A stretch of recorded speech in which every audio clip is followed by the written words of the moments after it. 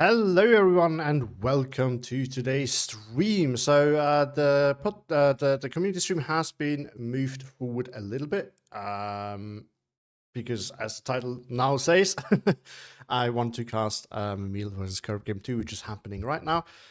We're still in the deployment phase and we already see some really wild plays. Not the plays yet, but the deployments for those plays by Memil. We do have a pretty interesting matchup too. We have 9th Calf on Curbside, which is really good on this map, versus Walter, which is not that good on this map, I would argue, although there is the whole thing about the drilling, which we need to see how that actually goes. If you can use it in those areas in the respective range, then things might not go so well for Curb. I mean, those things are really good. They have been a bit underestimated by a lot of people, but I think people are slowly catching on.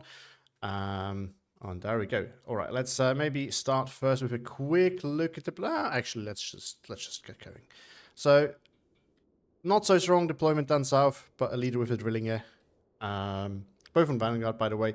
A lot of Kazaki SVTs and PPSHs, and some Osnats down south as well. Over here. A lot of fast things are all the different Osnats recon unit and the Osnats themselves, followed by some Kazaki, SVT, and PPSH as well, and a T-34. T-34, surprised no Valentine is following up on this, by the way. Leader tank as well. Over here, OB-25, Osnat Saperi, Kazaki, some lighter stuff here. Not a massive deployment here by Curb, by Memil, sorry. Just contesting it lightly, but over here we do have a row of Flampanzer. And we do have a Jagdpanzer 4 immediately with the deployment, which is actually quite wild to me. And we do have, of course, an MG42 with the drilling air coming in as well. The Bewerungs Arnhem and Nekundung trying to rush in, but kind of get double teamed by the... Oh. Okay, I mean, they won, but wow. that was an interesting opener. Got bullied around thoroughly. Flampanzer now just driving through. I'm not really sure if Memil was serious with this or if he's just memeing around, because Memil is safe. He will get into the playoffs, and he's done so well. He might, not even 100% sure, but he might actually make it into... might actually get first place. Not 100% sure. Oh wow, the flump. It's just all shifting over.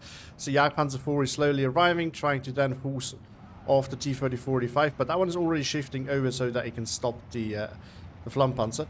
The drilling is about to open up on something. I mean, it doesn't really have a lot of pen, but let's see how two of those will do against something like a T-34 that might be stuck on the Flampanzer, which are just bullying Kazaki SVT at the moment. Jagdpanzer 4 just pushing on. Zero fucks given. Need to be careful. OB-25 with sideshot could definitely do a lot of damage. Up north, Memil's forces have been obliterated, and the Tu-2S has come in to make sure that this is really done. That the deed is done. Over here, it looks like the Osnats died, which is huge because the drilling can now actually shred things. Exactly, grabbing this flag, something that Memil can easily fix though. It's making some slow pushes, but it's a lot of forces that they cannot easily kill off. That might not be that easy. A lot of Bewerungs Arnhem. I love that he spams those around. They're quite useful.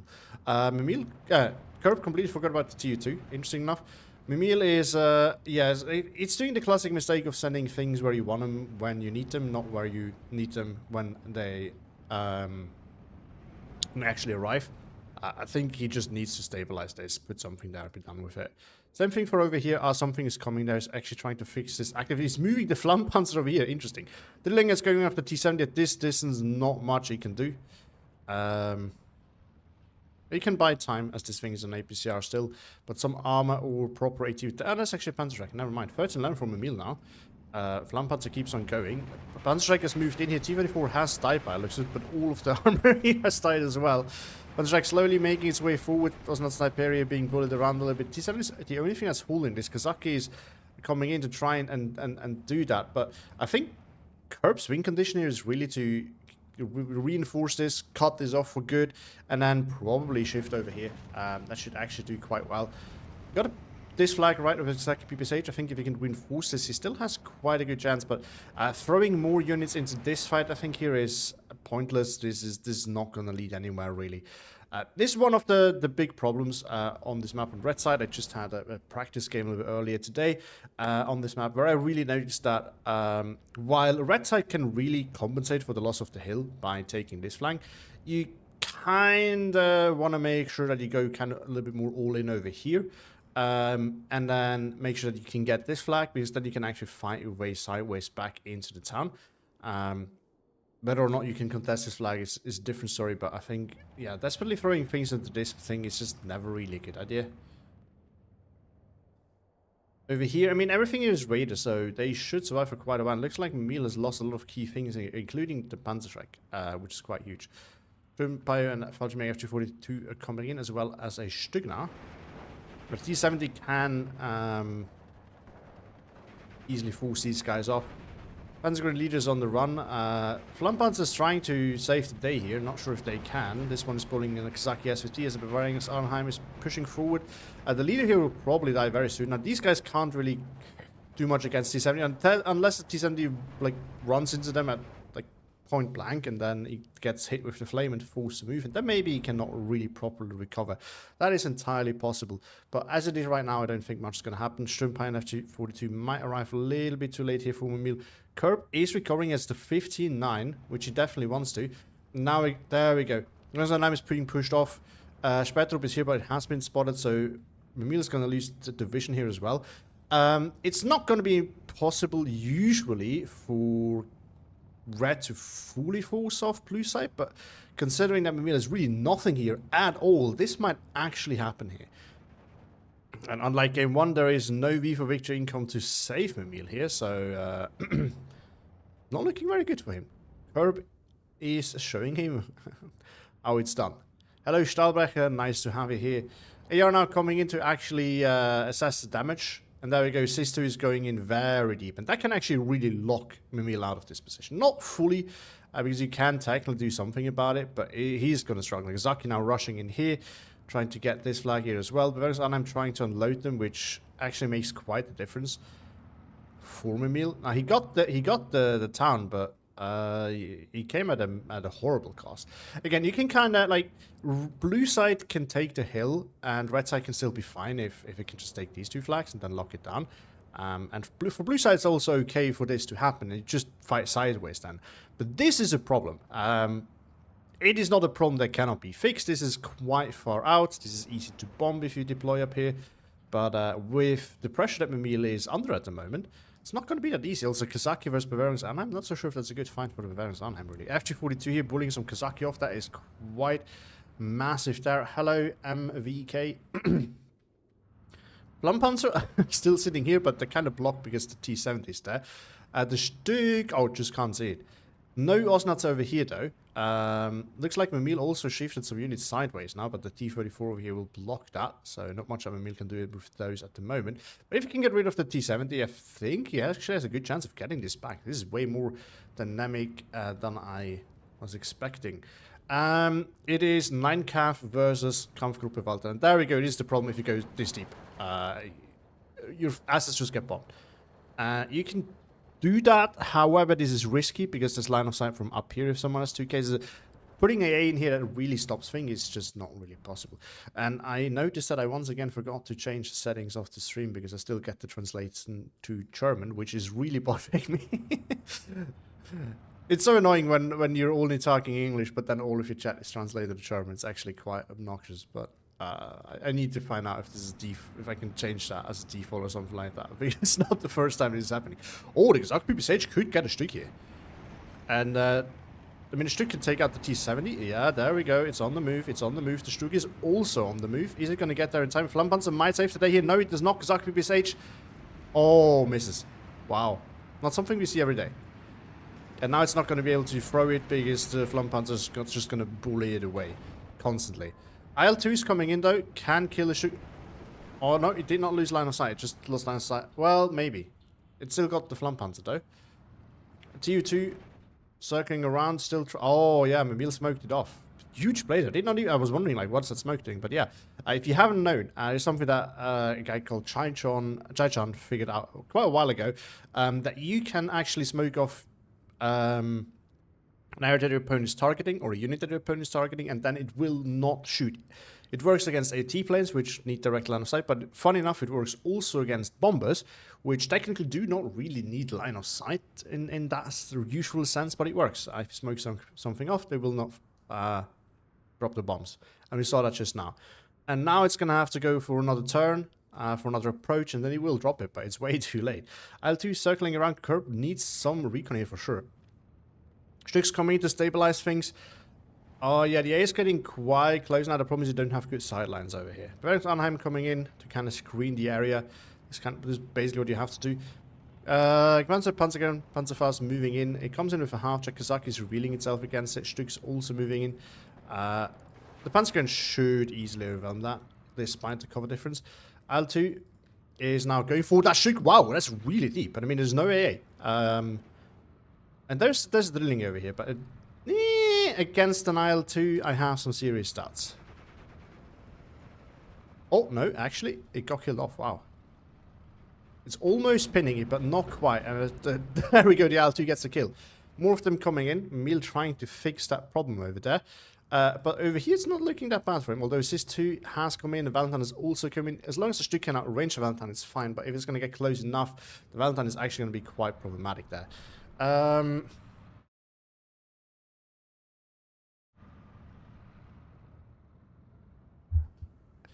mean, MVK, I can see an icon that tells me that it's translated, and then it's not there with the message, so I figured it out.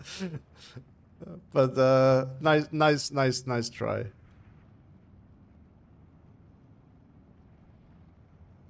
Oh, there we go. Valentine gets a pen on the Stug, and it's close enough that it might just do it again. Stug gets to shoot. Oh, I think he missed. Stug gets to shoot again. OB25. Oh, it's 1500 meter range, so it can actually maybe finish off the Stug as well. It has heat shells. They have 90 millimeters of penetration. It will hit eventually. And the heat, of course, is important because it means they do not drop off over time. It just kept missing, though. Oh, no, he's now ground attacking. Oh, no, it was still... Wow, bouncing. That is unlucky. Actually quite underwhelming. Okay, MP44. Let's see how this is going to do. That should win this, hopefully. From Emil, because if this would be sad. No, it just gets wiped. I mean, truthfully, 2 PPSHs and an SVT, yeah. I don't know what Emil is trying to do there. It's entering another one. Oh boy. Maybe 25 here, forcing or killing off some Eklundungs. They're also almost out of ammo. I think Emil might have overstepped here a little bit with pushing this deep. There's also Sis-2. It looks like it killed the... I missed that a long time ago. Looks like it killed the Jagdpanzer. Full. 13-11 for Emil now, though. He turned it around. The Bavarians Arnhem here walking just slowly forward, and the T-gun moving slowly forward means that he actually got the flag. Valentine is spotting what? The Bavarians Arnhem over here? Yeah, it does. Stu could definitely move up and just force that off or kill it off, but Ockwolf now coming in quite deep. There's AA next to it. I'm surprised that Emil has not brought any artillery whatsoever, because it's B-phase, he can afford it, and it would be a safer option because playing this deep is not really that easy. 2 LHEs coming in, they should probably kill off the Stug. The loadout is not fantastic, oops, but it's okay enough. It's 90 points. 2 of them can do the work. The drilling is definitely a nice unit to try and stop that this close. And stopped one of them, but not really enough. High Frablord, nice to have you here. Stug dodged it though, it moved away. Line of sight was lost. Kerb not having recon plane, really punching him now the second time. It would have been quite useful over here. It would have been really useful over there. But I guess I get the reason why I didn't do it, because the drilling will easily force off the PO. Which is quite unfortunate, because that thing is actually really important whenever you want to use AT planes. You kind of want to have recon with it. So whenever you can't really do that, it kind of sucks. But in this matchup, again, this is no criticism, because I also wouldn't take it. With the drilling, it's just easily forced off. I think 9cav only gets 1 cut of Altus, yes. But Curb is kind of the guy who has, as far as I remember, figured out how good the LHE is because of how cheap it is. And this is... Yeah, they're not particularly strong, but they are relatively cheap. I think they reload decently fast. And they still, like, they kill light armor in one run. And it's just really... It's an efficient tool. Like, they're fast, cheap, and they can get the job done. So it's something that a Curb has done in the past. It's really something he, I think, likes to use a lot. Just send in 1 or 2 of them at a time, and just send it 1 in at a time and get some damage. It's a 1 hit for any other tank. The Stug was also previously damaged by the Valentine, so it doesn't need that much damage to it with the LHEs. So yeah, it can definitely work. It's not as reliable as the IL-2, but we also have to remember the IL-2 is not the most reliable tool of all times either.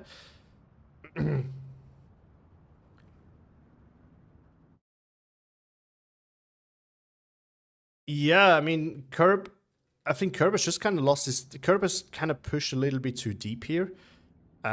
He wanted too much here, basically. I think even... And then he kind of kept reinforcing it. I think the biggest threat that Curb is posing... And let's see, there it is again. He already has more of them.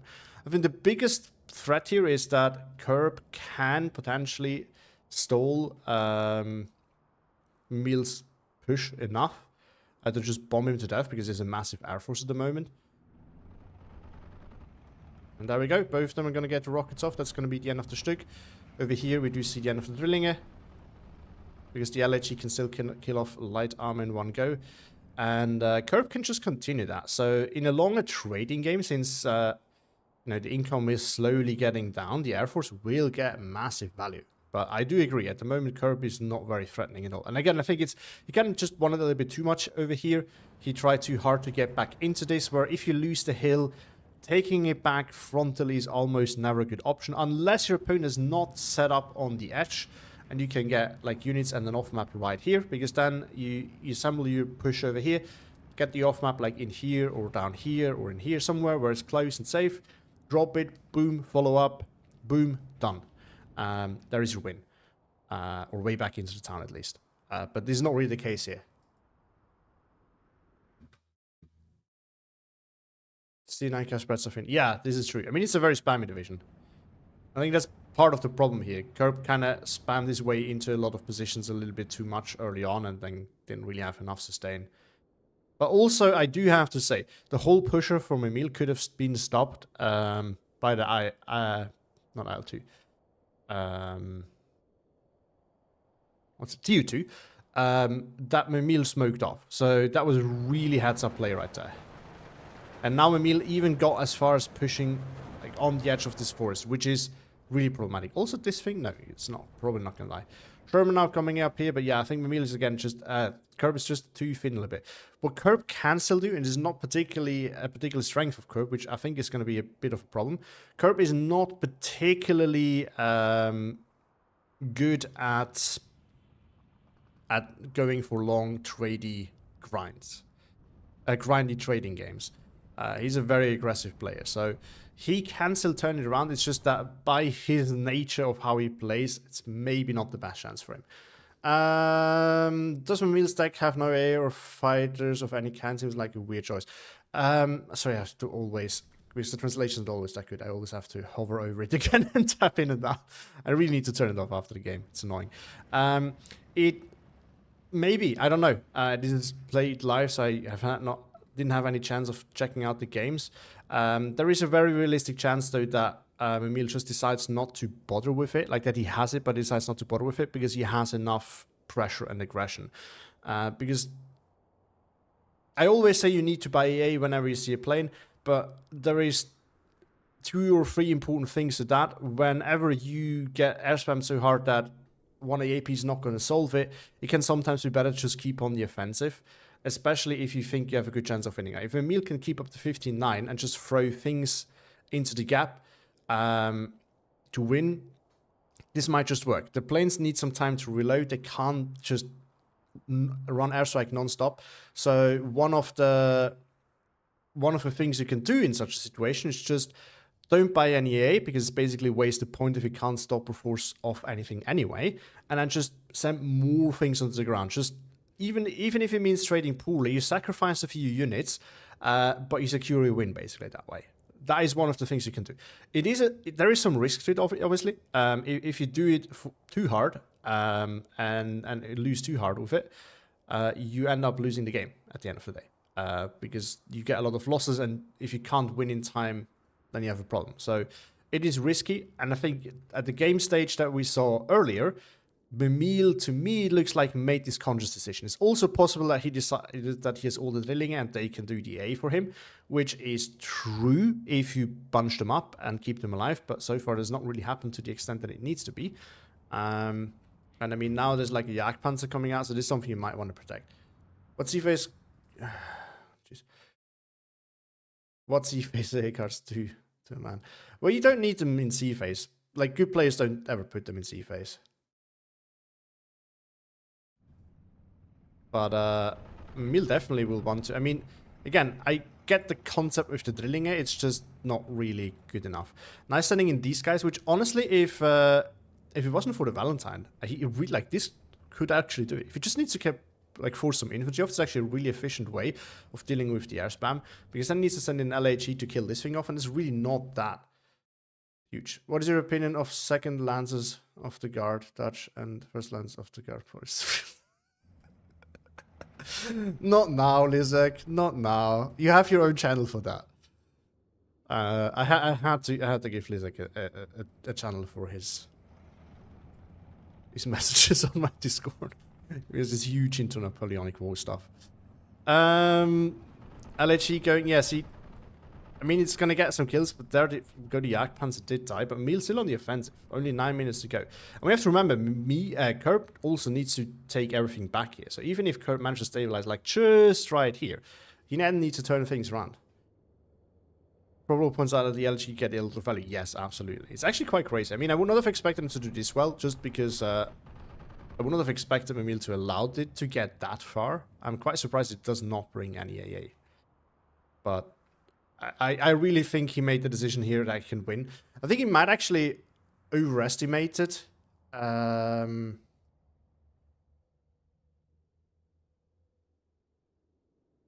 think he might have underestimated the air spam of 9cav and just how good those LHEs are. Because to me, it's not looking like... just a moment ago, it looked actually quite bad for him. Now he can kind of... Now he can kind of back... But Mimil is not looking as strong as he used to. So there's definitely a chance for Kerb to get back in. He just needs to do it fast. That's the problem. Do we know picks and bans? What's the OP Grossdeutschland ban? I have no idea about picks and bans. I also don't know if Grossdeutschland was banned. Mimil says I didn't have AA. So he really just... he really just relied on the drilling it. Brought the lag, failed to kill a half-track, just no, with minimal suppression. Yeah, but previously it also easily just killed the drilling a half-track face on, like, straight on. So I think you underestimate it a little bit. There we go. T2 drops another set of bombs. L2 gets another Jagdpanzer, but it's looking very thin for... Oh, and the Focke-Wulf's going to get the L2. It's quite slow because of the huge bomb, so I don't think it's going to get to the TU2 as well. Oh, and Kerb surrenders. Okay, this is why Emil is here in the chat now. Wow, what a game. So that makes it 2-1 for Emil. So congrats for the win. And it's actually really impressive. Yeah, see, Kerb out-traded him, but the problem is Kerb couldn't really translate that into flags. Because he had so many planes that he was just significantly weaker on the ground. This is exactly what I meant. You can, if your opponent starts air spamming you in the wrong moment, you can just kind of continue on pushing and win a game that way. And this is kind of what we saw here. So great performance here by Emil. It was really ballsy not taking any A against 9cav, to be honest. I personally would not have dared to do that. But I cannot say it didn't work. So who's to judge? All right, just give me 1 second. I need to turn off that stupid auto translation things. It drives me crazy. There we go.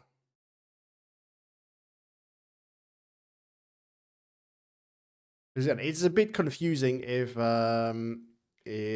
you get if everything is in English and then just get a translation in German and then you want to respond in English. So it's way easier if you see it. Also, the translation tool is not always perfect, as I've seen with a few messages.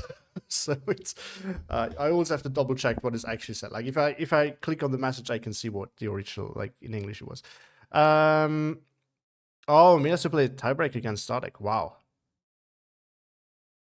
Yeah, I mean, I have to say, Emil, you have been coming back quite strong this league season so far. Considering how some of your monthlies went, I would not have expected this because you seem to be really out of shape. But at the moment, I think I've not seen you on fire this hard, I think, ever, really.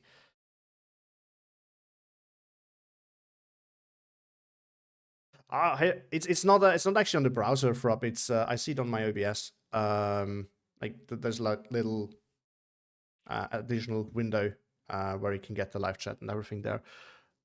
It's just a setting for YouTube itself that apparently I think it's either new or at least it was not automatically activated previously, but now it does, and it bothers me. The league is motivating me. It shows. It shows. All right, so that was the cast. So I guess we're going to move on still earlier than planned to the regular part of today's stream, which again, it's so based on the name, I still need to get a catchier name than this. But the idea is to have it a little bit more interactive. So if one of you guys who knows what the options are that you can do wants to participate in any way, feel free to reach out now. I will just so as long as no one reaches out, I'll just do a little bit of deck building and queue games as a filler, but I really hope that some of you are interested. So again, you can join in for a little coaching session, get coached or do coach. Both are fine with me, really. If it's a good player and you have a good game that you think is worth being casted, you can also join in for a co-cast. Anything can be done spontaneously now, so now I'm open, I'm available. I have plans to get some people in, but no one reached out, so I hope that some of you are interested more spontaneously. You can also just give us a fun matchup and we can play together. You can, but don't need to be in the Discord and just trash talk each other while we're playing and have a little bit of fun and a laugh, or we just do it a little bit more seriously with, again, a matchup that you want to see. You can also give me a meme deck and we can play that against each other. Although, please also play a meme deck then, otherwise it's not going to be that funny. Yeah, all the options are on the table. So if anyone wants to, feel free. Still be on at 16:30. I can join some. Sure. I'm not sure if I will be around then, but it's 2 hours from now, so probably. I can't give you a definite yes, Lizak, but I can give you a maybe. So yeah, if I'm still around, then just write in chat and tell me what you want to do, and we can do that. Anyone interested in anything? Otherwise, I'm just gonna do a little bit of quick play. Just gonna change the title.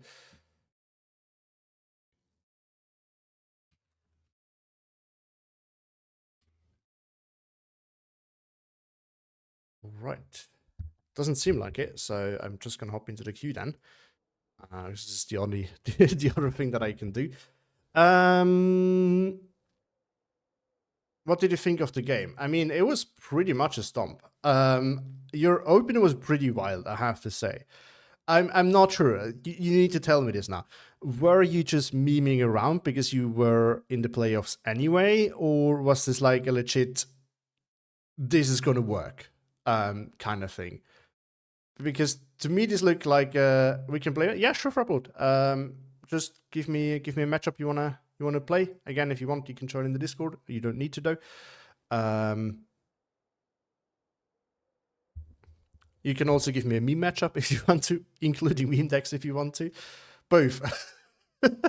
Okay, I mean, it was fun. It was fun to watch.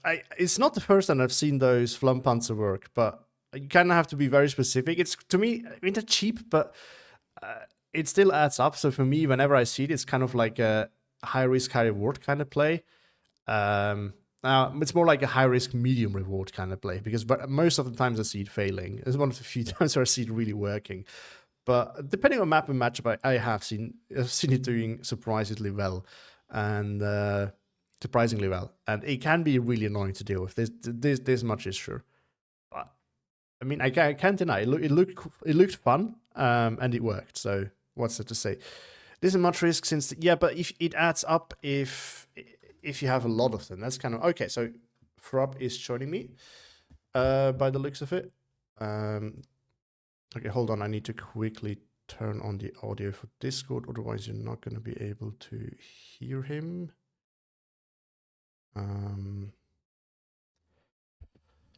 So with Walter on Bober, specifically for the Wooded Hill, I suicided most of them, but one killed like 150 points of stuff by itself. What? That's pretty nuts. All right, moving Frublord over here then. Welcome, Frublord, to the stream. Can you hear me? Oh, hello. Yeah. I can hear you. Hang on, I cannot hear you right now. I think my Discord settings are messed up. Give me a second. All right.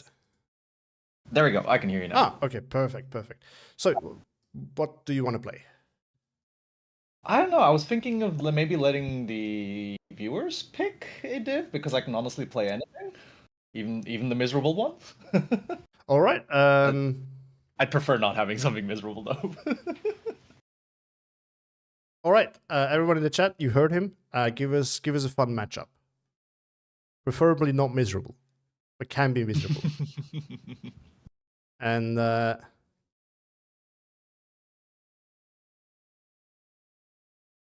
don't know what Lizak is trying to say with that. Anyway, what? But if you, oh no, okay, Lizak says AK versus Nov. I know, yeah. You also got 6 Airborne versus 4 Filipino. I'm not sure that's better because I think that's going to be miserable. No, that can work. At least I can think I can make that work. If I can take the 4 Falpini and you take 6 Airborne, or maybe. Okay, sure. That's actually the one that worried me because I think 6 Airborne, like Alpine, is too cheap to be airspanned, really. 4. Oh yeah. As you consider 6 Airborne the weaker one in this matchup.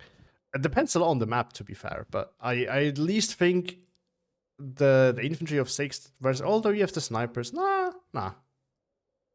It's not that weak, actually. It's a decent fight. Yeah. Where on earth was 4 Falpini? What was it? What was their divisional emblem?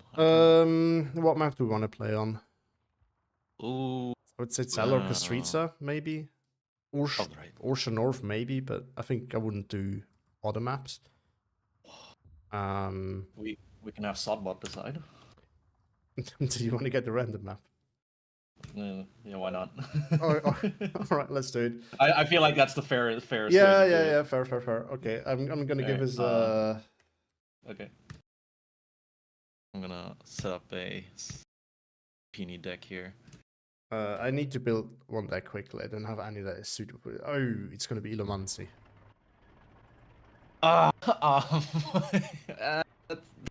That's like not good for either of us.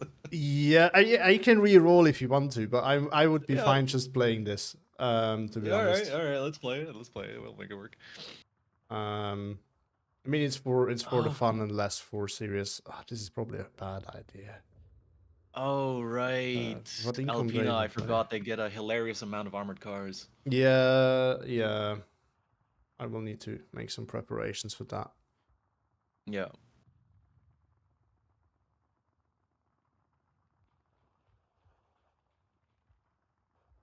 Watch me subvert your expectations concerning the armored cars. Well, it's going to be interesting.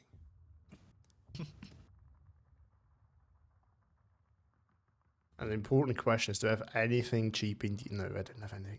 Okay, something slightly cheap in the air. I should probably not look at the stream because I can see you building a deck right now. I mean, it's a for fun game. I don't mind. Maybe, but it's like I feel like that's a bit too much. Oh yes. I forgot that you get plenty of half maps in this deck. Oh no! All these Dovunke.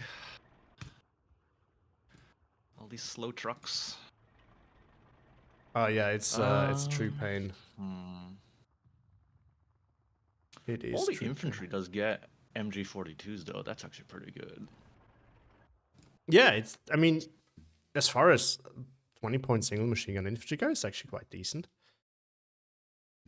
I mean, it's slightly worse than a Gren, but Yeah, but they get the radar trade, which is really nice. true. All right. Which leader should I take?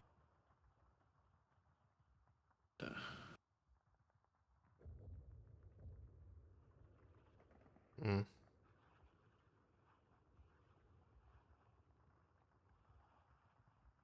Okay, at least my units are fast. Something.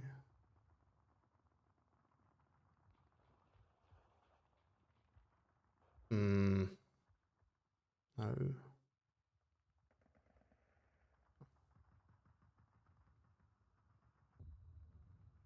Oh no, I just remembered you have those. You have those really. Your CKC units are going to be really annoying for me. Oh yeah, the Pionieri, the really good ones. Yep.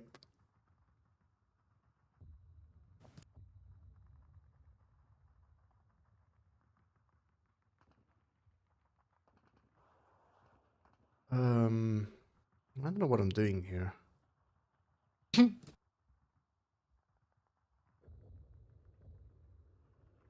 Oh yeah, these guys exist as well. There you go. Oh, got some nice advice here. Oh yeah, that's actually pretty good. Thanks, Bloodybus. I did not know you can double that nicely. Okay, never mind.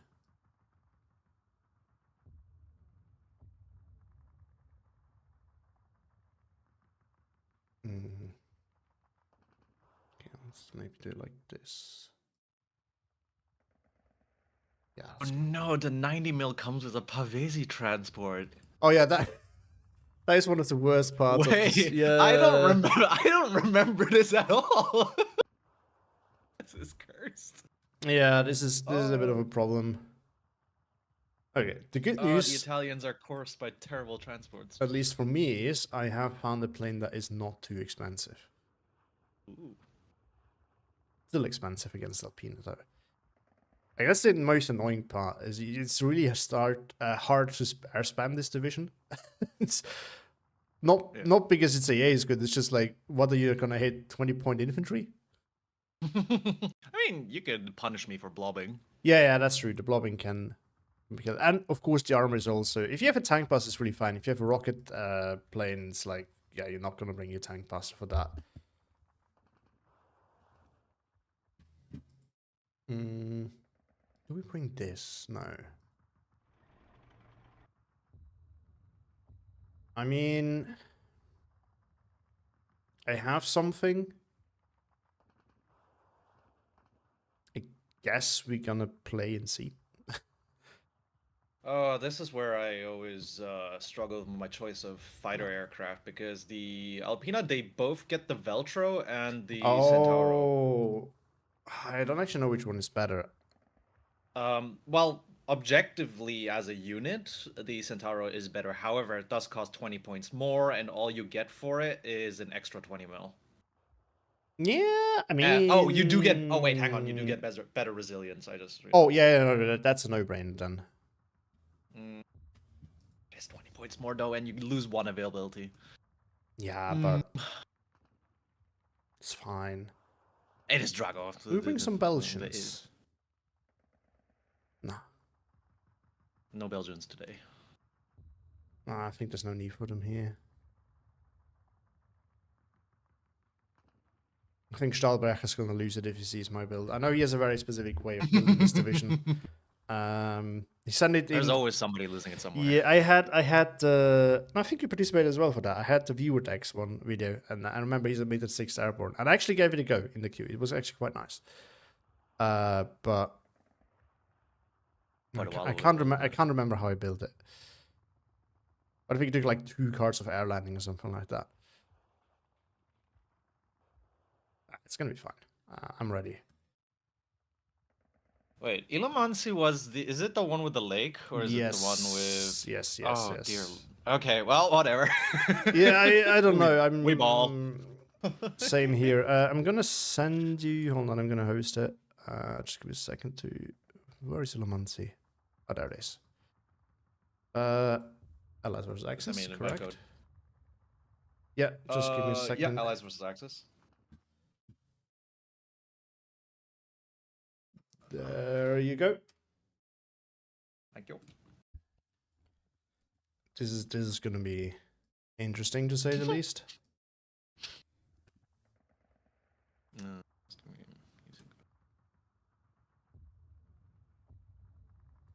Go. Oh, the Initiation deck. That's also a cool division. Yeah, I recently built it. I've only had like one test game in it and wasn't really much of a test, so it ended rather quickly. Alright, I'm ready. Let's go. In case it's interesting to see how such an air heavy deck will perform. I don't know. It's not that air heavy. It has fighter in it, but that's not air heavy. Because I'm afraid of getting air spammed. It is something that Alpino does very well. Yeah.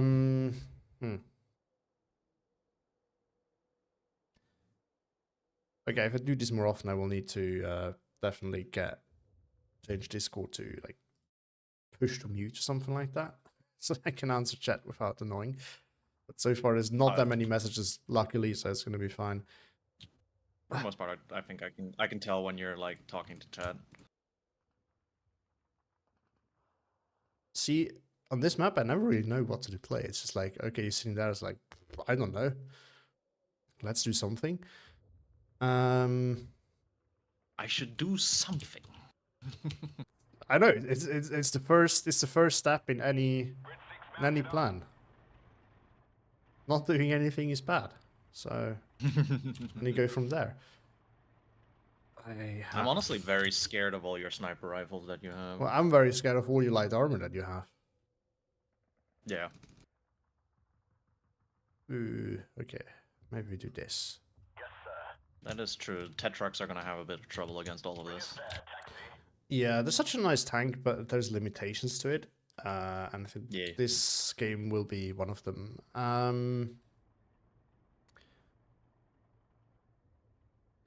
What I really hate about it is you don't really have many good like line of sights for AT guns. It's not like right in your face.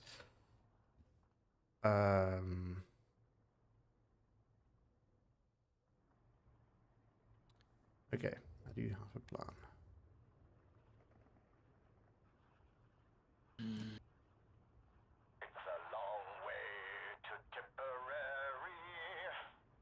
We'll deploy at this position. What are your orders, sir? Pedal to the metal, Oh, Tetrarchs are actually at least somewhat fast, so that's good news. What's their speed again? Like 50? No, it's like say 65, same as a Cromwell, I think. For a tank, that's actually pretty decent. Still not as fast as your light armor, but it is. It is pretty nippy. Yeah, it's actually nice. Awaiting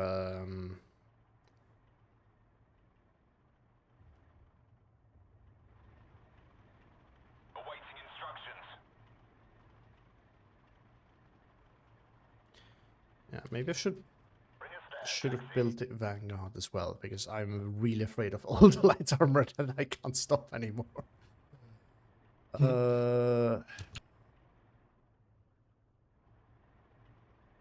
sir. Guess this might be a good idea. Any consolation, you do have the better side of the map. Yeah, this is true.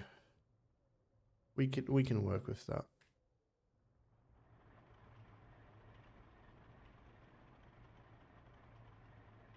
Taxi ready. We'll deploy at this position. Yeah. What to do with the last 80 points that I have?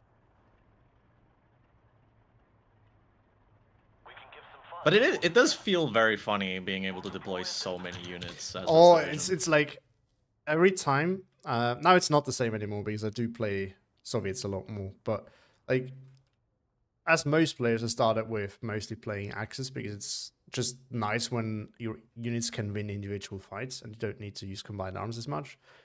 And let me tell you, when I started playing Soviet Division, it's like a whole new world. Like, I get to deploy so many units? Is this real? It's like... Is this legal?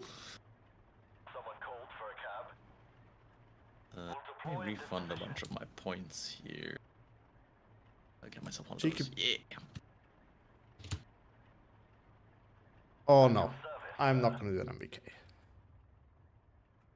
Bring us there. This is not the kind of play I do. I was asked to get a cheeky bomber buy. I was like, nah.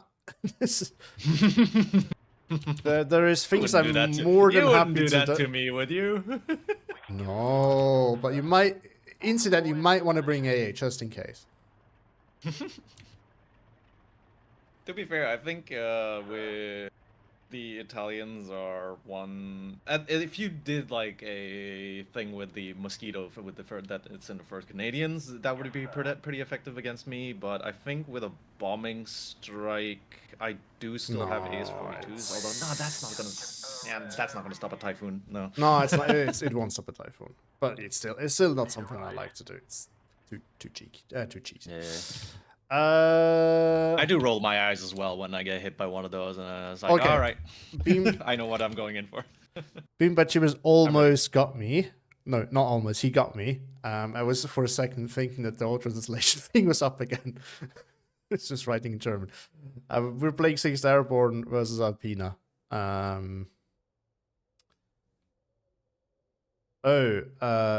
Fuck. Okay, hold on. Give me a second. I should probably put something here. Need a ride. Let me know when you're ready. Yeah. And once I have figured out.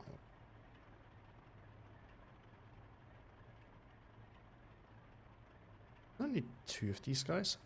Hold on. Where's everyone going here? I just took units away, but I don't know from where. Sir, Okay, I think there was this guy. You can still go there, deploy at this position. and then you go over here. Someone called for a cab. All right, ready? All right, No, let's I go. don't need to write. Good luck, have fun. Yeah, good luck, everyone. Yeah, the muscle memory takes over, right? Yeah, I was like, open the chat. Get ready. Let me have a look at what you are running at me right now. No. Nothing to see here, sir. Oh, I see. That's a lot of Jeeps, a lot of CMPs. Oh, a 6-pounder, I see. No. Oh, That's a lot of Tetrarchs running around there. I mean, I do have the feeling that I do have to expect a lot of light armor at some point. Oh, there it is. Hello. Hello. Oh, there's a lot there. Please leave. No. Not my Oster. Okay, I will need to... Okay, the one thing that is not cheap is the fighters. I forgot about that issue. We'll deploy at this position. Taxi ready. So, let's maybe get... Ready to transport. Oh. Hello there. Affirmative. No. Yes, sir. We're easy target here. Any orders? Move and keep your interval. Oh dear. Need to make Unload. Oh god. Successful hit. Yeah, there was not as much speed there as I kind of expected. Waiting for action. Oh. Casualties. Waiting for action. 10 degrees up. Fire. Look for Cherry. Red Devils at your orders. Unspotted. Prepare for fight. Office is ready.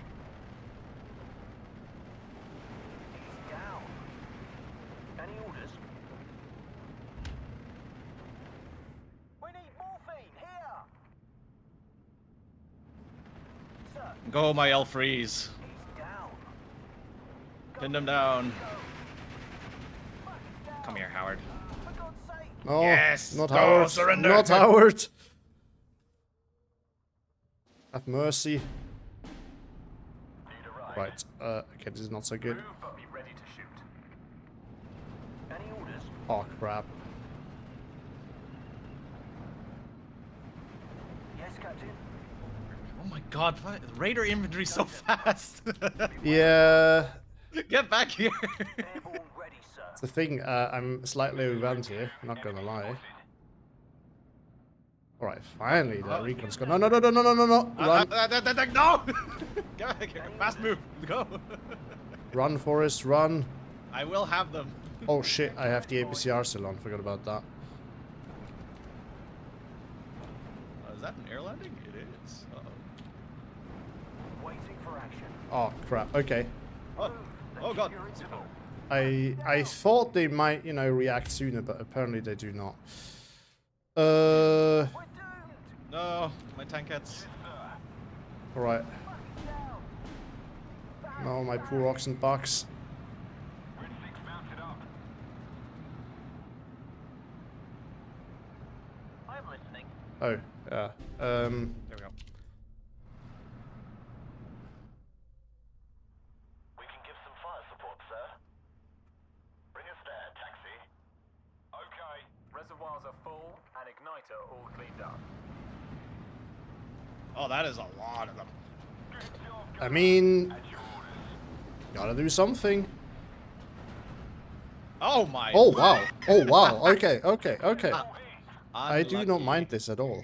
Enemy spotted. Be ready. God, I got unlucky now. My engine is on fire. Ooh, let's do that.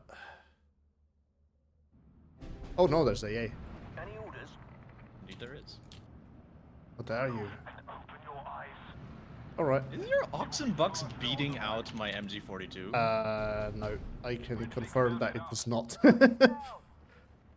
Oh, that one! Holy moly! Yeah. Yeah. For action. Wow. What the hell? That.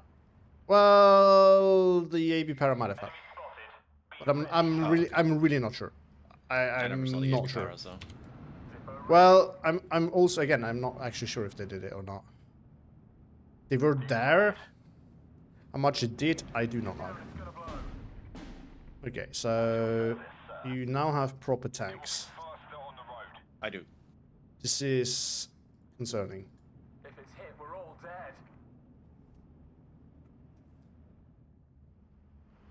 Just give us something to burn. I wonder if I can set it up there. Ooh. Let's set this thing up over here. Sir? Unspotted. No. Prepare for fight. Yes, Okay. sir. Oh, wait, Resecured. this is all you had there. Combat speed, driver. Jerry's dead. It's a long way. I mean, yeah. You gotta be kidding me. Get down, it's gonna blow. At your service, sir. Okay, it should be safe. If it's hit, Hold we're on. all dead. Things just died. No, not my puck. Ready, Captain. How dare you? Uh-oh, that's a little John. I do not like dealing with those. Fuck, he's down. Good job, gunner. Scouts at your orders. Full speed, sir.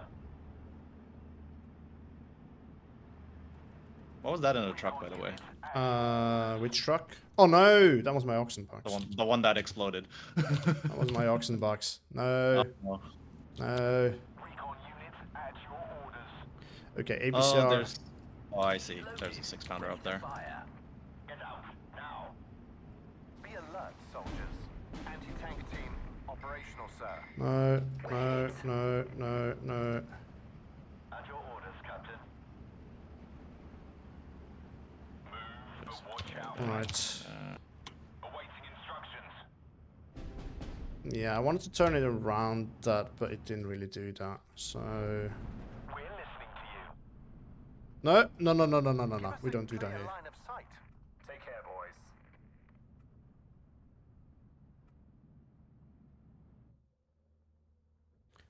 So something keeps killing my oxen bucks. Look I for want to Jerry. approve of that. Yes, sir.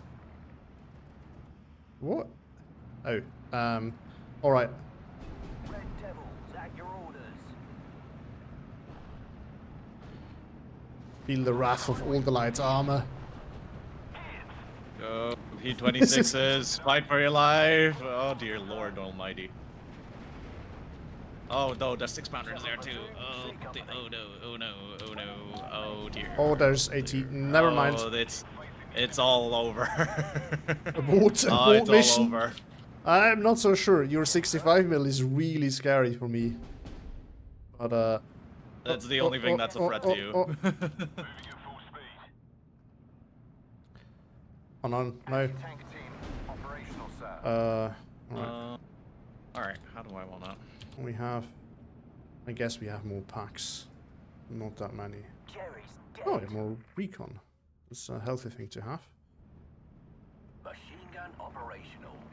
Unfortunately, I have suicided all my 3-inch mortars Be careful. in the area. Nearby. So, We're listening to you. air landing, famously not a particularly good unit in CQC. Red Devils, at your orders. Combat speed, driver. Against infantry is what I meant to say. Ready. For God's sake. Right, hold on. Who's going up there? Anti-air guns ready. Unspotted. Prepare for fight. If it's hit, we're all dead. Oh, suddenly that's... Oh, so the one flamer there was what killed all my oxen bucks. Oh, okay. Hit, we're all dead. Let's hope Jerry won't catch us in the open.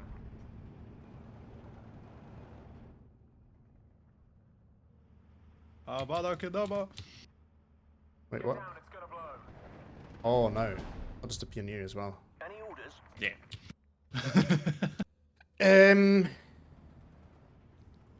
Tricky. Medic. Oh my god, that's a lot of machine guns. That's the one thing that I have. This is such a weird fight. I've never seen anything like this before. I mean, the what else do I have at range? No, it's this is the correct thing to do. It's just that correct thing to do is just very uncommon. Truly delighted. I mean, if spam works, then spam is what you do. Yeah, for sure. No, don't shoot the other peony. Shoot at the MG42, please. Oh, Enemy spotted. Be ready. that's what I like. Artillery at your orders. I have accessed such a thing called tanks and AA. Yeah, Unspotted. Prepare for fight. things are only gonna get worse for me from here on out. Yeah, I mean, you got screwed over by the side a little bit. Oh, the 90 mil is a problem. Airborne ready, sir. I hope it is. I paid a I lot of money mean- for that thing. It's like when having a sniper is nice and all, but if you sniper versus 90mm gun, famously not so good. Ah, the Alpini is. Can someone please finish that 65 mil?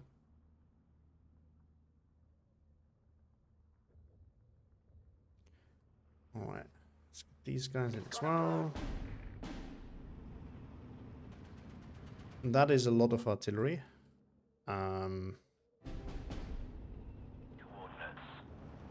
Not so nice. Combat speed, driver. Right, please.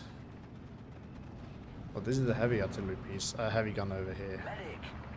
Yeah, okay. I know where I'm not gonna send my armor. He's down. Okay. Okay. It's hot. I hate that the M14s go like all the way out to the point where 2 of your Yeah. tech trucks can see me. It's a long way. Um, I got one. finally! Oh, whoops! This thing was such a massive pain. Yeah. It's actually interesting how poorly 6AB actually deals with support guns if they don't have Jerry's dead. Yeah. air. Yes, sir. Oh, this is not good. Understood.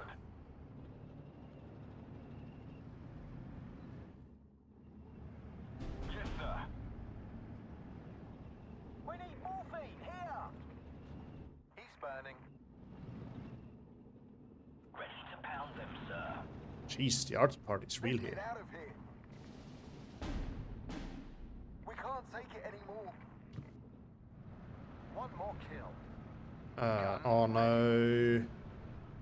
Enemy spotted. Be ready. Impression. Good job, guys. Oh, alright, I at least returned the gun jam favor. Yep. Back, back. No, no, please, just hit something. Anything. We're listening to you. Thank you. Oh, there it is, there.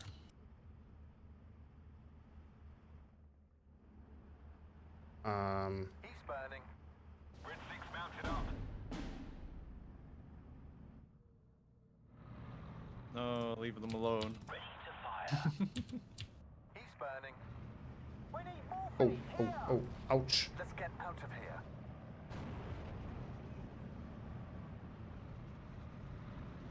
Get down. Waiting for action. Will do, sir. Okay. We've got casualties. Ready, Captain. We've got Ah! My good tank. We'll deploy at this position. Bucky's down. Waiting for coordinates. Get out, now. What just died? Look for Jerry. Another tank. Oh, here we go. Ride. Unspotted. Prepare for fight. I'm out. Over. I love the smell of fire in the morning. Everybody out. Platoon formed and ready. Oh. Any orders? Wait, how did that get so close? Drop 200. 6 rounds. 5 for effect. Not good.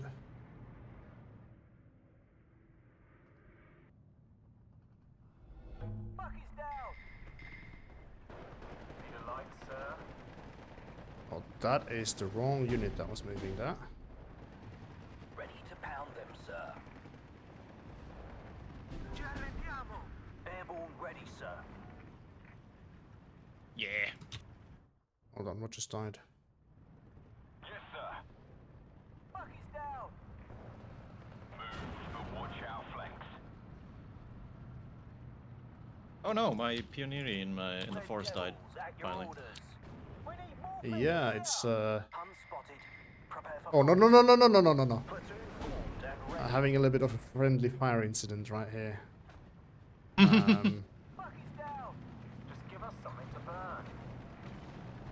Out there, shoot first, then I'll Is that a centaur that's shooting at my... Waiting for action. No. Definitely not.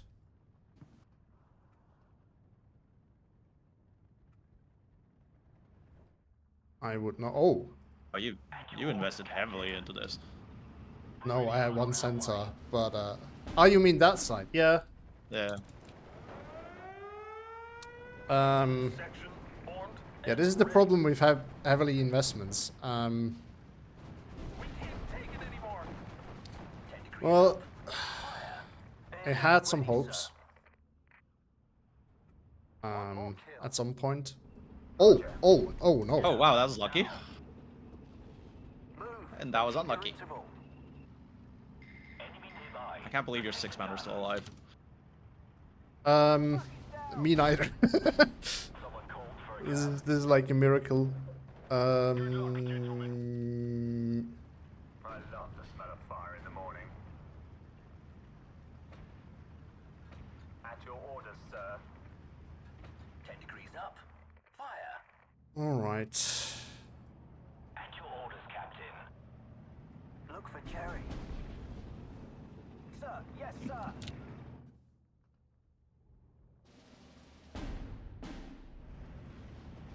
New orders, Skipper? Target down. If that's an order. We need more armor. Preston, get your head down. Bring it down! Bring it down, Legolas! We're What? rolling. Oh, the Ariete got stopped. Woo. 7 platoon. See Right. Come on, stop! Shoot it down! Shoot it! Wait. No, okay, it's out. We're good. We're Gucci. Oh no, my Pioneer got caught out in the open. You also have the same on there. You have all the light AT that you can get. Yeah, I mean, I need it. Have you seen the equipment I need to fight with? Yeah, yeah. I just never I need seen as many anyone guns. really using them. Oh. Platoon formed and ready. Yeah, but the 75 mm really is a problem, I have to say. Ah, Go, fuck. Red Devil. Okay, okay, okay. Now, Waiting for action. I just... Your Cromwell's just cleaning up all my tanks, damn it. Yeah, I mean, Cromwells are... That's rough. I It just think cleaned the- up three yeah. light tanks for nothing in return, damn. Need some extra firepower? Oh, I forgot that that thing still existed. Successful hit! Artillery at your order. Yeah, that is annoying now. Enemy spotted. Be ready. Why paratroopers? We're supposed to be surrounded. Okay, okay, okay. Hold on. I mean, I can't complain, but I need to stop just throwing things into waves because it's like, yeah, there's a lot of things there. 7 platoon. That C is company. That was a- kind of what I was worried about. Let's go. Sometimes some more methodical play might be useful. Retreat! Oh, did I just fall the wrong unit back? Yeah, I did. Okay. So, Out there, shoot first, and ask questions later. Need some extra firepower? Right. I'm gonna have another go with getting some recon in. Not sure how well that's gonna work out, but... Anti-air guns ready. Oh no, oh no, no, no, no, no, no, no. Off map sucks. We don't do this here. No, no, no, no, no, no. No. I'm probably not gonna hit much. I don't know where you. No, units are. there's I've not been that flying many for a things while. there. There's not that many things there. But I was kind of happy that I got back in and then it's like, oh, by the way. Do you have a target, sir? Can I, like, move this up just a bit? Or can I? No. No, no, no, no, no. Oh no, that ABG engineer's gonna get in there. That's annoying. Holy moly. Yeah, you're trying to unleash hell on him. Yeah, I mean, I have to stop him. Yeah, you know what's sad? I saw the off-map plane and I have reinforcements coming. I just kind of completely forgot about... I should maybe stop them before they get in there. Wait, how many centaurs do you get in that deck? I may or may not have taken the card in B. Target neutralized. Still does not answer my question. 4. Damn it, 4 is a lot. But, I mean, to be fair, I've only now brought in the other 2. It's just that they don't really die, so... Out there, shoot Yeah. first, then ask questions later. Oh yeah, that one has a gun chant. Cavalry. Forgot about that. To arrive too early. I mean, it's alive, but... Yes! Yes, sir. Well, actually... okay, no, no, no, no, no, no, no. Sir, yes, sir. This thing shreds. Hold on, what yes? What yes? What happened? What did I miss? Any orders, sir? Oh, Nothing. did... What died? Something died. Red Devils. Because act there's no yes if nothing died. Alright, I'm floating a lot of points. I should start using those. Oh, For God's sake. Gun ready, sir. Fuck is down.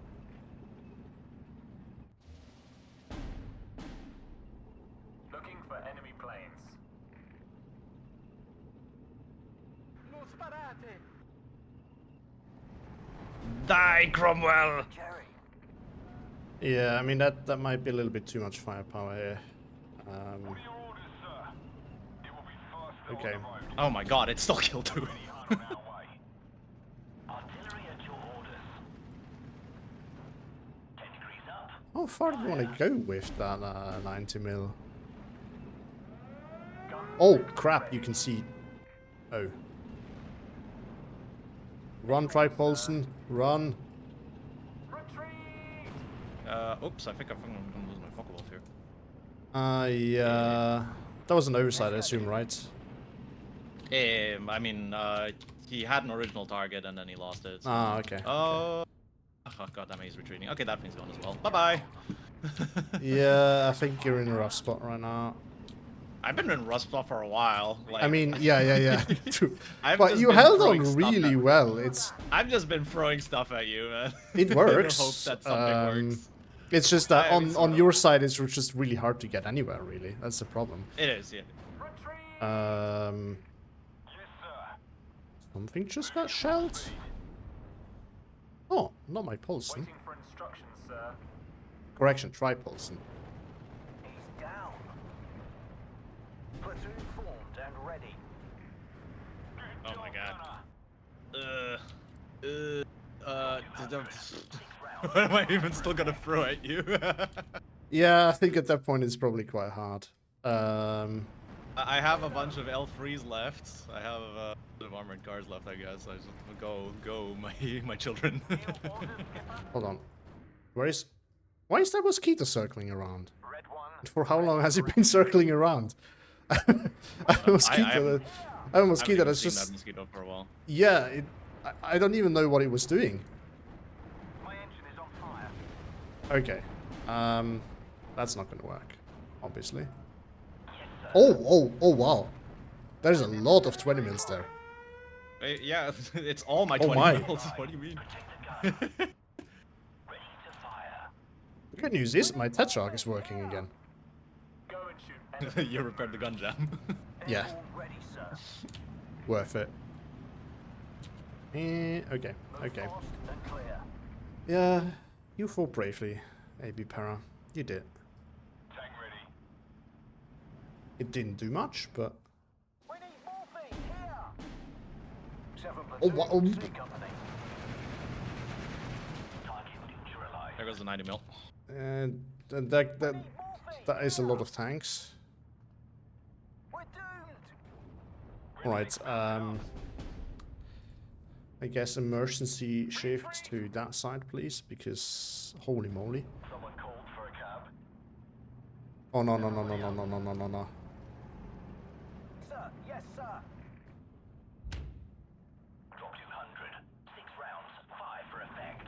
Alright, if even one of you can make it through, the Medal of Honor for you. Loud and clear.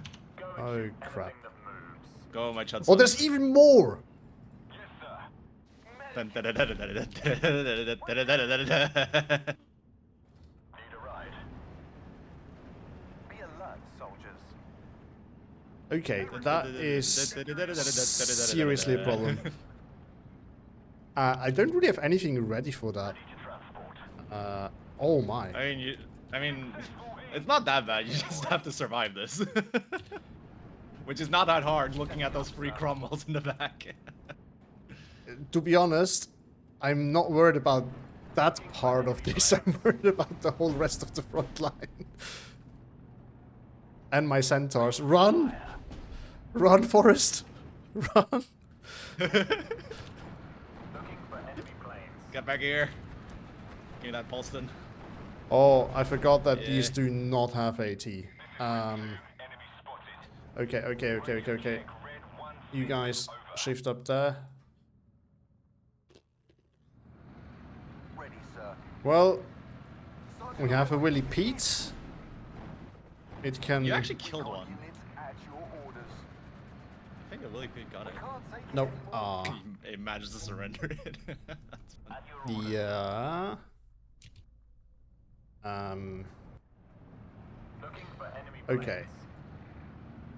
Okay. Airborne ready, sir. Things are They've spotted us. okay. My main worry is really I do have no idea where your light armor is. Oh, found it. No, you saw nothing. They've spotted us. These are not the droids you're looking Make for. your eyes, sir. No. Don't go there. There's nothing to see on that part of the map. No. Get away from me! I have officially run out of PR units, which is a slight problem in this case. Oh really? Yes, yes. I did not think I need to be. Oh crap! Okay. You should be happy to know that I have no longer any mechanized units left in reserve. I'm quite happy Except because except for two Semovente 47s. I really thought I did not need it in C phase. I was like, it's gonna be fine. I have 10 air landings, and then I spanned them around in A phase. Now the big question is, oh hold on, I have a solution for that. Because I think there was 3. There it is. Unspotted. Prepare for fight. I was gonna say there were 3 vehicles. Oh, I just realized I got a single tick on you. No, you killed my. I guess you saw it. Yeah, I knew that there was 3, so I was really getting desperate because I kind of did not want to lose my whole backline to it, which I think is understandable. Awaiting instructions. Yeah. Okay. Royal Air Force. What are we gonna do here? I'm hit. I think it's gonna work. Radio check, red 1-6, over. I thought. Oh yeah, I have 2 more centaurs. Orders, Captain. All right. I'm out, over. Bandit has No, Yeah, that's goodbye, mosquito. die mosquito. Where did those come from, all of a sudden? There's a lot of them. I mean, I do have a lot of aircraft. It's just that I couldn't summon them because you have AA. This is red 2. Yeah, speaking of which.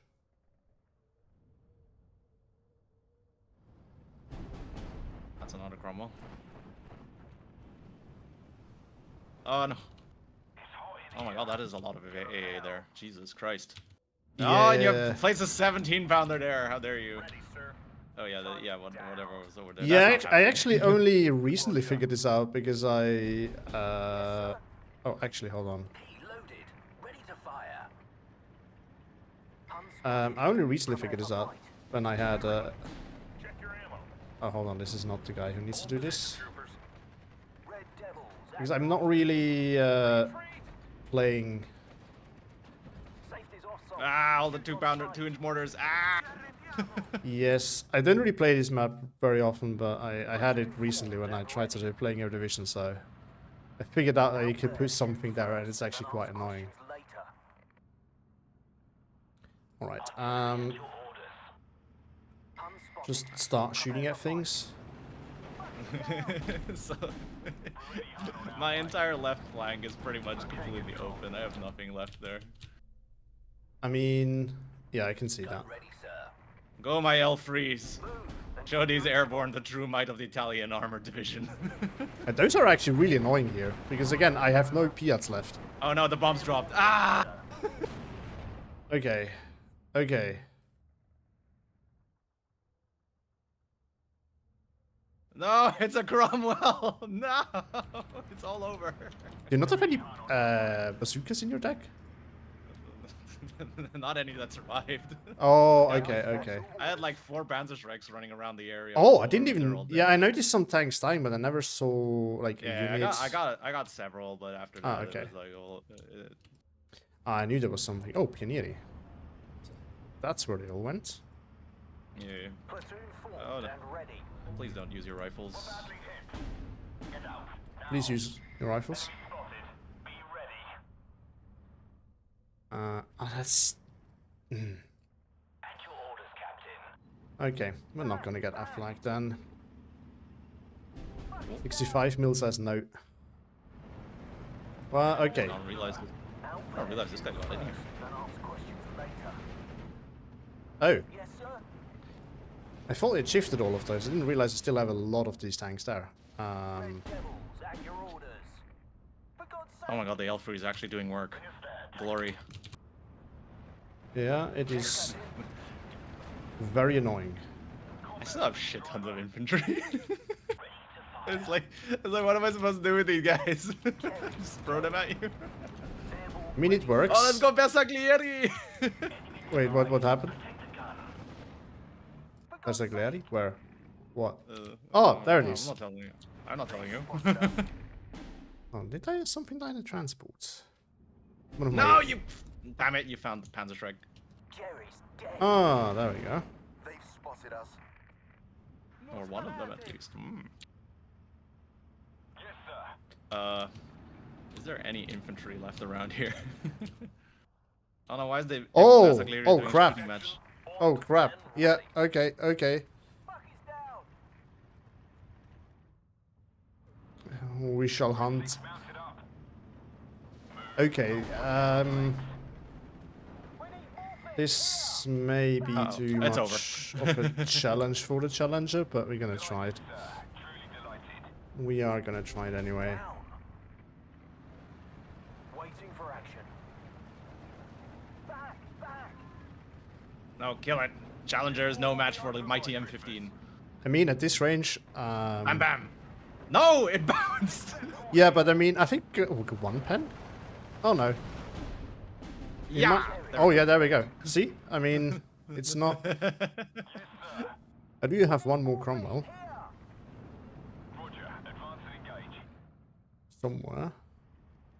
Oh no no no no no no no. Okay, we're not taking that road. We do not. God's sake. Airborne ready, sir. Yes, sir. Your Cromwell just bounced off an M15, by the way. Really? Full heat. Yeah. At your Well, I mean, it's gonna be 50-50 at this range. He's down. Right, it got 70 millimeters of pen, right? No, that's almost very close to 100% chance to pen. It has 70 millimeters of pen, right? The Chrome has 70 millimeters of armor. radio check. Red 1-6. It's No. I mean, your Cromwell bounced off of the M15. Oh, yeah. Okay, that's unlikely. Oh, what? There's a lot of infantry. That's the only thing I have. I actually should not buy as much, and in saying so, I just bought more infantry because I think I will run out before you. Yeah, you probably would. I still have, I have- 19 GNR, 2 Alpini Panzerfaust, 3 Alpini, 8 Alpini Recluti, Reclute. Okay, see, and your Pionieri. 19 guys are more of one type, or more than all of my infantry combined. So, Yeah, the problem is it takes about 5 of these dudes to kill one of yours. yeah, fair. We can actually suicide more tanks, so the pack forward is probably there again. Yes, sir. What part 40? Do I still have a part? No, it can't be. I do have recon. So, oh, there's another Panzerschreck. Yes, Captain.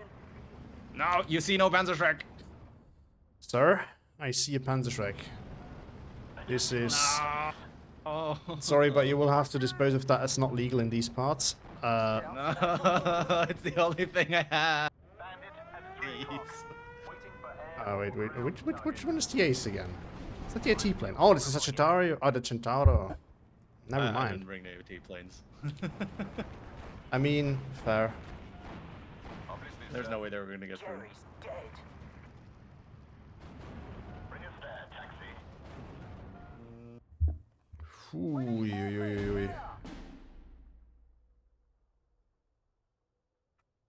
Alright. I think I can get that. Maybe that was a bad idea. Roger. Grab the binoculars, Corporal. What can I buy that is not infantry? Planes, I guess. Prepare for fight. Hang on, I think that's GG. Yeah, I mean, Well played. you got the bad side, which makes it really rough. It's fine. It was fun.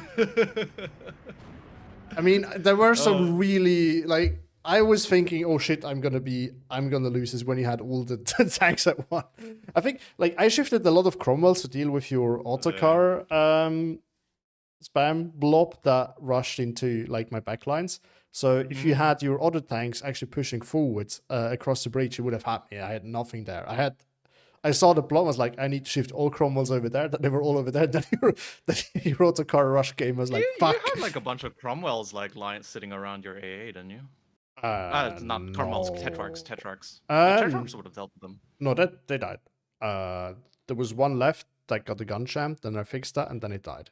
Oh, that was the gun jam one. Oh, so that means the vehicle that I saw behind it must have been a supply truck. Okay. Maybe, yeah. I really did not have. I like saw them. I saw a glimpse of them with the air recon. I had so I had didn't 3 know what it Cromwells was. there, which I all shifted to stop your light armor. Yeah. So I think if you attacked from both sides, I would have been it. I think the whole Yeah. flank would have collapsed. Nice. All right, that was fun. And Thanks for the then game. that would have been my Tripulson as well. So I think you actually would have a chance to. Maybe, to but then really it would win have it fallen there. apart real quick immediately. Anyways, like Yeah, you'd call in probably. a bunch of challenges or Cromwells, and it would have been over. Yeah, true. It is rough. All right, that was fun. But yeah, thanks for the game. joining That's in. good. Hope the viewers enjoyed it. There were not that many comments. I don't know what that means. Hope you enjoyed it, guys. But yeah, all right. All right, then I'm gonna hop out. See you around. Yeah, Bye-bye. thank you very much. Take care. See ya. All right, everyone. That was it. So the quick question in the chat now, or for the people in the chat. So first of all, anyone interested in doing something as well, like Properlord did? That's the first question. The second question is, since there is apparently Stardeck versus Memil, and there's also apparently Moobrook versus Luna, let me know if you prefer to do more community stuff. That, of course, is under condition that someone wants to participate, like Froblord just did. Thank you again very much, Froblord. Or if you rather get a live cast. Both are perfectly fine with me. This is what you enjoy. Of course, the idea of the particular format of the stream is to have some interaction with you guys and have you guys joining and participating as well. But obviously, if you think it's cool to see those games, we can definitely cast those live right now, basically. So up to you. What do you want to see? So again, if someone wants to participate in any way, let me know in the chat right now. Otherwise, I'll just do a quick play game. And then you still have the chance to decide. Actually, since some people are maybe a little bit more reluctant to... Wimil says Sedilche, 84th math versus 78th math. Oh, that's going to be rough for 84th, I imagine. Although, I don't know. Not sure who picked what. I mean, 78th, I think, is a nice counter, but I know, and Emil played it today. But 84th is, I think, one of Emil's favorite divisions, so kind of guess it would be him. But yeah, I'll do a quick poll. And then you can decide.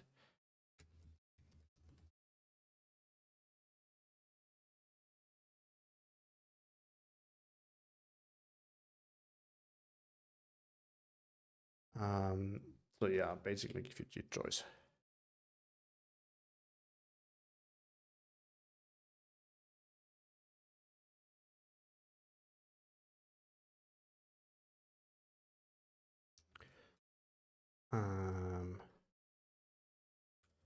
So, all right. Oh, hold on.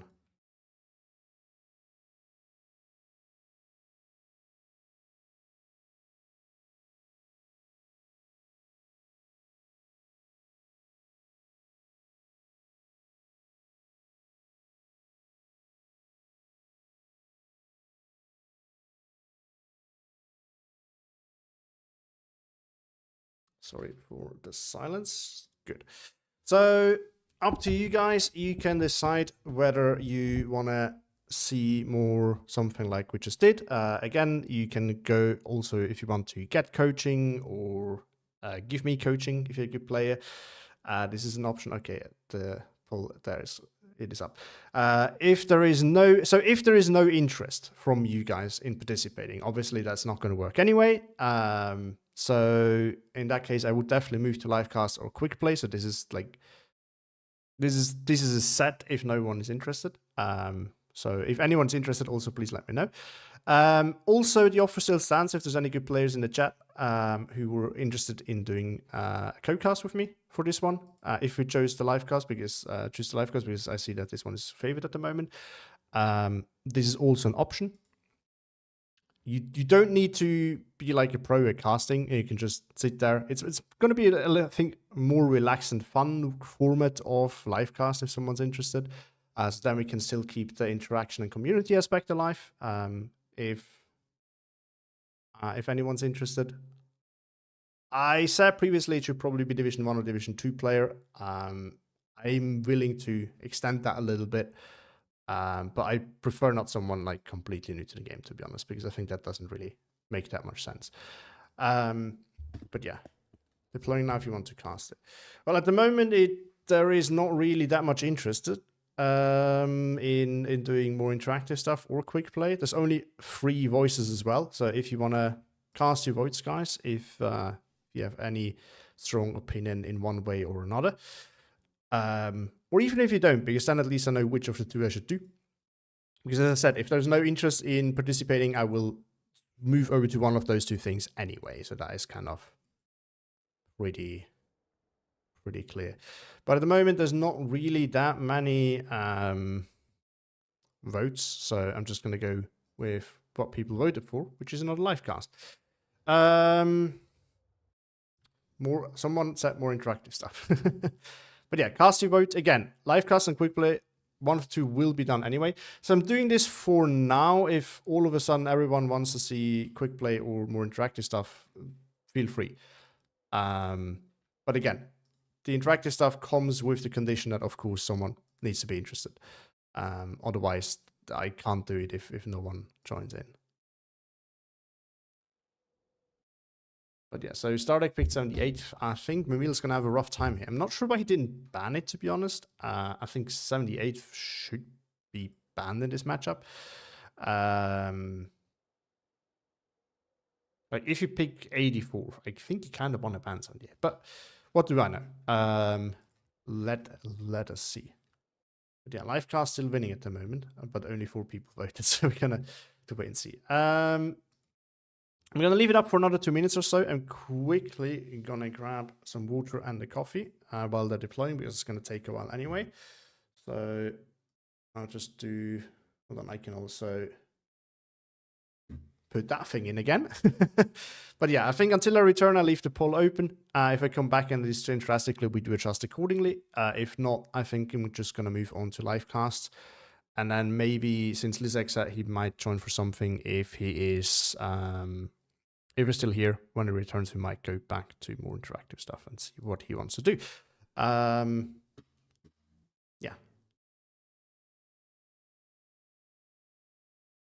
All right, just give me a second.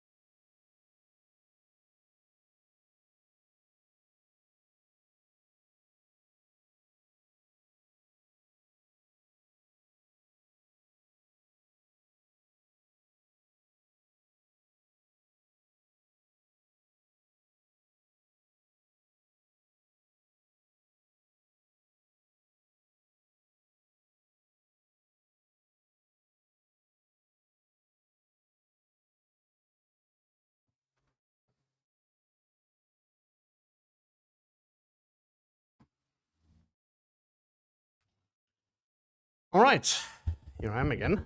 Nice espresso and some water. So it looks like the majority wants to see a live cast, minority wants to do quick play, and the very, very small minority wants to do some interactive stuff. So I think the decision has been made. I'll leave it up for a bit so that I know which one of the two other options I should do when the quick play is done. Hold on, just need to. Someone asked, message me for the participation things for later, but I think it's not needed anymore by the looks of the votes. But yeah, I mean, you're watching anyway, probably. Otherwise, you wouldn't have messaged me. So I think we're fine. Most people want to see. Actually, someone else voted.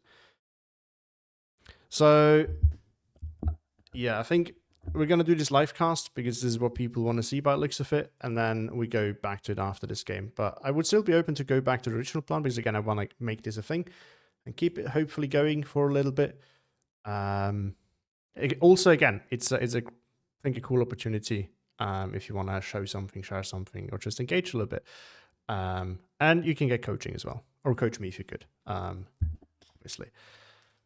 But yeah, so we're going to do the live cast now. Because that's what most people want to see, and then we go back afterwards and see if someone wants to join then when we're done with this. So to the two guys message me, it's a little bit too late since I've already made the poll, but maybe after this, if you're still around. Yeah, I will make another one then once we're done with this game, and then we see. So as far as the deployment is going, Mimil is okay. Mimil's bringing a rush over here. So it's a slightly worse side. I would argue it's not a massive difference, but it's still there and it is noticeable. One of the bigger issues that you have on this particular side is that when you lose this edge right here, it's really hard for you to keep the valley here. Because it's so easy for blue to put like something in here and just not going to get it out anymore. There's also no way for you to easily get back in because there's like along the whole edge here, there can be AT guns and tanks and support weapons and whatnot. And then over here also you have this nice barrier with this little rift that you can kind of cover off as well. Over here you have a better chance of getting back in, but the problem is there's a lot of open area. It's just rough. That is why blue side is generally a little bit better. But if red side can really hold this, and this flag is also quite annoying for red to hold. If blue has something in here and killed off whatever isn't there, you can actually get it quite easily. So this is where red has a little bit of a disadvantage. Now, if you survive the opening stages and can keep this, it can actually kind of go both ways because this flag can relatively easily be grabbed by red side if you have a hold in here.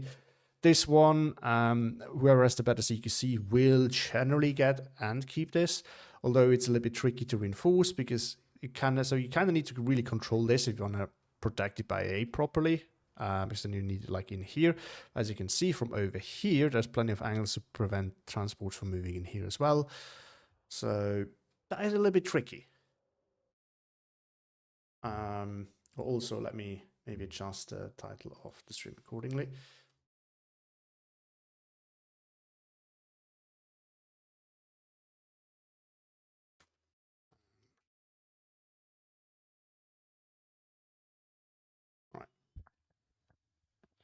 Just like to adjust the title of the shows. I've not really started doing that often, but I kind of start doing it now so that I can adjust the name of the stream that people who see it now actually know what the stream is about now, because it's obviously shifting a little bit with this format. Emil calls the Unga Bunga Rush. I mean, yeah. Oh, and there it goes.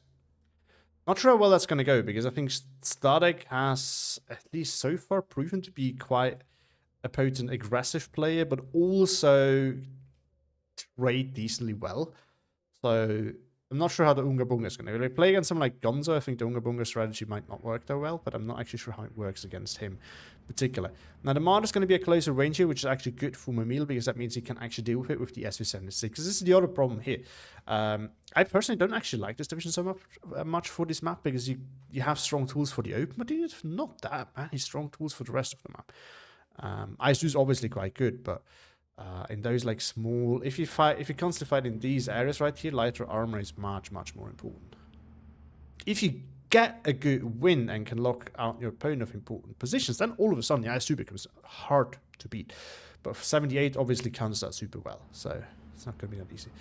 I mean, some of them are going to get in.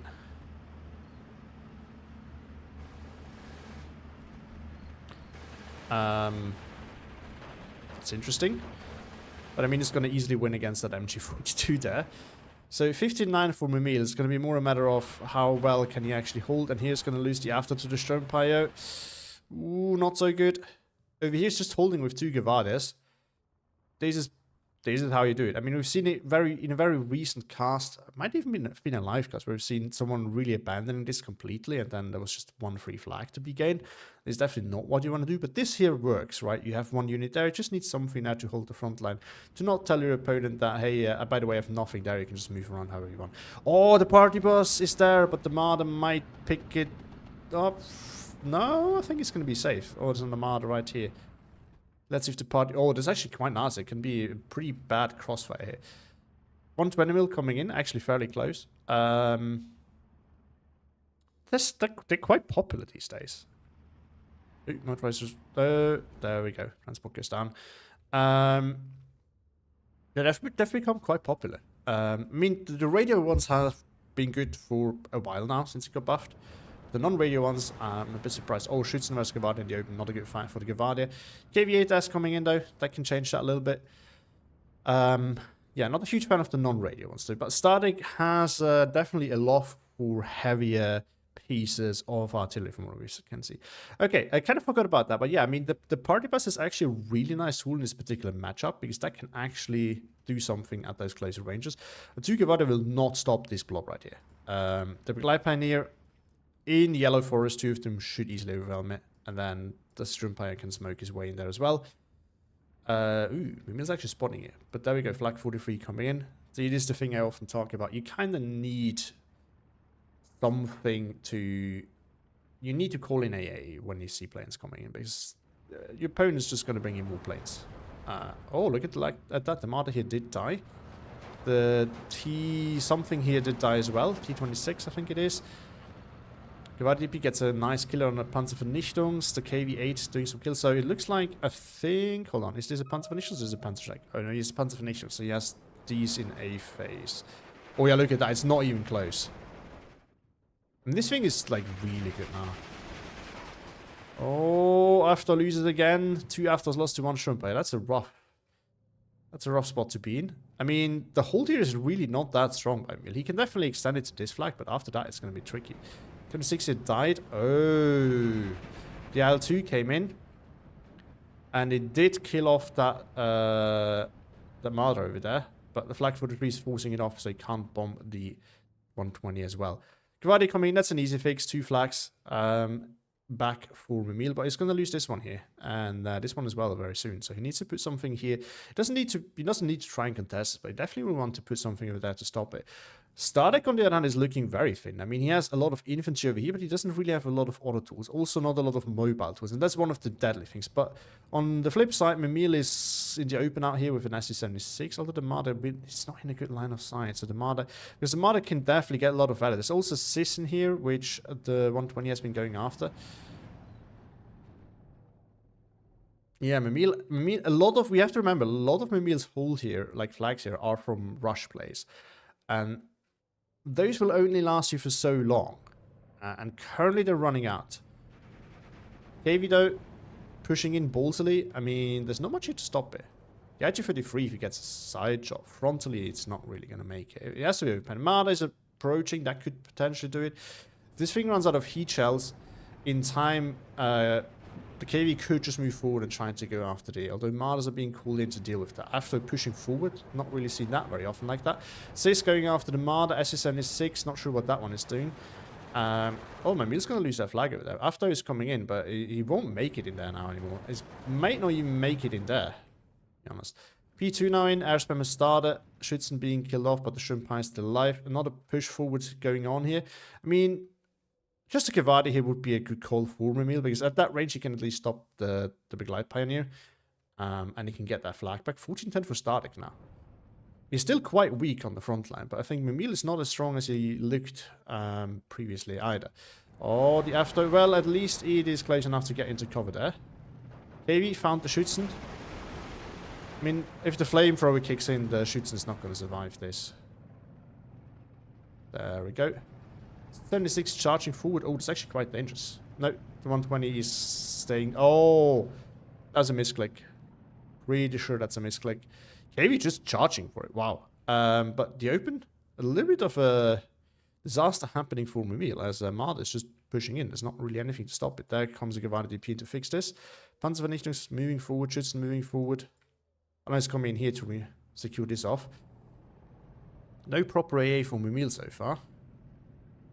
This thing, it can kill a plane. I'm not sure if this is enough ammo on 213mm for a T2F though, which has very good resilience. Although on the back of it, that's maybe a different story. Pack 40 coming in now, trying to fix this. Like how much Mimil focus in that one spot feels like everywhere else just extremely thin. Well, that's one way of playing it, to be honest. It's not necessarily a bad way of doing it. Oh, IC-76 is going to get spotted by the Marder. I think it's going after the Aufklärer, but it's not really worth it if you lose to Marder then. The other question is that, no, the Strumpire still sees it. I was going to say, maybe if the Aufklärer dies, that's goodbye, but I think it isn't. To be honest, that is a pretty fair way of playing. Like, you have a lot of power in one spot, and if you spread out enough, it can work. Which Mimil is doing at the moment. If you remember the cast that I've done, for those of you who've seen it, where we had a game between Frablord and Jeff Jefferson, you kind of saw that Jeff Jefferson pushed, like made also one big push and was only like that one spot. Mimil is at least spreading it out a little bit, like he's trying to get control over this, is trying to get control over this. So it can work in those scenarios. It's not that bad. But obviously it has risks that come with it. And we see that right now. The Gewalt DP here, I think it's trying to go after the 120 and the Flak 43. No, I think he doesn't know that the Flak 43 is still there. If he just stayed in the force, he would win the fight against the Schützen, but out in the open, he's not going to win that fight. Yeah, MG42s obliterate things. There's 50 mil coming in.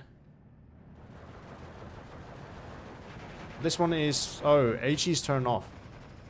I mean, I'm not a huge fan of using them primarily for this, but in this blob, you definitely want to have it on. It's one of the things that this thing can do. You kind of want to use it for both AT and its HE. Because the HE is quite useful. So I think a bit of a mistake there. 13-11. Mimil so far holding on well. There's definitely a bit of an air spam going on. Unlike the game was unlike Kirby in the last game, I think Mimil can actually afford to do it. Because he's not in a weak spot at the moment. And there's only 3 planes, one of which he bought in the open, which is a recon plane, which is not really that surprising. Oh no, Mimil walked down the open again. I'm not really sure what he's trying to do here. I mean, why? There's no need for him to counter push anything. You can just sit here with the cover difference. At this range, you should win against the Big Light Penny in cover, specifically. So I'm not really sure what the plan was there. But he might lose his flag now. And this thing dying and the front line flipping will tell Stardeck just how little is there. Which is going to be a problem for Mimil. Now Stardeck might just take this out. I think Stardeck's best chance at the moment is to just kind of grind down Mimil's forces a little bit. I think that's actually good for him. Like these fights, even this one, which is not going super well for Mimil at the moment. I think these fights are very good for Stardeck. So, and there we go, the KV-8S side. This thing is trying to suicide again, I guess. So, all the little grindy fights, I think, heavily favor Stardeck. Because at some point, Mimil will be left with bringing an IS-2 to block things, especially as he runs low in tanks. And once we're at that point, it's going to be a very rough time for Mimil, because Stardeck can just counter that easily with the Nashorn. He could also be, I think, more aggressive with the Nashorn, like get one up here and just try to get control over the open. I think he just doesn't see, but he should see. Hold on. He's used one of them. This is the one. But yeah, I think he doesn't see this one, which is helping with this flag, so it's a bit rough for him. We do see another PE3 coming in. It's trying to go after the Pack 40, but there's now a Flak 43 there. It's also making a wide turn, running into this one before that point. So I think it's going to get forced off easily. I don't think it's going to make... Oh, no, it's in a bad spot. You can't see if it's in the woods. 50 mil here. Trying to do what 50 mils do, but kind of failing at it. The PE3 is not going to get that. No, it is not. Uvadi PE though, forcing off the Shrimp Pio, or at least shooting at it. Back to 12-12. I mean, not a big lead that Mamil has, so it's definitely not lost for Stardeck at all. I think Mamil is slowly losing his... Oh, never mind. Down goes Armada. But Mamil does not have that many tanks, so every tank loss is huge for Mamil. For Stardeck, it sucks, but it's not a massive... Oh, he took 2 cuts of Panzer Tracks in B-phase. Interesting. But it's not a massive issue. Something's going after the... Oh, yeah, J18 over here. Interesting. D34 is now coming in. So Mamil had them in B-phase by the looks of it. Oh. This is an expensive tool to do that. It brings the A20 out for direct fire support. Wow. That's ballsy. Also hear a plane. Oh, the BF-19 recons again. Now, what surprised me is that Stardeck did not bring the nuke bomb by the looks of it. I think that thing would have actually helped quite a bit here. Oh, let's go. M17 rushing in. This thing is so fun to watch. The party bus. It's gonna surrender this. Oh, it's too close. No, it should surrender it. Oh, double that. Yeah, there's a thing with the front line. I've only recently learned because someone commented on a video. And I checked with Platypus Billy, actually checked the stats. The game files. So apparently, I did not know this. Other units within 100 meter range can actually prevent the unit from surrendering. But that was not 100 meter range, so I'm not really sure what was happening there.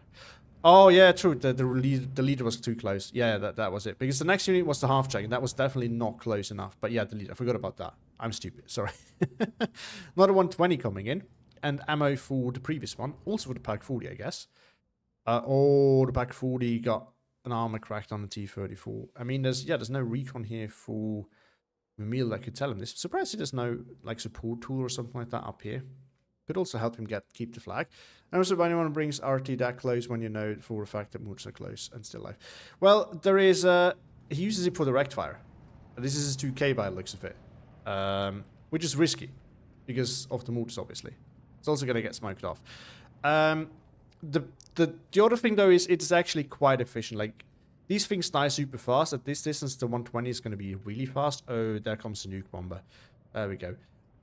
So at this distance, all he needs, especially with radio here, all he needs to do is like fire 2 or 3 shots, and the 120 is probably dead. The problem is if there's like more than one. So now there's 2. And especially if there's like a third one, something like that. This is goodbye 120, 122. I guess that's one of the bigger issues. I'm surprised that I'm not really sure what Mamil is trying to do here. If I was him, I would not bring this any further. Like, he knows the 120s are here, so if I was him, I would bring like right here as it did, and then like use that to kill the 120s off at least, and then you can still move it forward for the 2K. It's not going to run away, but if he sticks around for too long, he might just, especially with the smoke. I think this is a bad play. He will want, like, I don't know why he brings it further at this point. So Peripipsage can come in clutch here, as these guys can easily die to it. But yeah, I mean, the 122 might just die here easily to the big light still. It will be in range. Even if Saperi kills the transports, it will be in range. And there's nothing he can do about that. They will kill it super fast. He killed one of them. Oh, the radio is gone. Yeah, that's a problem. OB25 almost killed the Pack 40. The 120 is... I think going after the 122 now. No, it is not. Oh, but there we go. The big Lycan is going after it. And he might just finish it off here. Yeah, I don't really know what the idea here was. I mean, I get the concept of using it as 2K, but if you want to do that, you kind of need to have the area secured before you do that. And Mamil did not bother to secure the area off. So I really don't know what the logic there was, to be honest. I'm quite critically, but it is a stupid play. I'm sorry. It's a really stupid play. Again, the concept itself is fine, but you have to do it the right way, which was not what happened here. Stardeck definitely stabilized quite well here. I mean, Emil is basically keeping it 12-12 by holding this flag, and it's not going to hold it that much longer. So I think it's looking quite bad for him here. I mean, he could definitely get back into this, but I think Stardeck is... Yeah, there he goes, reinforcing the center now with an IG-33, which can then move up here and easily kill that off. The Stardeck has so far shown a very good sense of having the right plan for the next step already. I stabilize here a little bit, even though I was critical of some of his decisions. Then move up here. Now slowly reinforce a push over here. I mean, it is, I think, one of the best decisions you can make here. Emil back on a 14-10 somehow. Oh, he got that flag back. Oh, okay. That should probably win this fight now. No, it's taking ages. The Axel flag 43 in the top is on a horrible spot. Yeah, this one is really bad. You're right. It is not in a good spot. This is absolutely true. Oh, there comes the nuke bomber again. Goodbye, Superi Rocks.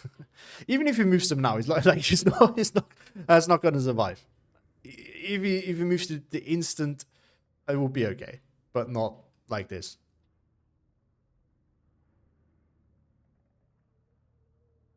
And goodbye. I mean, at this point, I would bring in a fighter probably, but I'm not sure if you asked him. This is the 85 mil. A lot of the smoke players are moving in. I mean, what we need to know is Stardeck is a Warlord player, or he used to be a huge Steel Division 2 player, and then he switched to Wano. We definitely see that here. He uses smoke a lot more than most Steel Division players. Maybe it was like that before, I don't know. IG-33, yep, he's arrived just in the right time to stop the two Strafniki. Right there. But yes, I think this is why we see a lot of those smoke plays. Oh, Gavadi here getting wasted. 85 mil though, trying to do something at least. No, not really. U-34s, slow. Okay, Emil's preparing a slow push into this. That looks fit. Oh, Panzerschreck, I think got something over here. Oh, party bus. No, not the party bus. But yeah, not looking very good for Memilia. He definitely needs some artillery to clear out the AA. He has the Air Force, so he will want to use Katyushas coming in. As bad as they are, if you use them in pairs, they can actually kill stuff. Although I have very much a hate relationship with those guys, because for me they never perform, even at close range. But if you use them at close range, they can actually really do the work. However, as soon as the smoke's going away, Memil does not have this covered enough to ensure that they do not die. So this seems like a bit of a ballsy decision for me personally. Oh, Shafniki is in position to stop these though.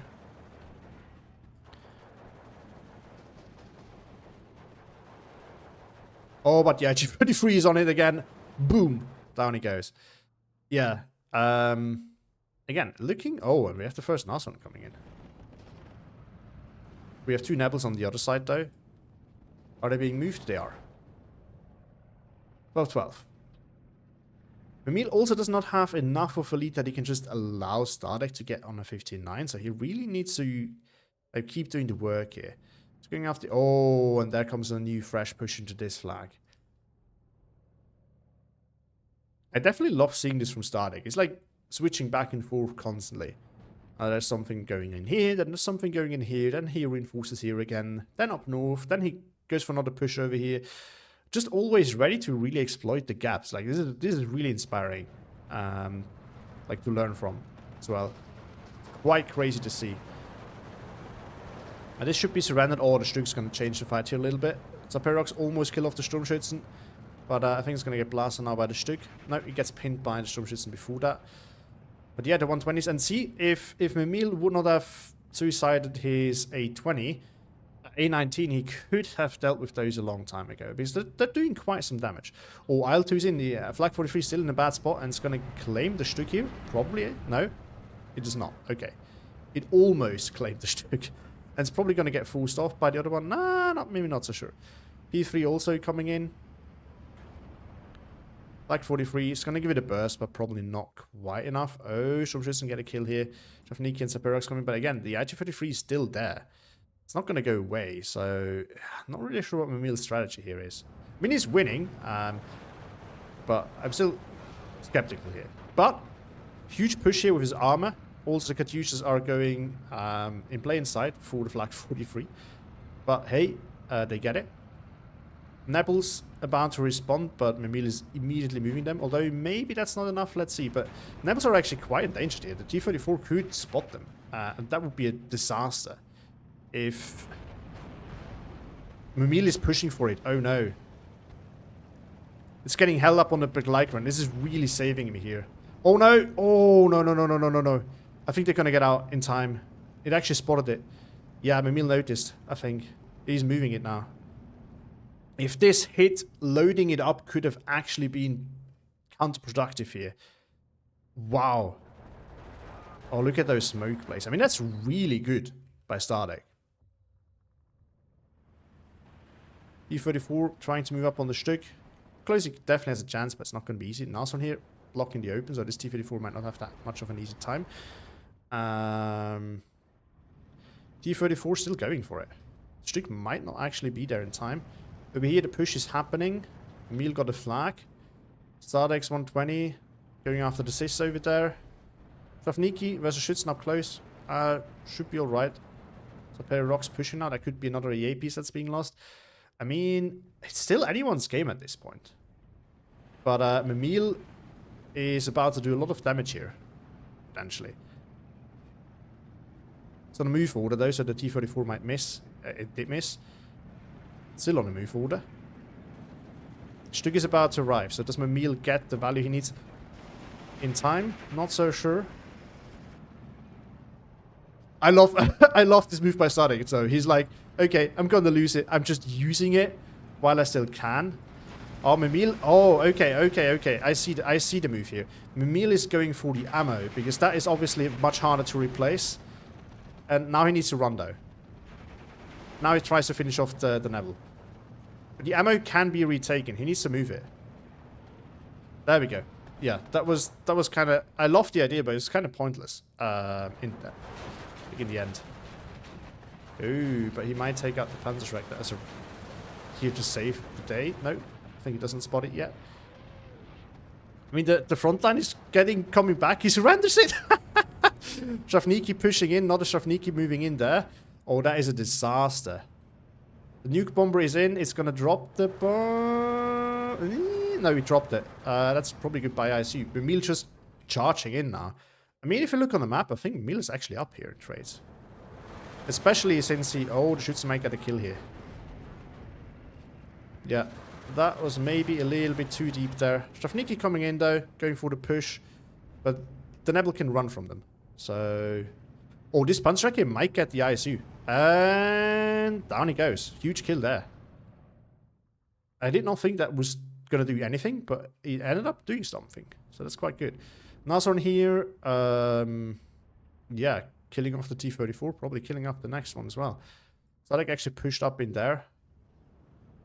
P3 coming in to kill... I think these things are more problematic for him. Oh, he's going for the Stück up here. Interesting. Not even the Nason. Surprised about that.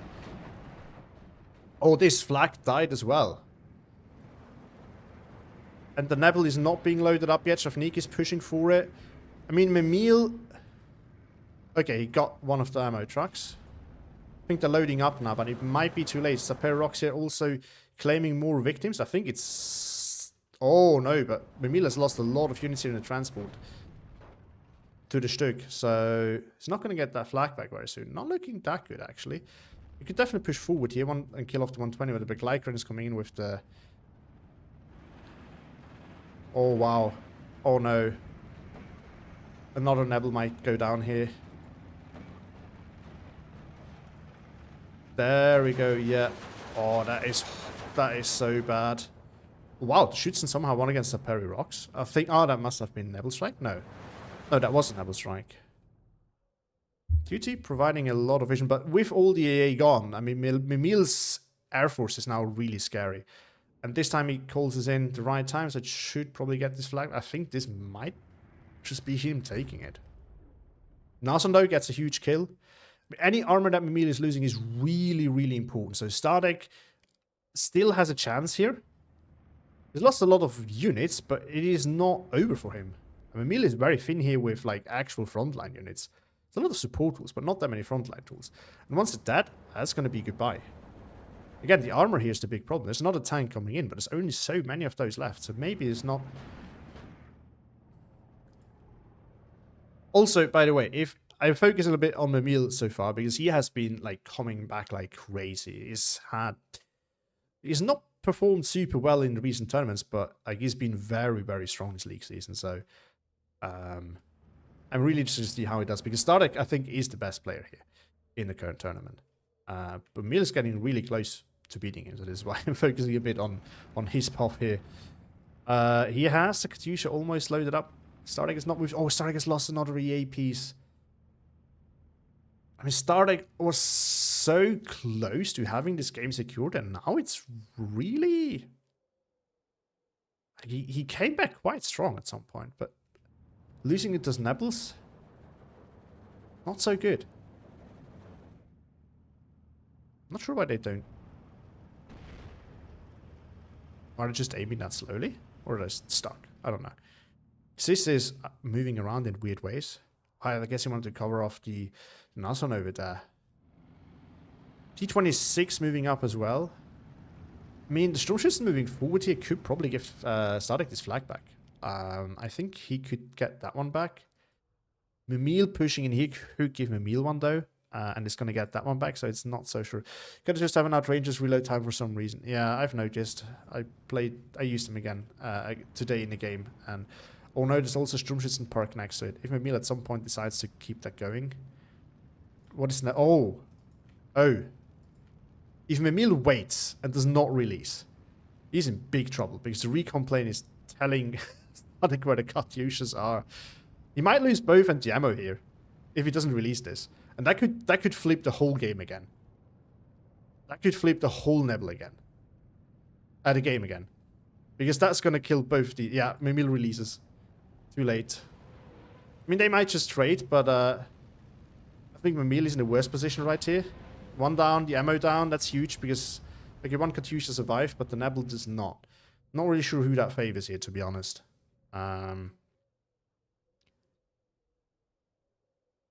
sure. Wow. Hello, Yepaza! Yes, this is an amazing game. Definitely agree. And over here, Schützen and Sturmschützen versus After and Saperi Rocks. I think, yeah, there we go. 39 from Emil again. But he's not looking as strong as he used to. Also, his Air Force is gone as well. He could get a fighter though, but he definitely needs to do something. I mean, he cannot allow... Oh, there comes an 85. I was going to say, you cannot allow Recon to fly around this unbothered. This is basically a death sentence. Like, this is how you lose the game. Kind of. Oh, the Sturmschützen! Wow. I mean, I knew that those guys are good now, but holy moly. They got spotted. No, they did not get spotted. It's MG42 they got spotted. You could actually flip this flag though. Yeah, that's a good point, MBK. Pointed out that the BF-19 could maybe strafe the Katyusha at this point. Because it's definitely damaged. It's not actually that damaged, but it's definitely... Yeah, I think you could do it. Well, there we go. Stardeck's going to get this flag back. Emil really doesn't have much up here. Although, depending on how that front line goes... No, Sturmschützen is not surrounded by it. He's using the P3 as a fighter. I would not do that. I don't think that's really gonna... Oh, and he lost line of sight on the T26. Yeah, that's gonna be that. It's actually risky, because if there's a fighter in Stardeck's deck, he can get on the back of the P3 now. Quite easily so, actually. This is why you do not want to get this deep. But, I mean, the fact that Mimil still has the Air Force, whereas the AA is gone, is quite problematic. Oh, he's ground attacking to get the Stage 2. Yep, there we go. Stage 2 down. I mean, if Mimil uses his Air Force strategically, this can still be enough. Oh, tons of Sturmschützen now coming in. Yeah, this is a bit of a problem. But yeah, if he gets to spot the Nashorn here and the IG-33, he can basically collapse the whole center. Oh, there's another flag 43. Oh, he noticed it. Yeah, it's going after it. The L2 is coming for a bombing run by the looks of it. Bombs have been turned on again. D-34s are now shifting. Still Stravniki, but there's more AA coming in. Quite far back, though. So not sure how much that's going to do. More Guevara DP coming in. Recon plane still around though. I'm surprised Mamil does not have any fighters and did not bring them out so far. There we go, IL-2 down. He definitely needs to go after Narson before he can do anything in the center though. So at the moment, not that big of a win. T-34 blocking stuff over here. Stardeck on a 30-11, there we go. It's coming back. Although he doesn't really... We haven't seen much armor coming. There's another Stug leader, but he might just be running out of armor. So he might be in the same spot as Mamil, which would be quite problematic. Because Mamil still has tanks on the field. Oh, it's going after the Stug. Is that too tight of a turn? No, it's not. Actually going to make it. Black 43's in a bad spot. He will probably not spot it in time. Oh no. And down he goes. Doesn't not spot the Nazem though. One of the Sturmschützen did go down. There's still a Sturm Pioneer here though. Oh, he's attacking the Schützen. He's going to lose to the Sturm Pioneer in that case.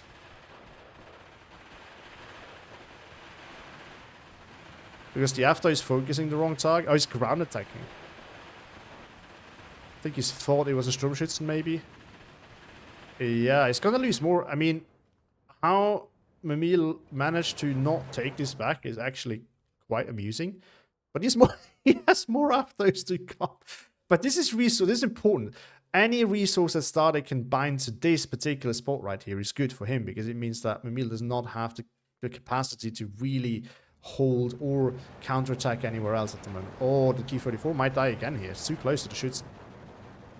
So Perry Rocks though at this distance can definitely win. It could also move forward just a little bit and then probably win. T-34 just goes in the backline again. There's another Stug coming in though. Tu-2 slowly circling around, providing a lot of information. Katyusha has been reloaded. No, not fully. P2 is just going in again. P3, sorry. Bomb the Sturmschützen. Oh, they are going to melt as a pair of rocks. Watch it disappear in 3, 2, 1. Okay, not quite as fast. Nah, almost. Almost. Black 43 has finally revealed itself. Katyusha could probably go after... Oh, no, he's moved. One of them is dead, but it's not really... Oh, 15-9 for Static all of a sudden. Holy moly. How did that happen? Oh, he got that flag back. He got that one back. He got this one again. And he has that one. And still this one. Yeah, the last one is also still around. It's actually getting quite dangerously close to the T-34. And I don't think Mamil has many more of those. So... that might be the end of that. 14-10. I mean, there's plenty of time, and Mamil is not looking as strong anymore. Still has the Air Force, so that's, I think, the bigger problem. IC-152 now coming in the open here. Katyusha being moved and then to target the Flag 43. The Flag 43 is long gone. After here killing off the Shrimpire, this flag being re-grabbed. Oh, but yeah, this flag now lost with the other guy dying as well. Another T-34 coming. We definitely needs to deal with the Nason before we can do anything with that thing. Over here, Sturmschützen in a danger spot as well. This guy pushing up again. Zetter is on the verge of collapse from Mil. Yeah, it definitely is. There's really not that much here. I think it's just... He extended a little bit. And again, I think Mamil losing a lot of units here. Because of like poor micro. And just not really being patient enough. Is costing him dearly here. And if this gap melts enough, like Mamil, I think, is in a stronger position with the Air Force and all, but it's not quite strong enough. So if this distance here melts, this is going to be a really close game. So Mamil will need to fix that very, very soon, or it's going to get very dangerous for him. I was trying to go after the Stug, but it's going to probably lose line of sight on it. Also, the Katyusha's not... Yeah, is right next to it. The Katyusha is aiming at completely wrong spot. Oh, Panzerwreck coming in. T-34 is a little bit too far forward. Probably going to lose that one. Oh, the Katyusha released. Yeah, he should... I think he doesn't see the Nazarene. I think that's the problem. No, he doesn't... Yeah, he doesn't know it's there. He does not have any recon up here. I think that's a bigger problem. Like, he would have the capabilities to see it. It's just he doesn't use it, and down he goes. Yeah. So he doesn't actually know that the last one is there. Not looking very good for Mamil. I think he's losing this. I think Static turning it around. I think Mamil overextended into here. He lost too many units. And he had too much. He lost too many things over here. Although, well, this is about to collapse for Emil. This is about to collapse for Stardeck. If Emil can take care of the Nashorn, there is 1, 2, 3, 4 flags here that flip back to Emil as he's gonna get the MG42 there probably. So again, this is still anyone's game. I think we're looking at the loss of these flags here from Emil, so we'll have to compensate. Oh, he got that one back with the Supreme PPSH. I mean, he's very soon going to spot the Nashorn as soon as the Aftos get out to the open there. And I think he can just collapse the front line here maybe, which would then give him a win against the Schützen, who, depending on where they're going, might spot the Afto in time or not. Nashorn is engaging again, T-34 is not seen. I mean, the fact that Emil does not bring anything there to spot for it is quite surprising for me personally. Like, you don't want to have tanks out in the open if you don't have any vision for it. You have to get in close. Yeah, oh, the MG42 is also... No, stopping that one. Lost line of sight though, P3 is coming in again. A little bit deep maybe. It's getting quite close.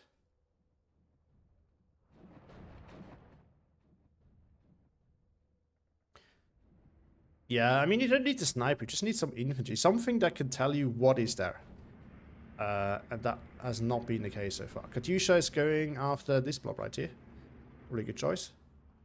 Yeah, we've seen it. We've seen it with Majibas. Sniper coming in again. Not where he needs it, though. I mean, he definitely needs something to spot the Nashorn. Also, Champagne and Tristan trying to rush in there again. Not a tank coming in. I don't know how many, but it is quite problematic. I mean, it's also what's really holding the open here. Once they die, Emil's basically got this in the open. Bring the TU2 again. Again, I think he's focusing on the wrong, like, spot with it. He definitely wants to get more vision off the map in total. Maybe he sees the Nashorn now. Oh, huge kill there. Recon plane is also out again. 85 mil kills the Stück over there. Pretty huge. Oh, another AAP is being focused on. I think now he's probably spotted the Nashorn. The T-34 is not in a position though to do anything. The Nashorn in the meantime spotted the T-34 probably.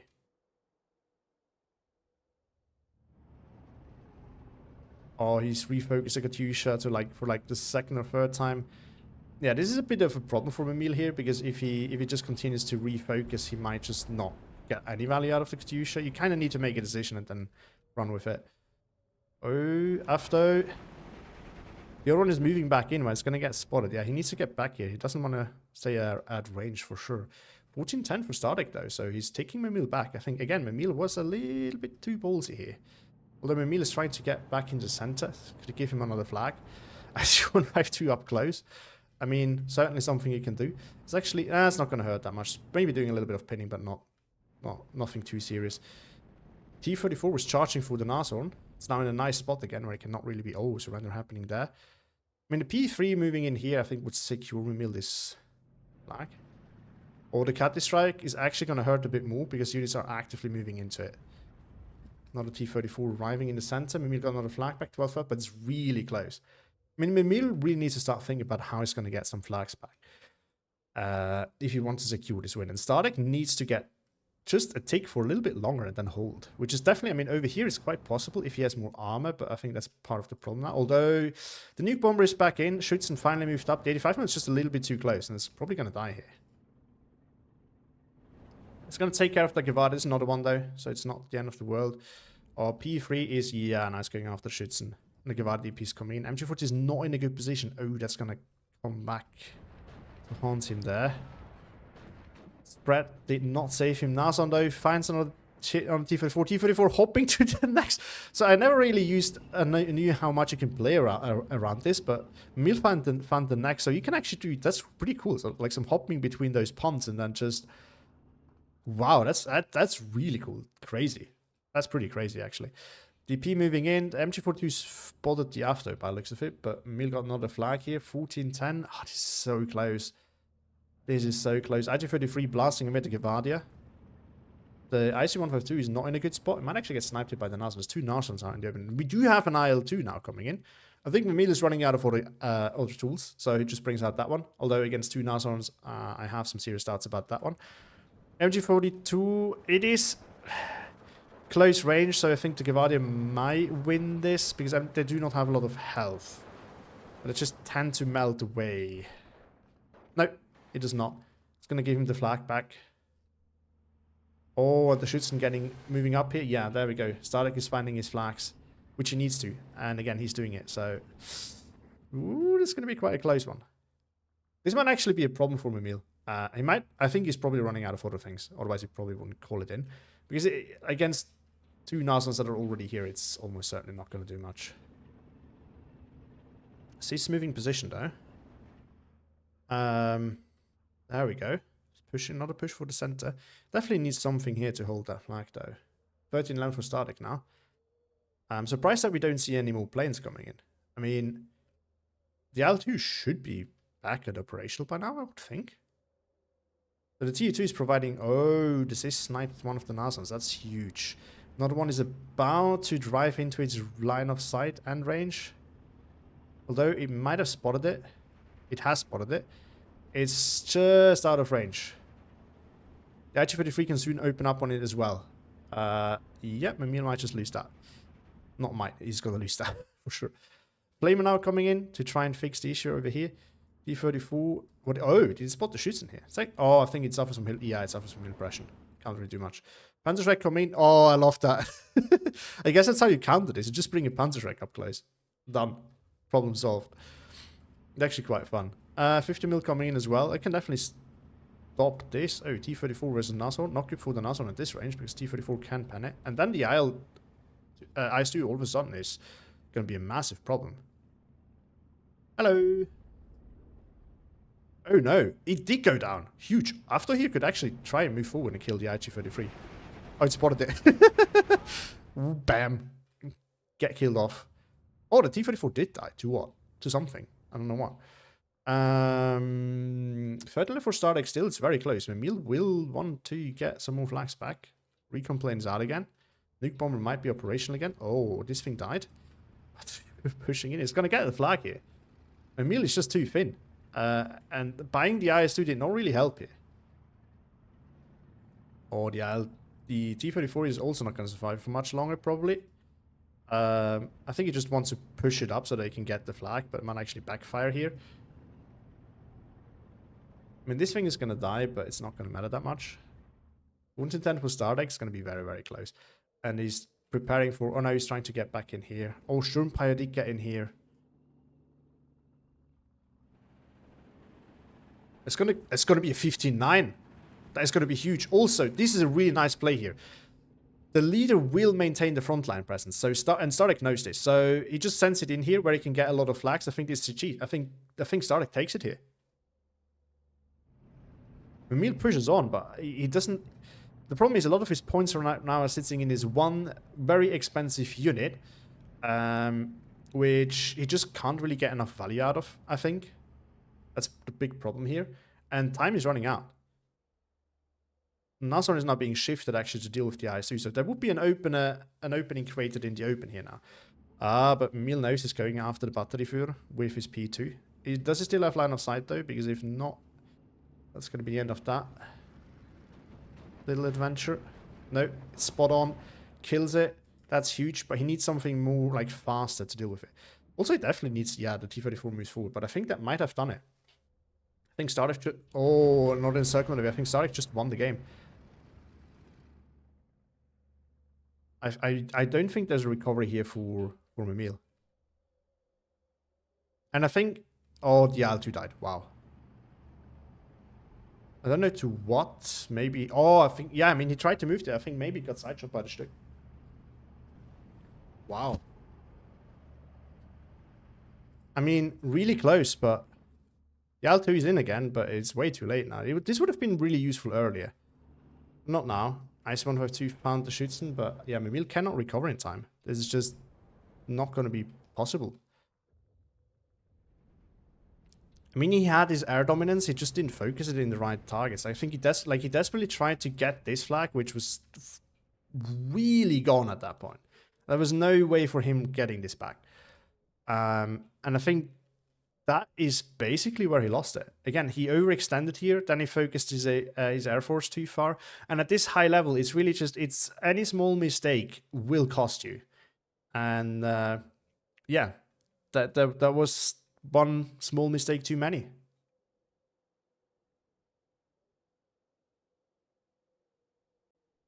Where did you for the south push and die? Oh, this one, yeah, true. No, I think that's the one that shifted over here now, trying to get the flag back. But the Schützen do have AT, and also the shrimp pie can just bully the way. So, not really sure how that's gonna go. Oh, he spotted both of them. If he can keep the suppress, he can actually run the both here.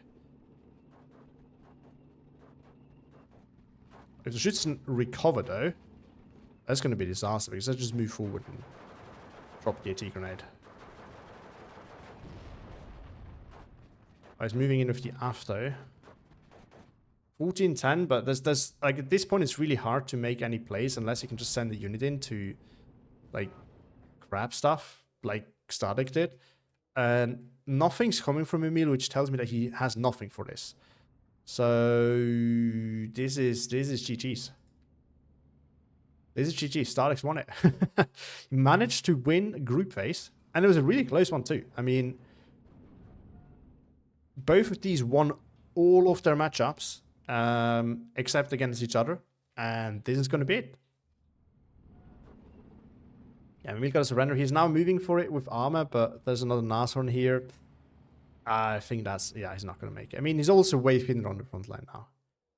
He has still a lot of assets in the air. It's just not going to matter enough at this point. Because he needs frontline present. See, there's more Guevara DPs coming in. I'm not sure why he waited so long with them. I was completely toast up. Says Emil. Yeah, we noticed. It was really close. Like, you almost had it. I think you just went a little bit too deep. I think, like, when you made your pushes over here, you got too greedy and you kind of figured you can take it, and you just couldn't.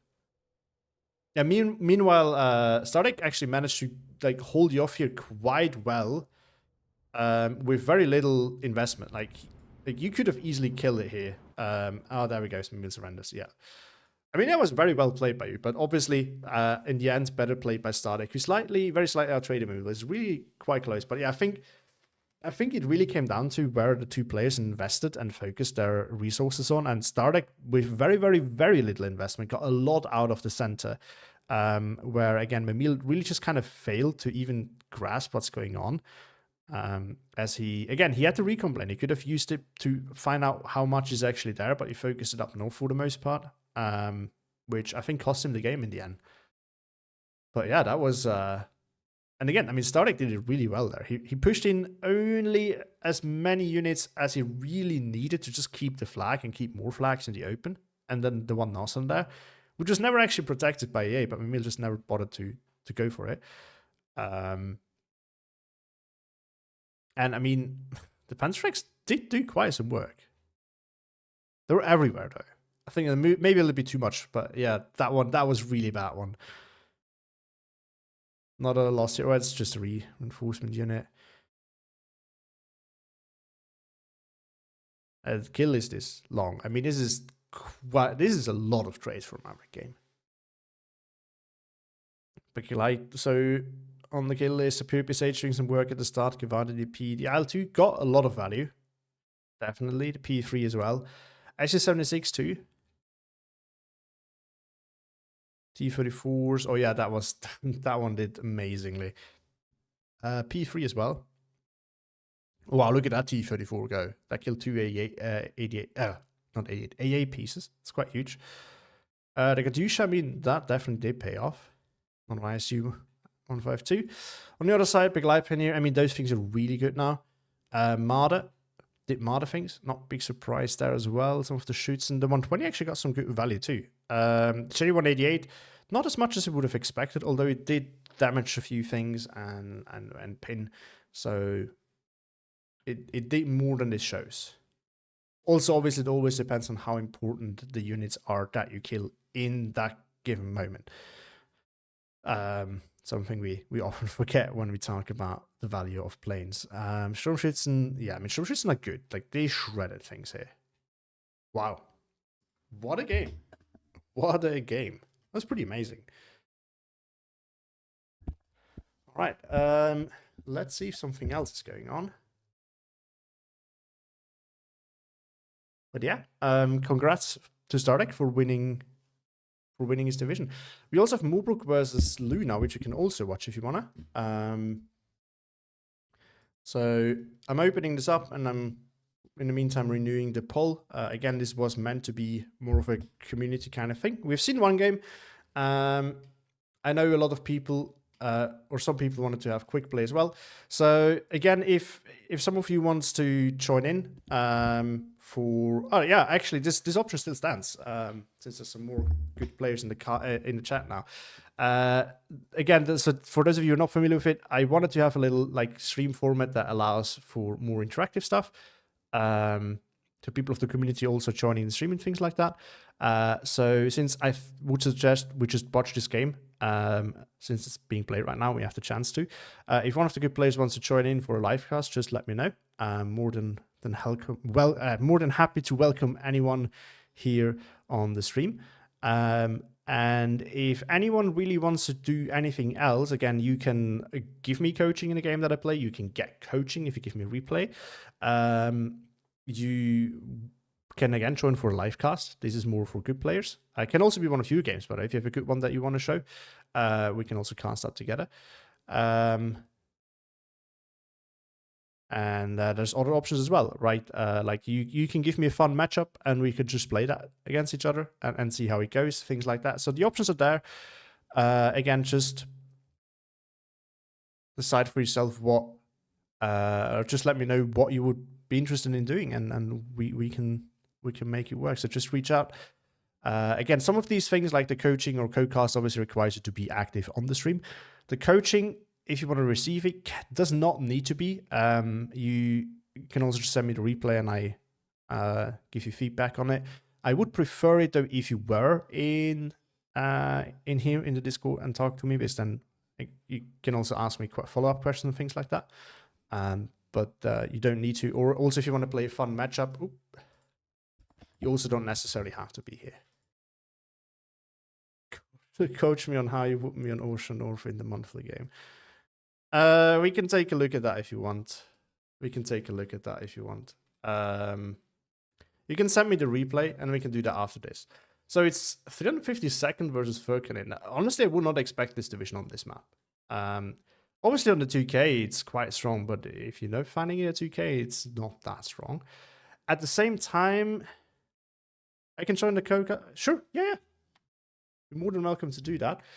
Just hop in my Discord. There is a stream waiting room, and I will move you into my channel then. But yeah, we can do a coaching afterwards,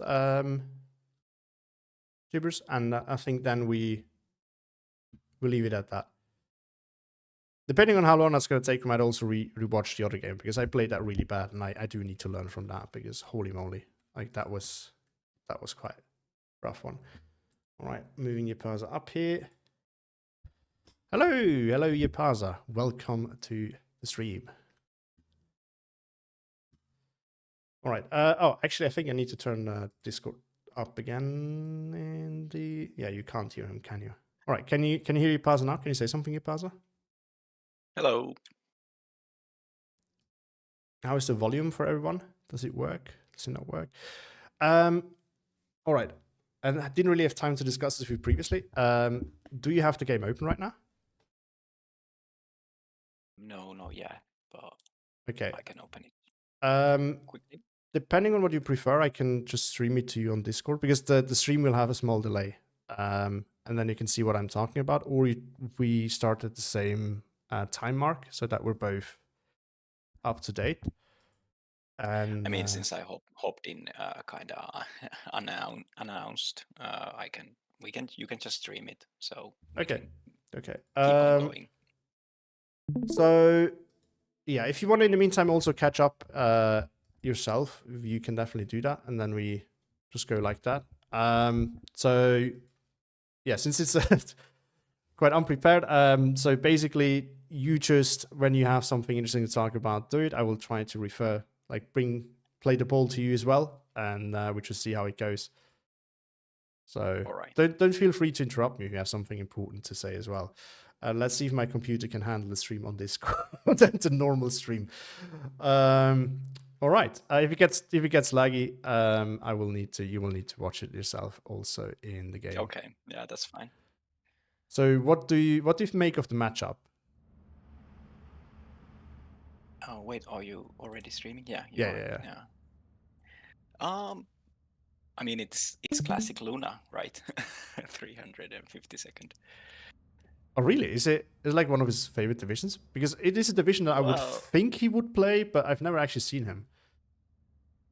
Well, yeah, more like in that way. Yes, I don't know if I have seen him. Ah, okay. Fits him.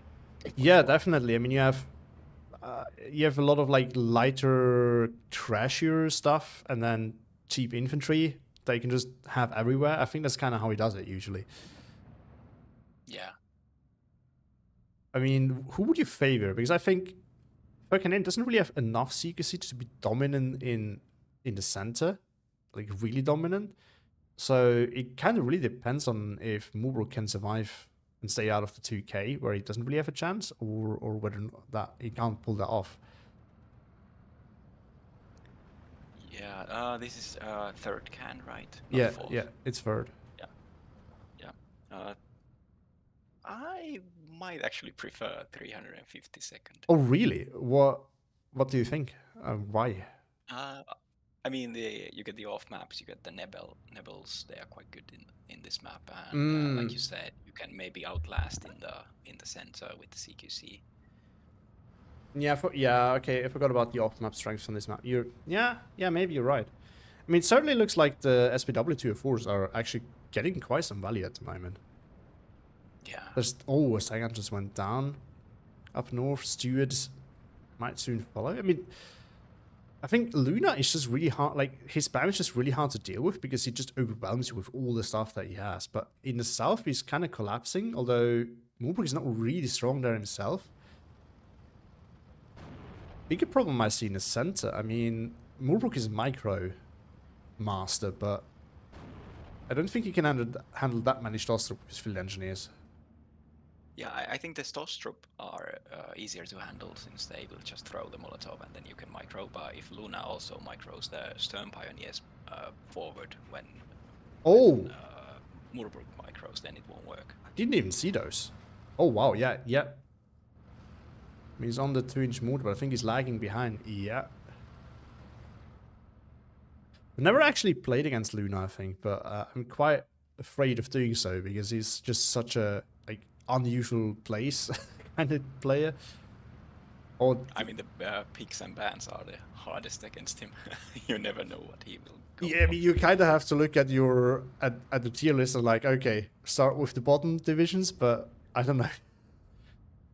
Yeah, 2-inch. Bloodbull pointed out 2-inch mortar is, I think it's really suffering from middle pressure. Oh, it's actually quite steep here. Yeah, that might be it. It's hard to see because of all the trees. It's hard to see how steep it actually is. It's quite steep. Yeah, the middle part in Tannenberg is kind of weird. You have some weird line of sights as well. Yeah. Shoot Whenever far. you can from like over here. You have some weird sight lines, and even further distance. It's quite crazy. Finland for still for Moobrook, but he doesn't have a lot on the map at all actually. Though I think it looks like Luna is more because it's cheap. would you disagree or would you agree? No, I would absolutely agree. Yeah, the Shermans alone are quite expensive. Oh, At least one Sherman. So yeah, true. Center is about to fall. There's more field engineers coming in, but Luna's just gonna bleed, completely ignoring the soul pioneers in the center. maybe he's reinforcing now. Oh, Beam by Jimmy says the hill is so whack. I've had grenades tossed at my units and they couldn't see who was throwing it. Yeah, I think I have had this happen. Okay, I've never had this, or at least I've never noticed. But that actually sounds really bad. Oh, he's a 2-inch carrier now though, but he's nothing to follow up on it, so I'm not sure about that's gonna go. Yeah, well, the push will stop there at least. So. I mean, at direct fire, they're actually really devastating if nothing can kill them. 1311 for Luna now. I just don't really see it like a game plan for Moorbrug. As far like as I can tell. I think at the moment it's really just panic containment. But I'm also not so sure. A lot in the north as well for Luna. Like Yeah, you mentioned, it's cheap, but there is a lot. So I think he could just overwhelm in the north as well. yeah. I mean, that's a good point that you brought up with the overwhelm. I think that's kind of like the advantage you have if you have so many things. That like, not all that you have will engage everything your opponent has at one time, right? So at some point you can just move in and be there, and that's all you need to do. Kind of, if you have enough stuff, it will eventually do something. Yeah, and you can find some side shots on the bigger tanks, for example, the Sherman, and I think the Wolverine got already penned as well by I don't know what. Yeah, Martyr or the B2. I mean, speaking of potential side shot, the SPW in the center could actually move up to pen that Sherman that is shooting in the town up north. It's wow. Yeah, I guess. The BT is just keeps on bouncing. I mean, it has 80mm of armor. If it had good better pen, it would be fantastic. Even like it is, it's not that bad. Moorbrug though about to get to 12-12 back with field engine. Luna, I think, is expecting more there than there actually is. Funny enough.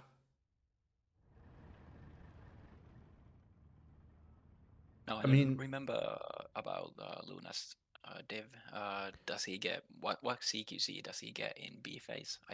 Maybe just no. regular pioneers. I mean, that would make sense why Moorbrug took the assault pioneers in B phase, because I mean, personally, I actually prefer. Oh no, he has them in A phase. Never mind, he has them in here.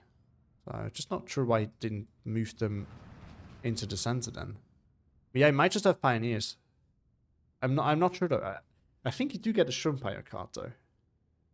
In 352nd. Yeah, but 2 cards or. Oh yeah, true. He has. I don't really. I just see the flames and saw the short strips. I always forget that it's actually Shrimpires here as well. Not actually sure. It's possible it just has pioneers in B phase. In which case, I think Moorbrug will not be that bad off with the stormtroopers. At the same, it should be all right then. But at the same time, it's not going to get a ton of them, and they die to like they will get one shot. So I personally would have probably just spammed out field engineers in B phase since you get so many of them. But I don't know. What is your take on which you should take? Which should you take in B phase and which one should you take in A phase? Because I'm more of a stormtrooper in A phase. No, I think he has the stormtroopers. I think the field engineers and stormtroopers are pretty much the same. You can take them. Kinda, yeah, but the availability is different. Oh yeah, you are right. I think you are the expert with the third cat. Well, no, I wouldn't call myself an expert on the division. I like to play it, but I have not played it that much recently. I mean, Moorbrug is very armor heavy, and I think Luna has a ton of cheap. Oh, look at that! Now he's bringing the 39H. This is kind of a Luna thing. He just likes to spam those around. They don't really have that. Yeah, they don't have that much pen, but annoying to deal with. Yeah, I remember a game on this map against Bori where I think I was playing Tet Town. I just outspammed one of his AT guns with the the crappy 5.1s. It just ran out of ammo, and then it got walked over by the tanks. So he couldn't shoot the back. So I don't know. I don't know how Luna does it with these cheap tanks, to be honest. We also have a Nebel in. I mean, Nebel and a commander. Oh yeah. I saw a leader. Oh, he's bringing to the flag feeling though. And the leader as well, next to it. I don't know. I mean, where do you think this is going for the two players? Because I definitely, it does not look good for Moorbrug, in my opinion. Yeah, it doesn't. But I feel like the Kangaroo rifles could really change a lot, especially down in the south, since the 50 cals are kind of hard to deal with. Yeah, you're right. I mean, there's the Sicherungs, but if you can stay out of range of those, you might be right. Yeah, I think he has a chance of getting in here and kind of taking the win there. I mean, at the end of the day, you can lose one flank if you win the other. So for Luna, it would still be fine if he just takes the north, because I think he definitely has the forces to do that. And I think for Moobrook it will also be fine if he pushes the south. And then it will be decided in the center, which I don't know who that favors. But I think the Nebel and off-map spam for 352nd, as you pointed out, might be the deciding factor here. But Yeah, could be. it's definitely going quite slow. But like you said, at the moment, I would favor Luna, just because of the numbers in the north.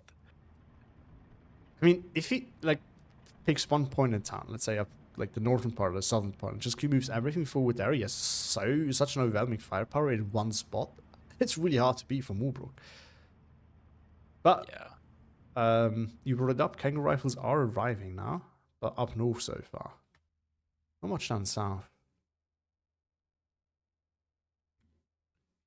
Luna bringing Fusilier in the south. I guess he just really wants the vision.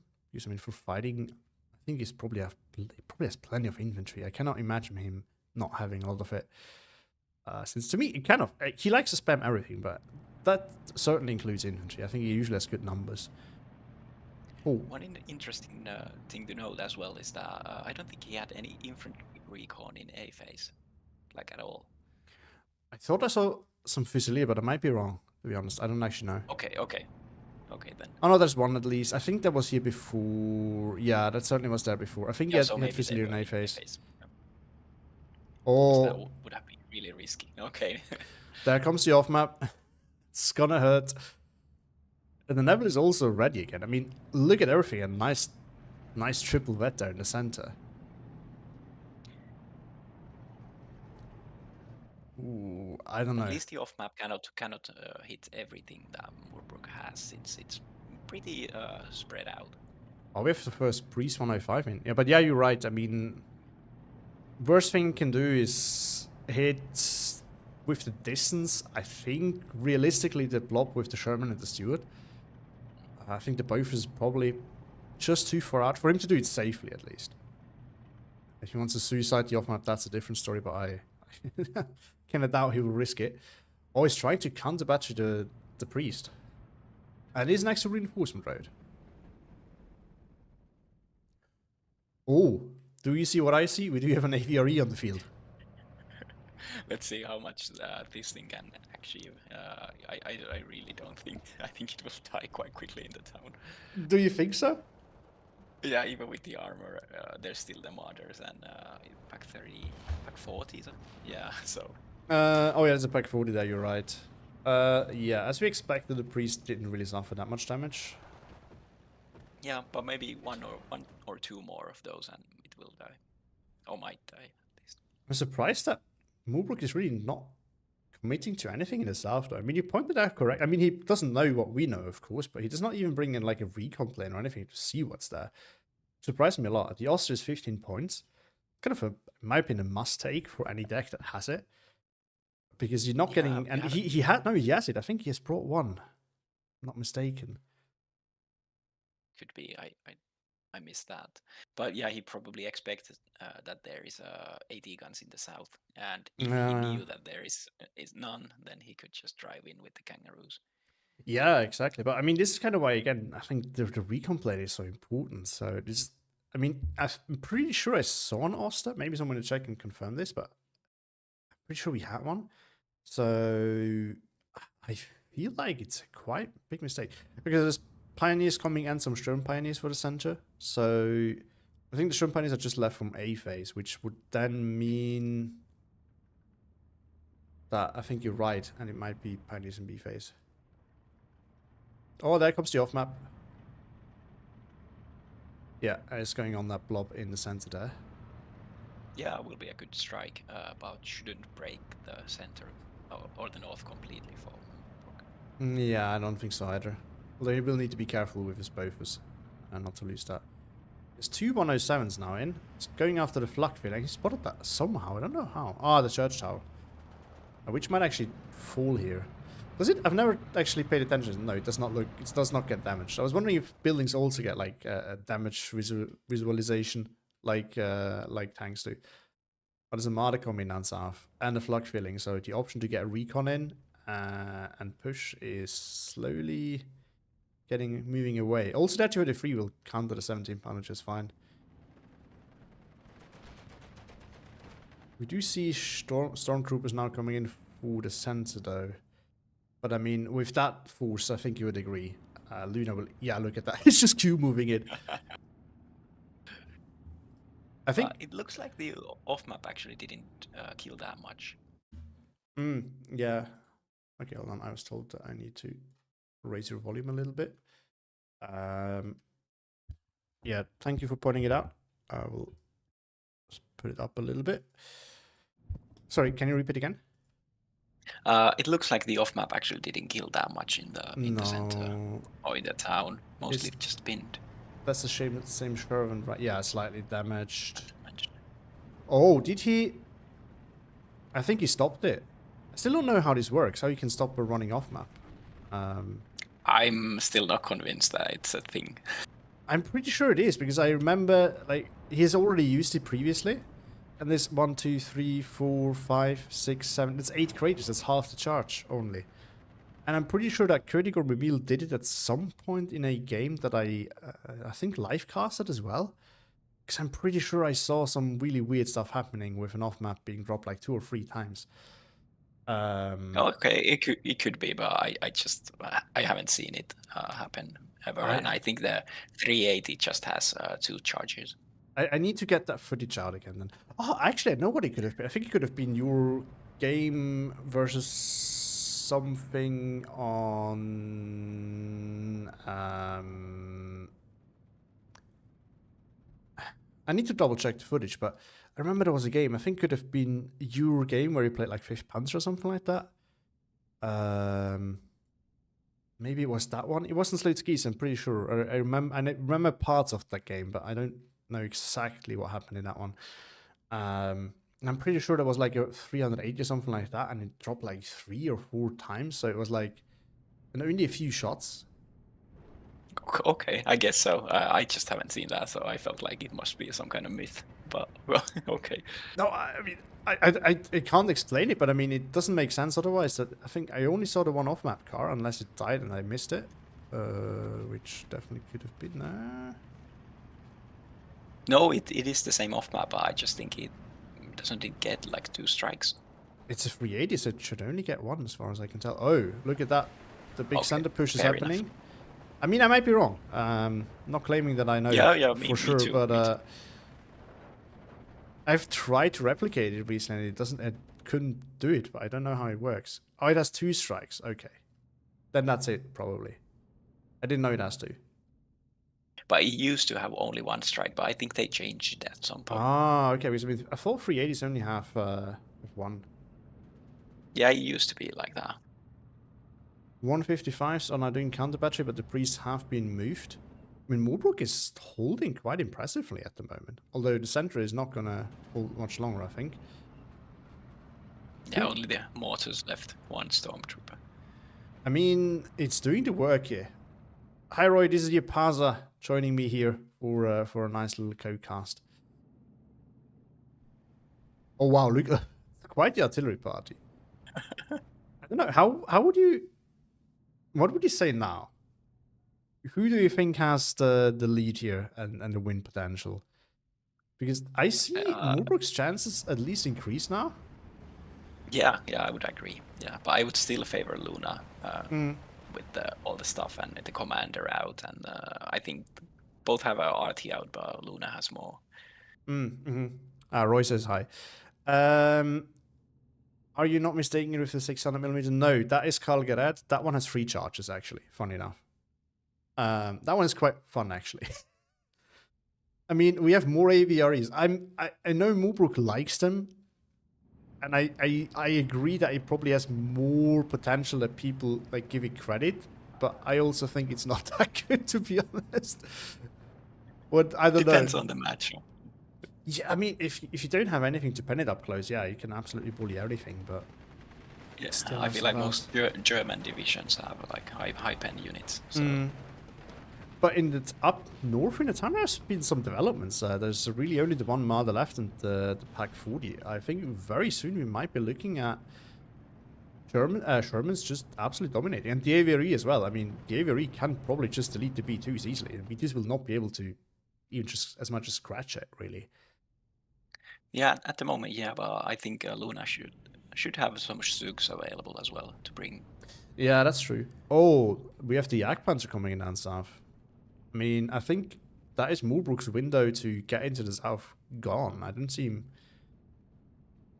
getting in anymore. Yeah, unless the 17-pounder managed to snipe him. Yeah, I mean, there's also Firefly. They can potentially do it. It's going to be hard to... He lost the plane. There's 2 Bofors down south. Not looking that good for Luna at the moment. Oh, but he's focusing on the Bofors now up north. Quite hard. There we go up north. We do have a Sherman and AVRE charge. There is still the Pack 40 though. If the AVRE gets in range, which I think is admittedly very hard to do.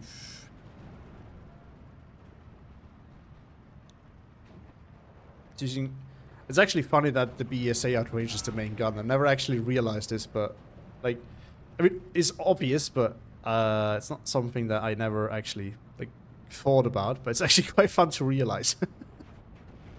Yeah, what is the range of 500 the meters. main gun? Yeah, 500. Okay. So, funny enough, the machine guns do have more range than it. Roy points out that the AVRE can be used for specific areas on this map, but only specific areas. Oh, look at that! 17-pounder is doing the work. It looks like one pen, but it also looks like the Firefly did die. I think it's probably going to get taken out here. I mean, I do agree generally that the AVRE can be useful, but it's always very specific to the matchup and the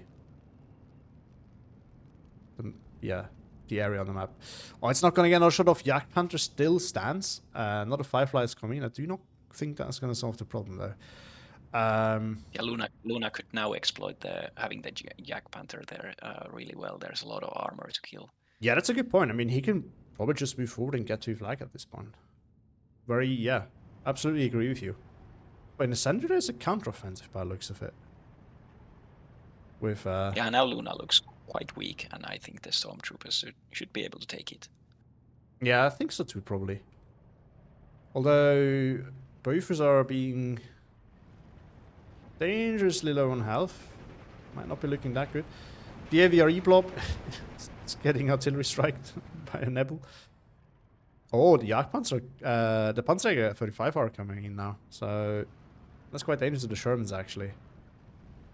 Is the Pack 40 still alive? And the Pack 40 died, but the Mard is still there, and Stuks are arriving now as well. So I think... I don't know, what do you think? I kind of think Moolbrook is just not aggressive enough. I mean, obviously he's in a rough spot at the start, but I think he was just too passive so far when he could have made some plays. Or do you think he made the only play that he could realistically do, and it was the right call? Well, I don't know about that, but I think it's viable to maybe play it a bit slow, especially now both have low income, so just be a bit careful. Maybe earlier I could have been more aggressive, yeah. I don't mean now, yeah, I mean earlier. I think now it's actually better for him to take it slow. I mean, Luna is using a lot of his artillery on counter battery, which, if you move it, Moolbrook can easily avoid. Actually, one of the priests has moved, so I think in the long run, if Luna wastes too many resources on that, it could actually be in Moolbrook's favor. But, oh, yeah, I think Luna is going for the breakthrough in the south. Jagdpanther just suppressed. But now there's another 17-pounder. Oh, so, Jagdpanther goes down, yeah. That's actually huge, because the AG-33, it's close range against the Rifle-Spear. So all the Sicherungs that are coming in to exploit the gap might actually not perform here. Stuk being forced off by the Firefly as well. Moolbrook not going all the way in the center, now he's going for it.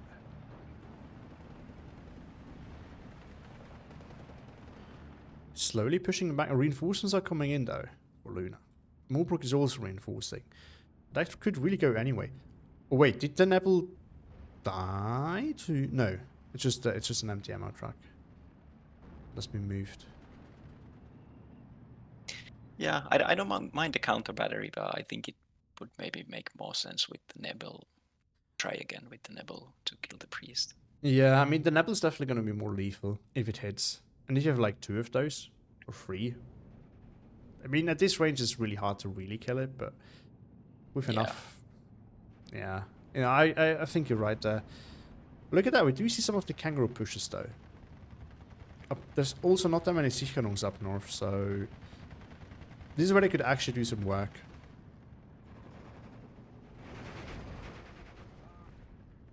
Morbrook also doing counter battery. It looks like it's working a little bit better.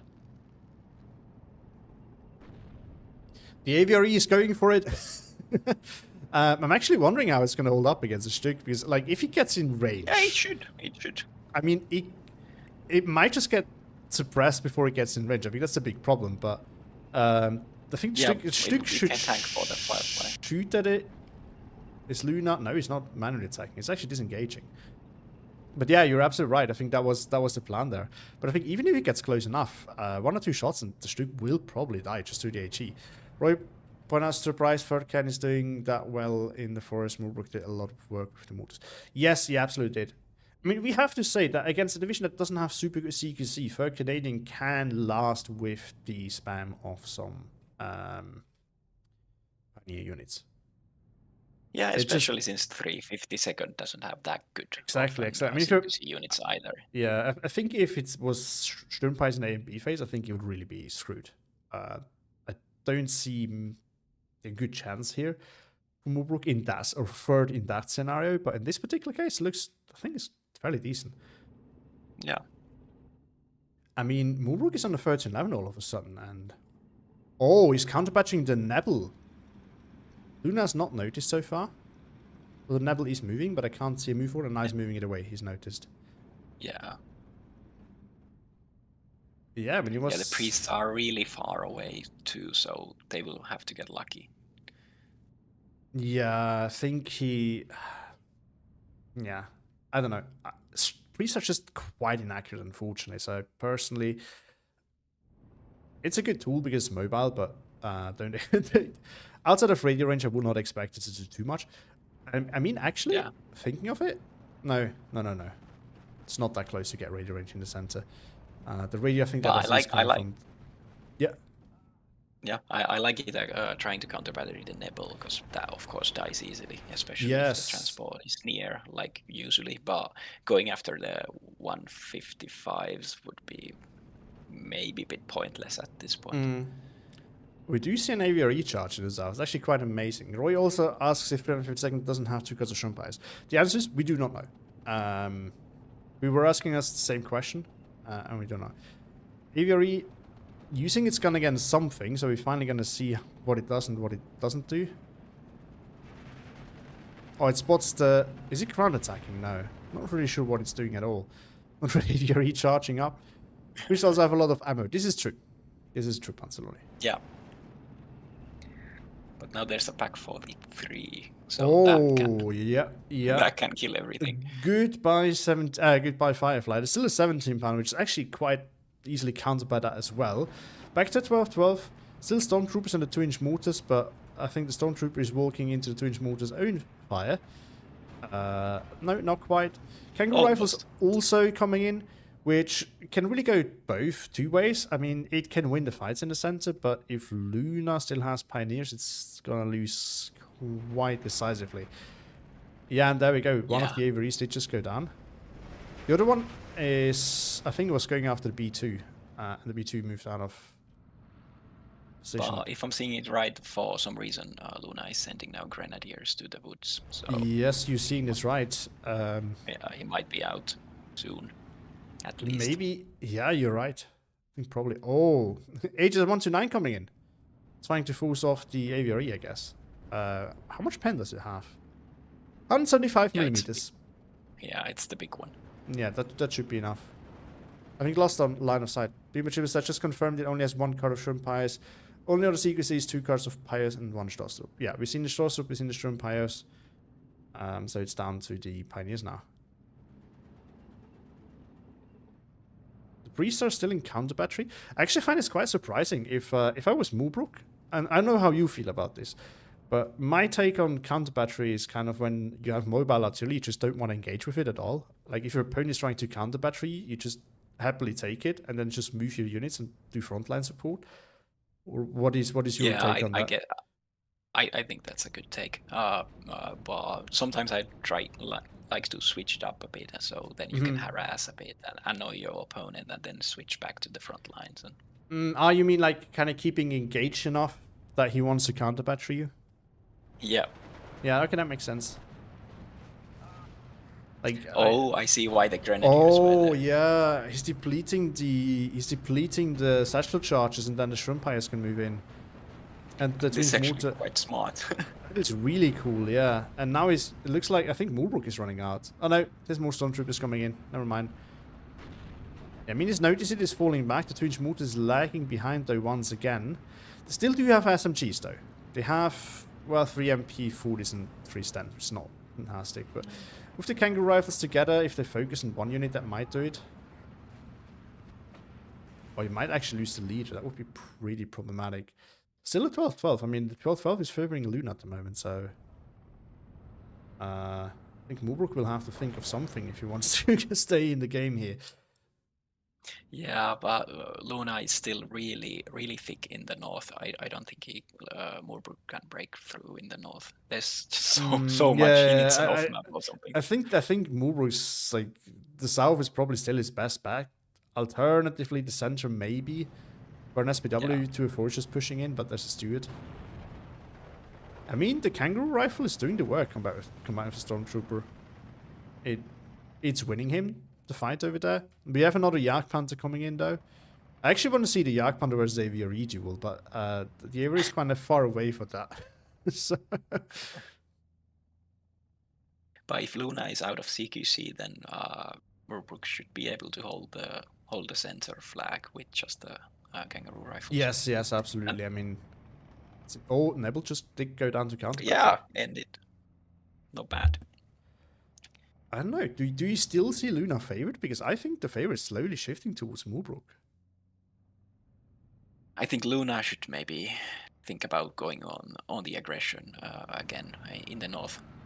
Yeah, you're absolutely right. I mean, he has the tools for and it. He's doing it now. Yeah.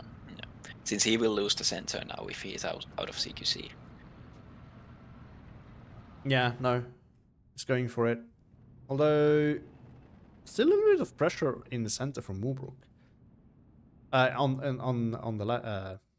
the bottom flank though. Oh, and the AVRE went down.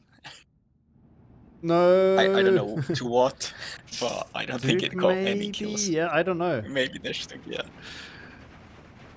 I mean, in the center it would do phenomenal. I think it, like, where the Steward is now pushing through, I think if you push that through there and just has it like the small little area in the center, I think the area would be really killing it over there. Yeah, if you can make through the open part of the road. Well, Kangaroo pushing Fusilier. Fusilier has AT capability, so it's not going to be that easy. But I think Mulbrook is about to realize that Luna's center is really weak. There is a potential for 15-9. Oh, you're right, yeah. 2 flags and he's get it. Roy says Luna's wasted a lot of RTM on combat instead of going flags with. Yeah, this is, we've talked about this previously as well. And it's counter battery against mobile targets, which is the problem. Yeah. I think he should have focused on frontline or the AA, since he has the tank buster, which is really good in this matchup. Yeah, definitely. I mean, if the AA is gone, Mulbrook is done for. He will lose all his armor assets. Not much he can do about that. But Mulbrook is still very patient in the center, slowly making his pushes, but Luna's now shifted his artillery towards them. There's not a Yak Panther up north. I think Mulbrook is about to lose the north. I mean, Luna's slow, very, very slow, but he's pushing, and the Yak Panther will lock it down. There's not much Mulbrook can do against that. So he really needs to go for the center if he wants to stay in. Yeah, and I think he's about to. I think he's just waiting for the Kangaroo rifles. Oh yeah. You're right. They're coming in slow. Yeah, it's making the move. There's also another Yak Panther in the south, which is not going to make it any easier for Mulbrook, because he kind of, if he loses the north entirely and just gets the center, he might still need to contest the southern flag. I think Luna's in a good position here to just lock it down with the Yak Panther, get the north, lock that down with the Yak Panther, and then even if he loses the center, it's kind of whatever. Yeah, he needs to be just really careful, since there's again a 17-pounder arriving. Yeah, he's pulling back. Yeah. Well, I guess I haven't really thought about that, but you also have to be careful, of course, if you lose the center, to not let it get sniped. Like from, if you're watching my stream, maybe not like the one central flag or the Bofus station. Like you can get a nice side shot there with a 17-pounder, and that could actually be quite devastating. Oh, Sherman did go down to... Not really sure whether it was the Stug or the Panzergren. Oh, Jagdpanzer it would was be the showing Faust. side armored. If... No, he's moving back now. His note. Yeah. 70 man could have definitely killed that off. Side armor showing. Oh, wow. Look at... Yeah, the big push is coming. Yeah, the center will collapse now. 39H is coming in, but I think they're not that strong there because the Kangaroo rifles can deal with them.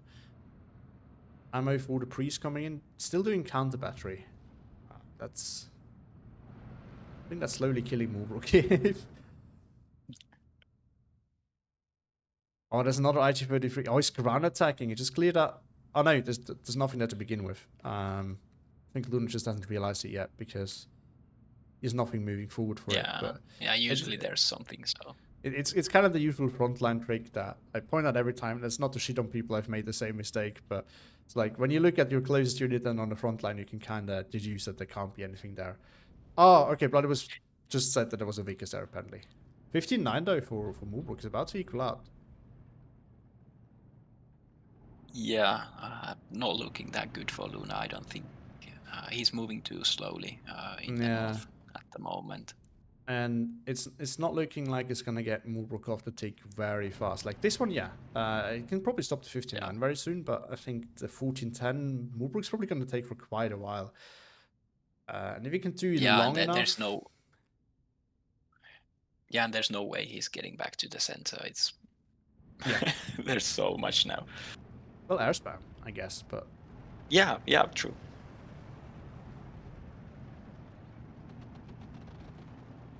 Oh yeah, everything getting pinned very quickly. Oh, look at that. It took like a second for the second MG42 to get pinned. Wow. Yeah, still 14-10. It feels so painful when yeah, that happens. And the Kangaroos are now moving in as well, so Bazooka will easily kill off the 39H, so it's not looking very good. I mean, again, if Luna, I think, really gets moving now, he can do it, but he needs the 2 flags on south probably, and the 2 up north, and then he can easily turn it around and take Moobrook then. Oh yeah, I mean, he's pushing Panzerjäger 35 are getting some nice kills on a, what was it? Priest DD. And one of the priests finally died to counter battery. Oh, so it worked eventually. Yeah, I think Moobrook didn't move them enough. So but go on. So there's not much for Moobrook in the north. Like he has nothing to actually stop soft targets at the moment. Yeah, this is true. And the Jagdpanzer, by the way, is also in a very aggressive position now. If he has a 17 pound, I can bring in the forest bit. That would counter quite nicely, but I don't see it at the moment, so I'm not so sure that's going to go. 14-10 now. Luna certainly doing it. Says the crater to kill ain't great though. What? What is the crater to kill ratio? Oh, now I got it. Yeah, okay. He's referring to all the craters up north and the one artillery kill. Okay, now I got it. Yeah, it's true. You're right. Oh yeah, he confirms he was talking about the counter battery. Yeah, makes sense.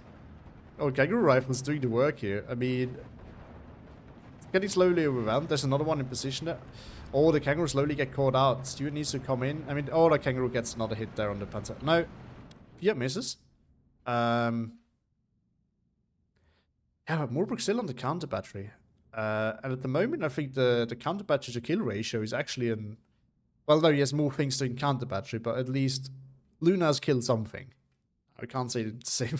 Well, no, I actually got the... Oh, Jagdpanzer just got sniped down south by the Firefly. That's actually huge. How many sometimes are even left if only one card got selected? Moobrook could be drived them. I don't know. You have plenty of cards in third Canadian. I don't know how many he took. There's all the 50 cal units. Can they... No, they do not shift to the Panzer 39H because I've definitely seen 50 cal spinning a tank. Yeah, they could pin that one. Our leader now moving forward with the Piat. Yeah, only 13-11, but Moobrook is still taking him down constantly. Luna... I mean, it's about 10 minutes left, so Luna definitely needs to be careful now. Since it could be... Yeah. There comes the air spam. And it's getting into the forest. Luna has the support tools at the moment, but I don't know if he has enough time. Yeah, you might be right. I mean, he definitely needs to start pushing now, I think. But he's actually, like, in the south, he's making some slow pushes. The Pack 43 is still there, too. There's not that much there from Moobrook, actually. Although the Firefly can definitely be quite the problematic here. Firefly is yes. In the center, Kangaroo Rifles have recovered. Maybe the Piat misses again. Maybe it hits. What is your prediction? I say misses. Hits. Oh, yeah, you were right. You were right. Got That's the why hit. I'm in a Div 1. Whoa. Oh, there's another Stormtrooper in the center. That is bad news for Luna. 14-10 for Moobrook still. And he's making the moves now. He's slowly moving in. That's a very, very slow game, by the way. I haven't seen such a slow one in quite a while, to be honest. This is... Yeah, turned out to be a really interesting one. I mean, I find most games that Luna plays are interesting just because of how he plays them. Yeah.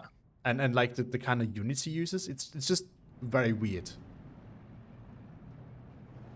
There's also a Kangaroo, like in the northern part, the southern part of the northern town, that is just easily, like, can easily bully off all of the Grenadier MG-42s over there because there's no Sicherungs next to them. Yeah, no much armor left to support anymore. Any more of those French tanks are all dead. Yeah, maybe they actually run out of them. I mean, even if he takes them, they probably arrive at the front line when the game ends. And they're so slow. Yeah. 17-pounders going after the Yak Panther once again. The Firefly is also going after it. Looks like it got penned at least. No, I think it did get penned. Firefly's down it goes. Yeah, I think that might be it for Luna. I think he could have won if he just pushed earlier, but I think now he gave Moobrook enough time. The other problem with Moobrook is his micro is really good. So if you give him time to focus on the micro, he will lose so many fights that you can't even imagine. I think the center was a very good example for that, how he managed to stop Luna there. So it's like... Sorry, go on. Yeah, Moobrook is really fast. Yeah, so to me, I almost feel like the win condition against Moobrook is kind of you have to go... You have to be fast enough to keep enough pressure on him that he doesn't have time to micro properly, and you kind of just out-macro him, basically, if that makes sense. This is my feeling. I've never actually tested the theory, because my wins against Moobrook are far in between, since he's quite a bit better than me, but... Yeah, I don't know. That's kind of my theory on how you have to go against someone that's so good at micro. Because I mean, if you go in micro fights, you will lose. It's just hard to win. Although, to be honest, in this game, we've not seen that much of it outside of the 2-inch mortar plays. Yeah, not much CQC micro. Grenadiers coming in. I don't know. I don't know what Luna should even do at this point. Or do you have an idea what, like, how he could still get in here? I mean, the time's obviously running out, but if he had it, because I don't see it. Yeah. No, with this, with 6 minutes on the clock, no way. But I guess if there was more time, just grind the north with the artillery and try to just overwhelm. But it does not look good anymore. Losing all those Jack Panthers was really bad. Yeah, I mean that's a lot of point. Yeah, that's important, as you say. I mean, it's so many things. So many points you lose with this so quickly. Yeah, it's almost as expensive as an IS-2, and Luna has lost 3 Jack Panthers, I think. So 4? No, 3. Is it 4? No, 3. You're right. It's 3.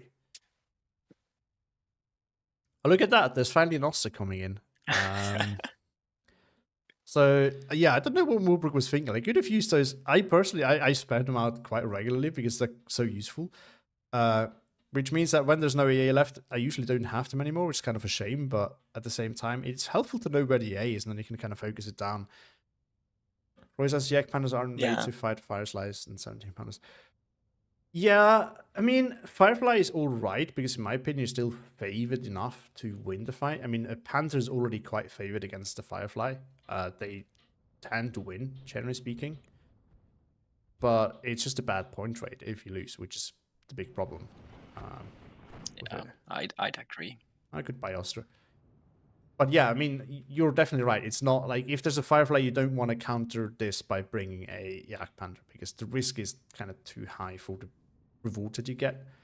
For not that many points less, you can get a Panther, and that does the job just fine, which obviously is a problem with 352nd. I mean, there's more cheap light AT coming in, but it's just way too late. I mean, no, we can. Oh, we can speed it up a little bit. I think it's time to do that. Yeah. I think it's odd that he saved all those small tank destroyers until now. Like he could have used those in the center to kill the Yeah, kangaroos. you're right. Yeah, I mean, he'd have broken it up. I mean, he's back at 12-12. It's just he would probably need an 18-6 by now, which is not really going to happen. Well, Mosquito's going to get in. I think it's going to kill the IG-33, but I think no, it got stopped by the flak filling. It actually barely survived, but this is probably goodbye. Bloodwood Bill says, but like, it's 28 pen chance versus 100% and better gun stats. Yeah, this is kind of the point that it still works quite well, but it's just not good enough. He's actually getting a nice encirclement. I mean, he's grinding his way back in, Luna. It's just too late at this point. Yeah, Bloodfields also points out that they have been 2-1 most of the time. But it's kind of the problem with the Yak Hunt being so expensive. You can actually bring a Firefly and a 17-pound or just 2 Fireflies and 2v1 it. So, yes. Roy says it's catastrophic already if you lose them against Fireflies who really want to kill big cats with it. Yeah, but I mean, if it's what you have, it's fine, in my opinion. I don't think it's as bad. And against big cats, it's also very risky, especially against panthers. So against tigers, it's good, but yeah, I see it as a kind of anti IS2 thing because the King Tiger, there we go. Yeah, he turned it around towards. I mean, I think he could have actually really still won this if he had more time, but because we just saw everything collapse from Moobrook, it was just taking a little bit too long. And yeah, look at the trades. I mean, Luna was trading by 600 points. Yeah, just needed some more time. Yeah, I agree. I mean, he definitely could have done it. It's just wasn't really enough time at the end. Wow, what a game though. Yeah, it was quite interesting actually, and I like the matchup. It's always fun to see Luna play with these days because he makes it look like so easy because he has always. I mean, he has a good mix of tool. He uses it really well, but whenever you try to copy it, it fails spectacularly.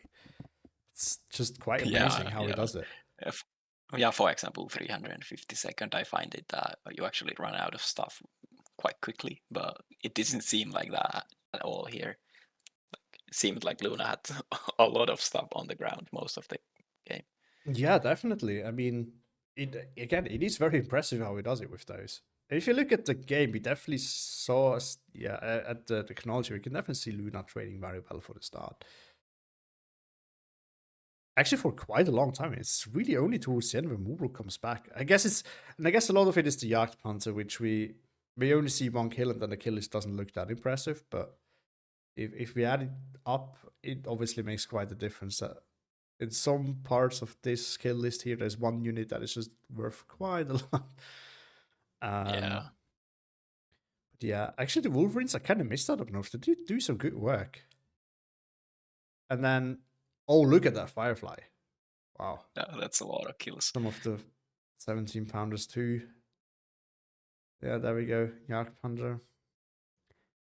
On the other side, I also kind of did notice the Focke-Wulf got a lot of kills. The BF-109, sorry. Yeah, those reload so fast. Yeah, that's the one with the 250 kilogram bomb, right? Yeah, those get surprisingly a lot of kills in many my games as well, because they are just so nippy to get back in. I don't know. I don't really use them that much because I think it's like kind of a trash plane because of the resilience, but maybe I need to use it more often, looking at how I did here. Yeah, I mean sometimes it's just the only fighter bomber option, so that's Yeah, why. yeah, fair enough. I mean, the AT from Luna did get quite some value as well. Needs to be said. I The find it artillery, not interesting so that much. yeah, and I find it interesting that he took the 105s as well, and no more like he didn't go Oh, heavier on the Nebels. yeah, Like, aren't true. those are not like the good 105s after all. Like, they are not the worst ones, but No, it's the LAF H16. That's the bad one. no, I don't think that's like the trash one, but it's not that good either. Hold on, let me double check now. I want to know. Yeah, yeah. But I think it could be the trash one. I've seen someone Okay. actually in a recent game using them somewhat effectively against me. It was just like super close range, like mortar distance. And for 55 points, I get the concept. Still not sure if it's Yeah, worth it's really it, but cheap. oh no, you're right. It's those guys. I have no idea how good they are or bad. But seems like the fire rate is actually still pretty bad. Oh yeah, 4 rounds a minute is not that good. It's also So very maybe cheap. 50 6 points. double wet. I mean, if you... Oh, I actually used it in A-Face, just realized. Ignore this deck. 5 rounds a minute at double that, so... No. Yeah, these are really bad. Wow, okay, I would not have Only 50 expected that. points. Yeah, I mean, it's cheap. Again, if you use them like a mortar, I think it's probably fine, but you don't want to use them anything else, I don't think. Yeah. Does First get more than 1 card of 2k HE? I don't think so. No, you don't. That's that. So, can you use that at 2k HE, maybe? The 105? That would be useful. That's, I Yeah, think, you what should Platypus be Bill able is to. trying to point out.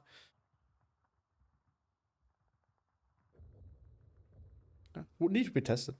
But yeah, anyway, thank you for joining in, Yapasa. That was Oh, thanks for having a me fun one. again. And, Yes, I will be watching. all right. Yeah, so I think I'm going to move on now to being Bachibas. We wanted to have a little coaching session on the game we played in the month recently. So yeah, thank you again, Yapasa. I'll just move you out of the channel if that's okay with you. Or he does it himself. Good. So if you're still here, Beanbag Chippers, we can take a look at it. You can also join in and like talk and ask your questions as we go if you want to. Up to you. How you want to have it. Or I could just do it and you just sit in the stream. Both are fine. If you're not here anymore, we'll do something else against another player. Or also forgot to answer a lot quite a while ago. I wanted to do that, sorry, but there was other stuff going on. He was also offering that if I was still around later, he would also be willing to join in. If you're still here a lot, I'm unfortunately won't be that long around. I know you said quite a while ago that I'd leave him in 20 minutes. So yeah, in that case, no. It's not gonna. People says I can only reach just 1 sec. Okay, yeah, let's. I mean, I personally think it's better for coaching because then you can actually ask follow-up questions more easily to what I'm talking about. But obviously, it does not need to be the case. So we're gonna look at a tournament game that I played against Beanbag Achievers. That was a weird little tournament rule where you basically, I mean, it's still ongoing, where you get progressively unlock divisions. So this is why we have this weird division match. I just need to find the game. That was that one. All right, moving you in. Hello, and nice to have you here. Hello, hello. All right, I think it will also stream it for you in the Discord so you see in real time what I'm talking about instead of having you see it on the stream because there's a little bit of delay. But if you prefer the stream because obviously it has higher resolution, that's perfectly fine as well. Should be fine, thank you. All right. Okay. So let's move ahead to the deployment because I think from what I remember, this is where I think that the major mistake or the first one happened really. But I can tell you, so since I played this again, so I can kind of tell you what my plan here was to help you understand how we got there. So basically, my reasoning was, or my logic here was that I can contest some of the central areas, but I cannot prevent you from rushing in. So I was happy to give the center up for to start. And my whole goal was basically just push one of your flanks and then clear out the other. So kind of don't play for the open too much, because in A phase there's not much I can do there. And then just win both flanks, which will give me the ticks that I need. And this is kind of where I'm strong, because obviously your infantry can't really catch up. My division has plenty of AT around. And Morbrook says, I would love to join if you're still here after my second game. I don't think I'm going to be here after that, because it's been running for quite a while. But let's see how it's going to go. It really depends. But I think for more than a cast, I'm not going to be fit anymore. I don't think I can play. I would want to not play another game against you after that point. Probably don't have the concentration rate. Anymore, back to this. So, for anyone watching here, there we go. This is 6 Corporal versus 3rd Mechanized. So, yeah. Obviously, because of the income, which was a little bit risky. To be honest, I knew there was a skill difference. So I was kind of like, yeah, I can go balance. It's fine. I was quite scared of the matchup also, because obviously your division has a lot more mobility in A phase, which is quite significant, to be honest. But yeah, so my whole plan was, and then we're gonna go see what you did. Take this for sure, because this is one that is annoying for you to get back in if I get it fully. And if I get this, I can more easily control these flags here again. Whereas if I lose this, it's much harder for this, especially if you have something on the hill here. And then I wanted to hold this and then push this later on, because here you can easily kind of get 3 flag. CQC is an advantage for my division. I think that's important to note. I just have more of it. And while you have some good units, it's just not kind of enough. Especially because your division 3rd is very reliant on like Avtos as the game goes on. So this is where my TNT units have a little bit of an advantage. Obviously in A phase it's reversed, unless I would take the good double flamer, which I did only take in B phase.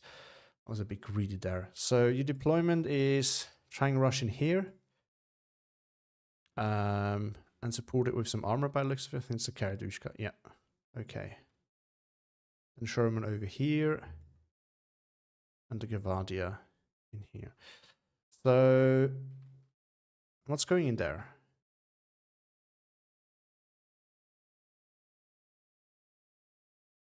Okay. Am I just stupid? I don't see it. Ah, the 50 mil. Okay. Yeah. To be honest, I would. So one bit of advice, I would not really rush in here unless, I mean, this might work. Not actually 100% sure how well it works, but you can kind of cut it off from over here. What is much harder to block off for red side is if you take this road right here and move in like that. At least from my experience. Gotcha. This is only like the 3rd or 2nd time I played this map. So Okay, yeah, makes sense. my deployment was a little wonky. Yeah, I kind of planned to just give up that whole side, but then I wanted to rush in the open more, but I kind of ended up half-assing both. Yeah, I mean the general concept is actually good. You obviously deploy quite heavily over here, and giving up one side and pushing the other is a good move, generally speaking, on this map. I would say you have to be careful about which one you give up, though. Now, obviously, if you take this one, you get 3 flags. For this one, you only really get 1. So it kind of makes sense to push this one. What you have to keep in mind, though, is it's really hard for you to get back in here, like, fully. We're going to see it when you see the game. I didn't really manage to close it off fully, because I didn't really have the armor to follow up in A phase. But this is, if you play against something that can actually, like, quickly move in and really secure it with the armor, this is really rough to get back in. So you just have to be ready for that. I think it definitely makes sense. If you're willing to give it up, I would deploy less. That's kind of how I would go about it. Like, the plan should be get something in here just so that you have something here, so that if I don't push, you keep it. But I would not deploy heavily. Like, something like a Sherman is already 80 points. I think it's a bit too much if you're willing to give it up. So that's something that you can use better somewhere else. I think that's my, like, the general idea of giving up is perfectly fine, but I would deploy less then. Also, would still put something in here. Because I can tell you this from yeah, being on the other side. I saw the front line moving, and I was like, okay, there's basically nothing here because he gave up this flag. So if you had sent like superior PPSH here, for example, I would know, okay, there is something at least, and I might approach it much more carefully, which gives you extra time to reinforce if you choose to do so. This is fine. This is very defensive, but all right. Just a little tip. It is perfectly fine on red side, but if in this matchup, but if your opponent has fast light armor, I personally, to move in here, would actually take this road right here. Because that way you can avoid it getting sniper light armor. You don't see a rush in here very often, but when it happens, you take this road, things tend to get sniped. And then up here, yeah. All the 50 mils, I remember those. A little bit of an Unga Bunga rush here. That's actually a nice idea. Never actually seen anyone trying to go this steep and in here, but I mean, we're going to see how it's going to play out. And yeah, just a lot of forces here. I think the mix is good. Some partisan and some partisan DP. You have 50 mils supported. You have an Emcha and a Valentine leader. That's about all you need. Yeah, so we can quickly look at what I did. I basically went very defensive over there. I did bring the 45 mil just to hold this, and then a leader, which also has a bazooka, some infantry, and 2 of those because I kind of expect to do some armor shenanigans over here. Basically, just had 1 penny to hold in case you rushed in, and Kalarashi for the spotting. Here I tried to cut you off. Didn't really work. Send something in here. Same kind of concept in here, just recon for the church tower and then 1 of the 47 mils so that if you rush in here, it's gonna get sniped. Because obviously you don't have a light armor block that you can just use to overwhelm it. And then over here you have a big deployment. I tried to get something safely in here to not lose that flag as well. Because if you're down like 3 flags right at the start, it's bad, obviously. And it's an easy fix.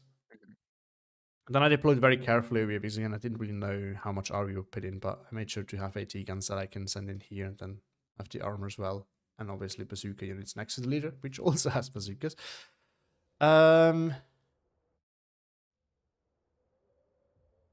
So just to give you a little bit of like perspective as well, so and then we can kind of see how you should react to that. My whole game plan here was basically take this in A phase and then trade. Again, I also said I wanted to get this later on, but main focus was just on trading because I cannot last you. So that is kind of the main goal. Don't lose too many flags, trade. So whenever you play against someone unbalanced with Maverick, aggression is important, obviously, but you want to make sure that you don't sacrifice too many units for getting the flags because it's just going to make it easy for your opponent to come back. Unless you get like an 18-6 or something like that, then it's perfectly fine. Yeah, and now you see this, right? I think I didn't see it in time. Yeah, so my things are still unloading. I think let's focus on this. And then over here, this is happening. So this actually worked. I didn't notice. Never seen it before. That's actually a really good move here. It's cutting me off quite effectively here. And 50 mils are immediately going after my leader. Which, yeah, fair. So far, actually quite good. These guys get unloaded. That's unfortunate. Oh, the leader was actually sniping those. Yeah, makes sense then. And now, yeah, they unloaded a little bit early.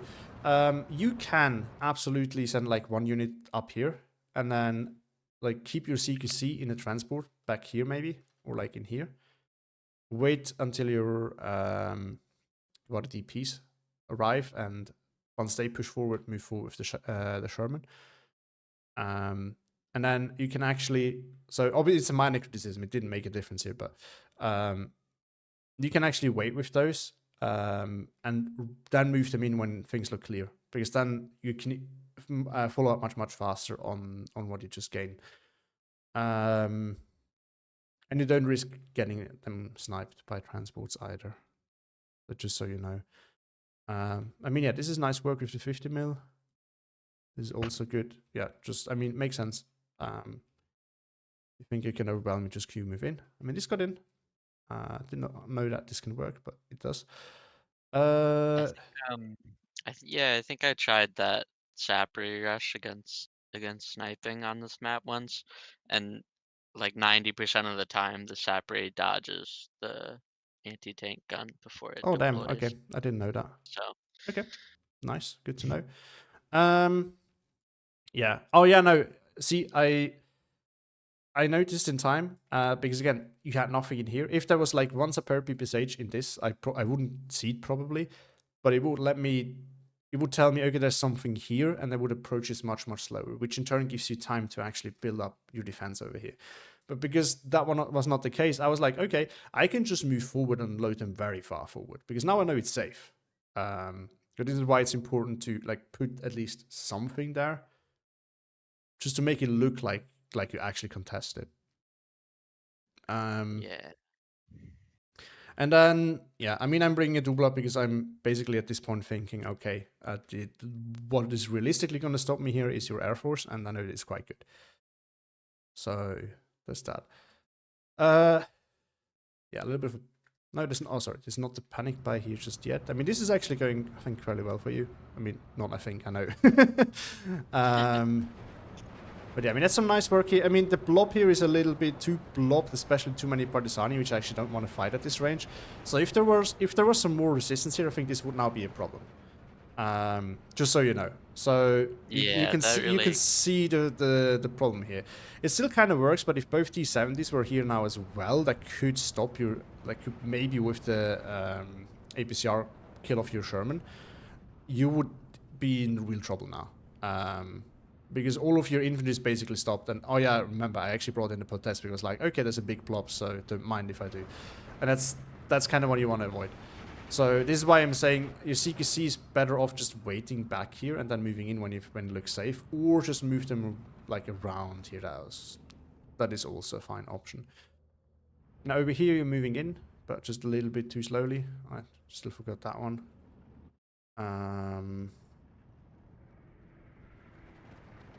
Yeah, my T-70 was held up on your Valentine, which just bounced. That was a sad experience.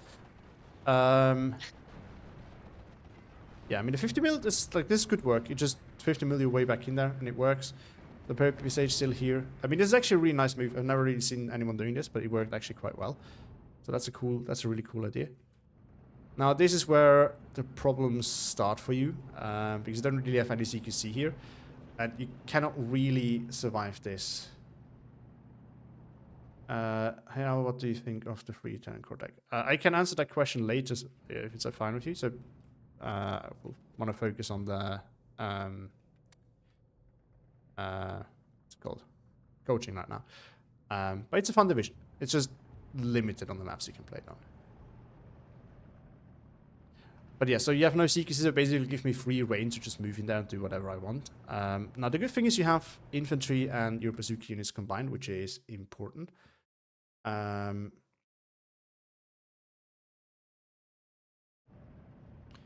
But yeah, you see, basically just give you plenty of time to react now. As I have some freedom there to maneuver around how I want. The Radushka works really well, but the leader, unfortunately for you, has a bazooka. And I still have one somewhere. Oh no, it's down there. Let's shift up north real quick. So, I mean, yeah, here you actually make it work. Now you can deploy. But again, see, if those, like, you could have already rushed them in here and really secured this off. Again, as we know, it's not going to make a difference in the end, but basically, if I deployed a little bit more here, I could actually still secure this now, at least the forest parts. So this is where, yeah, this is just unfortunate for you, because I think I get the kill here. Yeah. So this is something you need. This is something you need to keep in mind. You kind of wanna. And now it was spotted. Oh yeah, I remember they all dropped the TNT, I think, on the same one, and then the other one just finished it off. Oh no, it did not. But yeah, so that is something you need to keep an eye out for whenever you get whenever you surround something. Try to keep in mind that there's something that was surrounded. Obviously, it's complaining on like a high level because it happens to everyone. It happens to different players. That you surround something and you forget about it. It's just, and I think if you've seen my game against Ipazov when I played 20th Panzer, the same thing happened to me. I forgot it, and then it got into my backline. It's just something that is really important and can really hurt you. Yeah,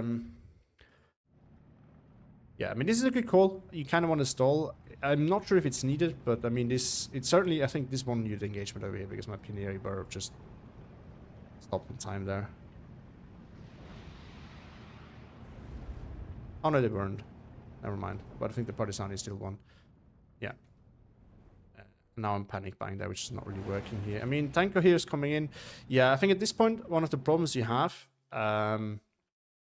is now you've basically lost this. So now what you might want to do is disengage. Obviously, you don't know the exact scale of it. But considering how easily you win this, and there's nothing else happening on the map, at this point, you kind of want to... yeah, I think you want to just give this up. Because you will have to realize that this is super strong now. There's not much you can do.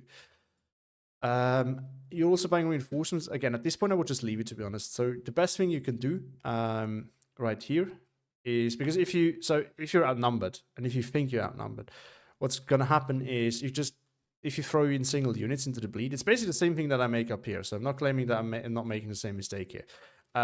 If you just throw in single units into the meat grinder, you're just going to lose them immediately. And they don't have, like, the impact is neglectable.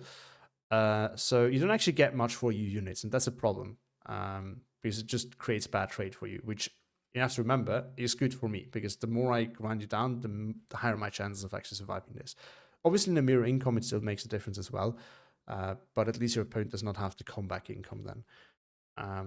So what you want to do in that situation is basically just reinforce, especially on this map, but it's like the concept is true for really any map. In this case, just want to reinforce. So like put maybe some support weapon like back here, put something up here, and then be done with it. Because if you have like some support tools up here, you can probably prevent, and I think you did that to some degree, the loss of this flag. And then it just means that all the things that are here cannot move anywhere because they're kind of trapped here. Like going sideways from this hill is kind of tricky. This goes both ways, right? You cannot easily push back in, but also my side cannot easily move anywhere from over here.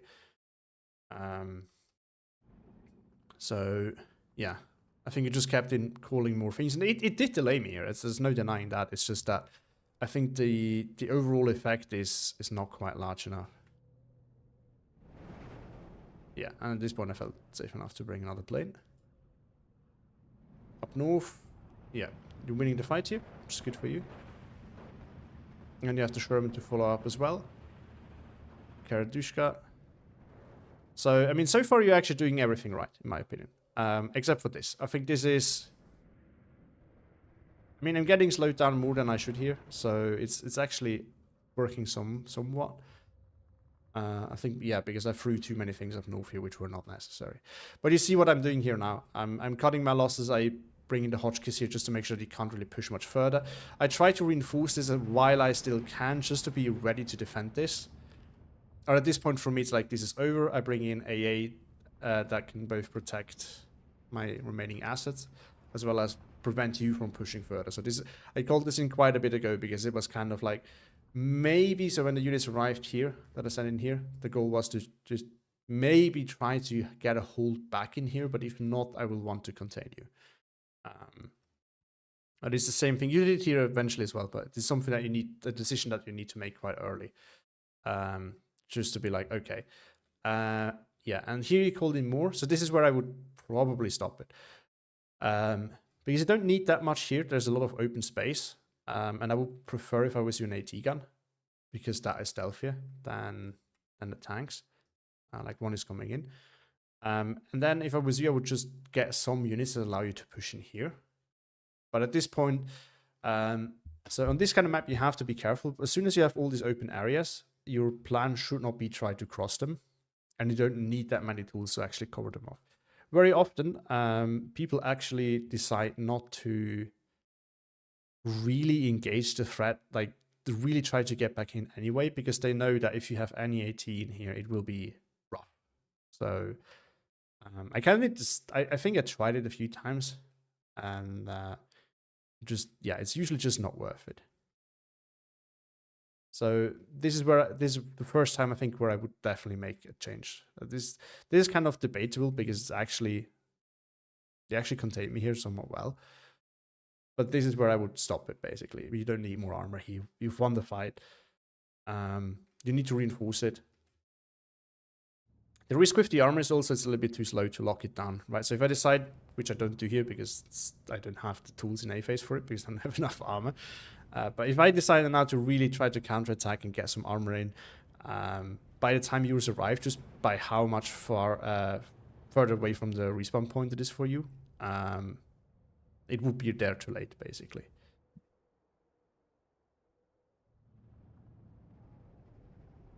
Yeah, I mean, the 50 mil mortar work is really good, by the way. So that was well done throughout the whole game, from what I remember.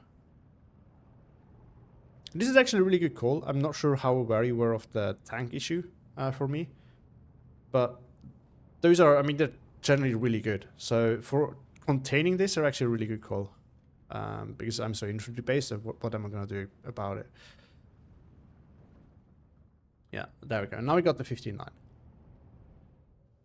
So now one of the most important things for you is to kind of keep up the pressure enough, but make sure that you kind of fortify your position that you can hold. Because we're about 8 minutes into the game, and you already got me on a double tick. So this is disastrous for me, essentially. The combat condition for me is really rough here. But as you can see, I get the time to buy artillery, and that is because with all your pressure that you're building up here, you have no presence anywhere else on the map except here, where I know I'm strong. So because of that, I actually know that I can buy artillery to grind you out of some positions. I would not feel comfortable if, for example, you just reinforce this and then started with a push in the open. So this is now, especially like these units right here, this is now where I think it's really going wrong, because you can secure this one flag, but you're not going to get this one for sure, and you're not going to get this one back, definitely, unless you have like major investments for only one flag in an area where you know that I'm strong, right? So I think so far it's like a macro choice and not so a macro issue, not really a micro issue. Does this make sense for you? Just Yeah, it does. I definitely think up at this point I should have just pushed the middle flags while I still had the advantage. But I have a bit of a problem with some tunnel vision with on each ends where there's fighting going on, where my brain, like, I just don't push where things aren't happening, even though I probably had a clear path to get that pioneer out at the very least, or yeah, push you up on the exactly. hill. Exactly. I mean, So if you went for a play in the open here, especially if you've looked into the divisions before, you know that I don't have any tanks in A phase outside of the T70, which don't have much range. So you know that the center, if you can stay clear of my AT guns, is basically yours for the taking. So if at this point you actually start pushing the center, I'm screwed. That it's going to be really hard for me to come back with the balance income, because time is running out for me. So at this point, again, if you push for the center, you basically got it. But this is where I think this is where the first really big mistake happens. But this is still a minor thing. You don't need it. No need to reinforce it, but it's not the end of the world. And I mean, still trying to move like for this a little bit definitely makes sense. So this is not really a mistake either. Oh, okay, this is really cool. Nice move. Although I guess the backwards is not needed. That's probably a misclick. yeah. Yeah, I would not use a Cobra for fighter duty if it's like so far back. If it's like if I go super deep, yes, but it's just too slow. Even with it's not that slow channel, but it's still too slow for that. Yeah, and I mean, it's not to say that you tools did not were not annoying for me or like held me back. So it would be an absolute lie if I said otherwise. It's just that you grind a lot here for the one flag, which means that I'm not under that much pressure, because grinding is something that favors me basically, because it can keep you locked down in one area. Whereas if you move, it's all yours for the taking. Yeah, that was my 15-9 right there. And Yeah.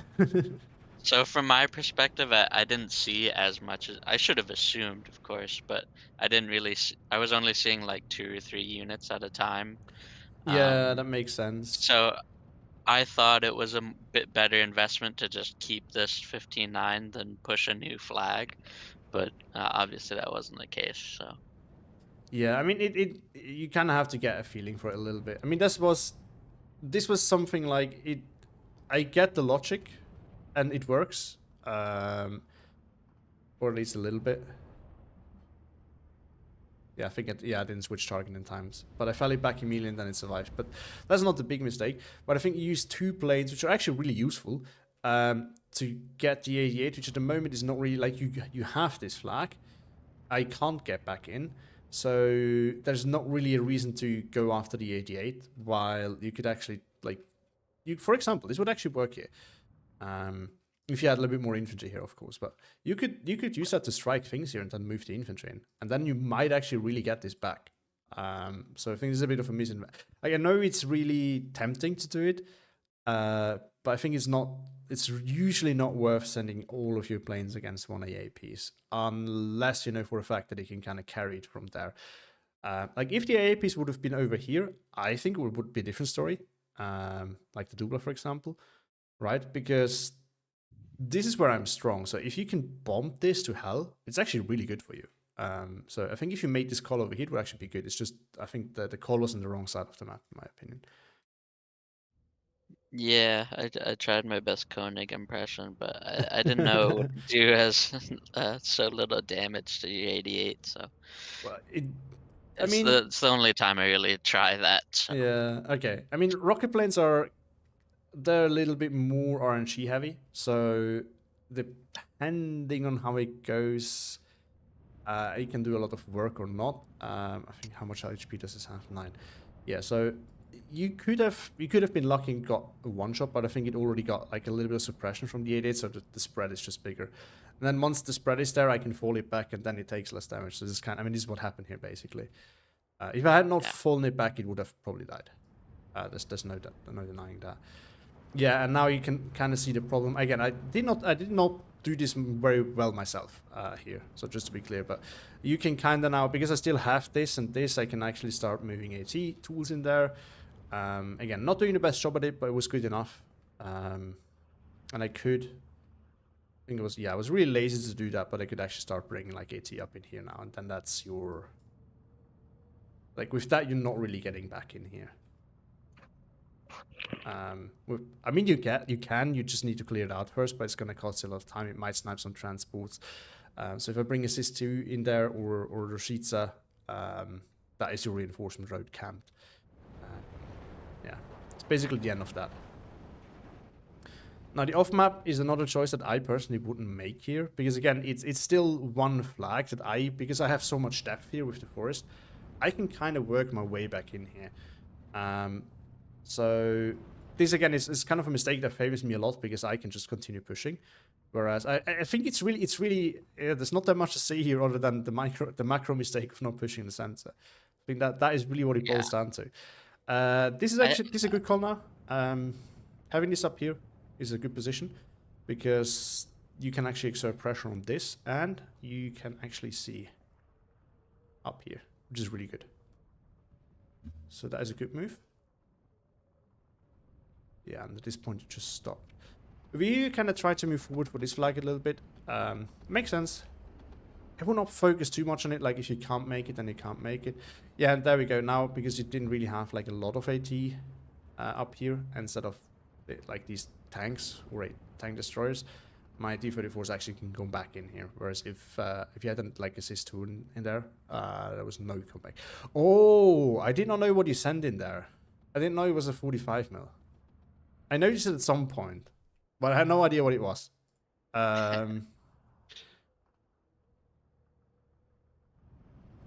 yeah, the Sherman, I remember. And then he got the gun gem.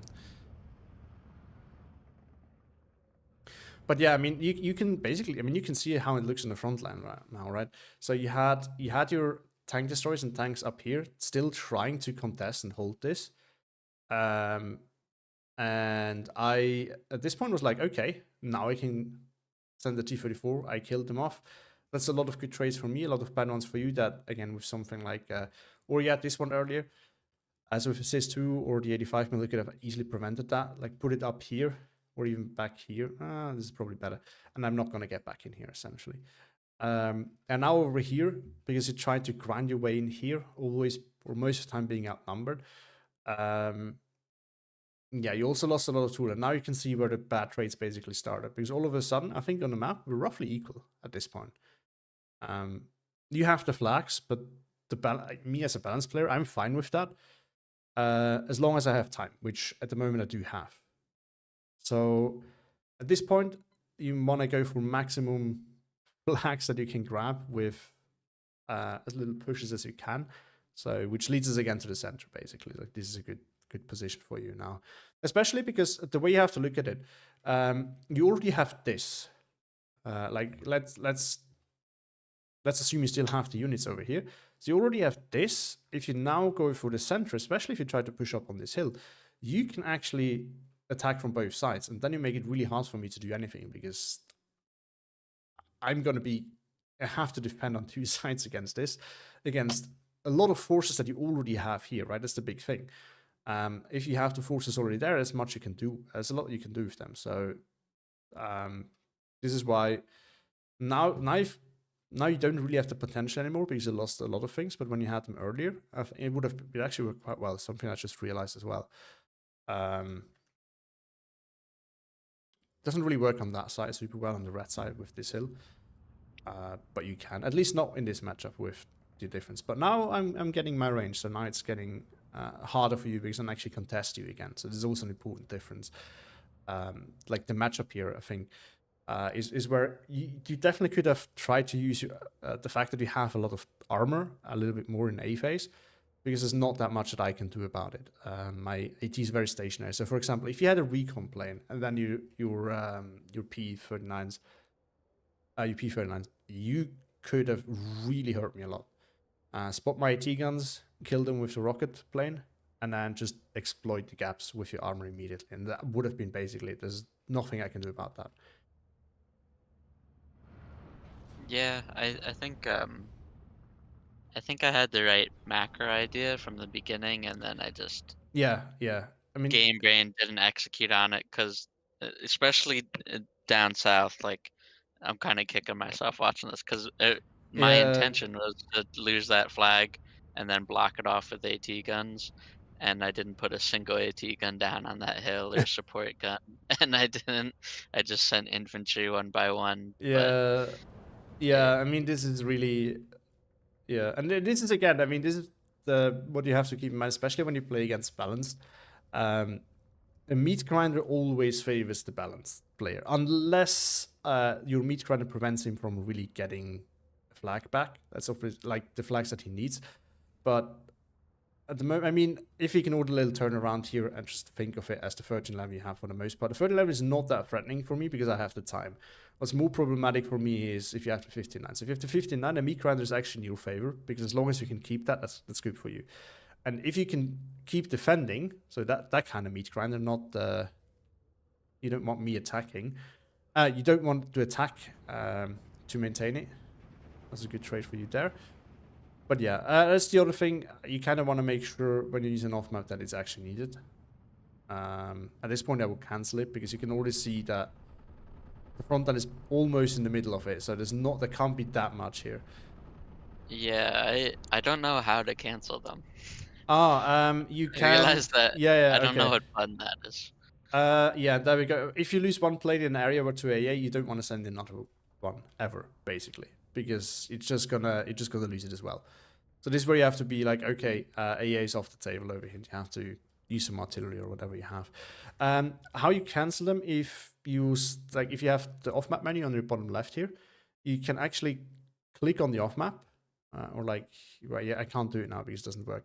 But you can click on the off map, and then you have a menu on the right, just like you have for artillery, for example, and any other unit on your right here. You know, where you have like your orders that you use the quick keys anyway. Yeah, the smart orders and stuff. And then you have the smartest exact. And there you can also stop the off map before it fires though. Okay, good so to know. as long as it hasn't shot, you can cancel it there.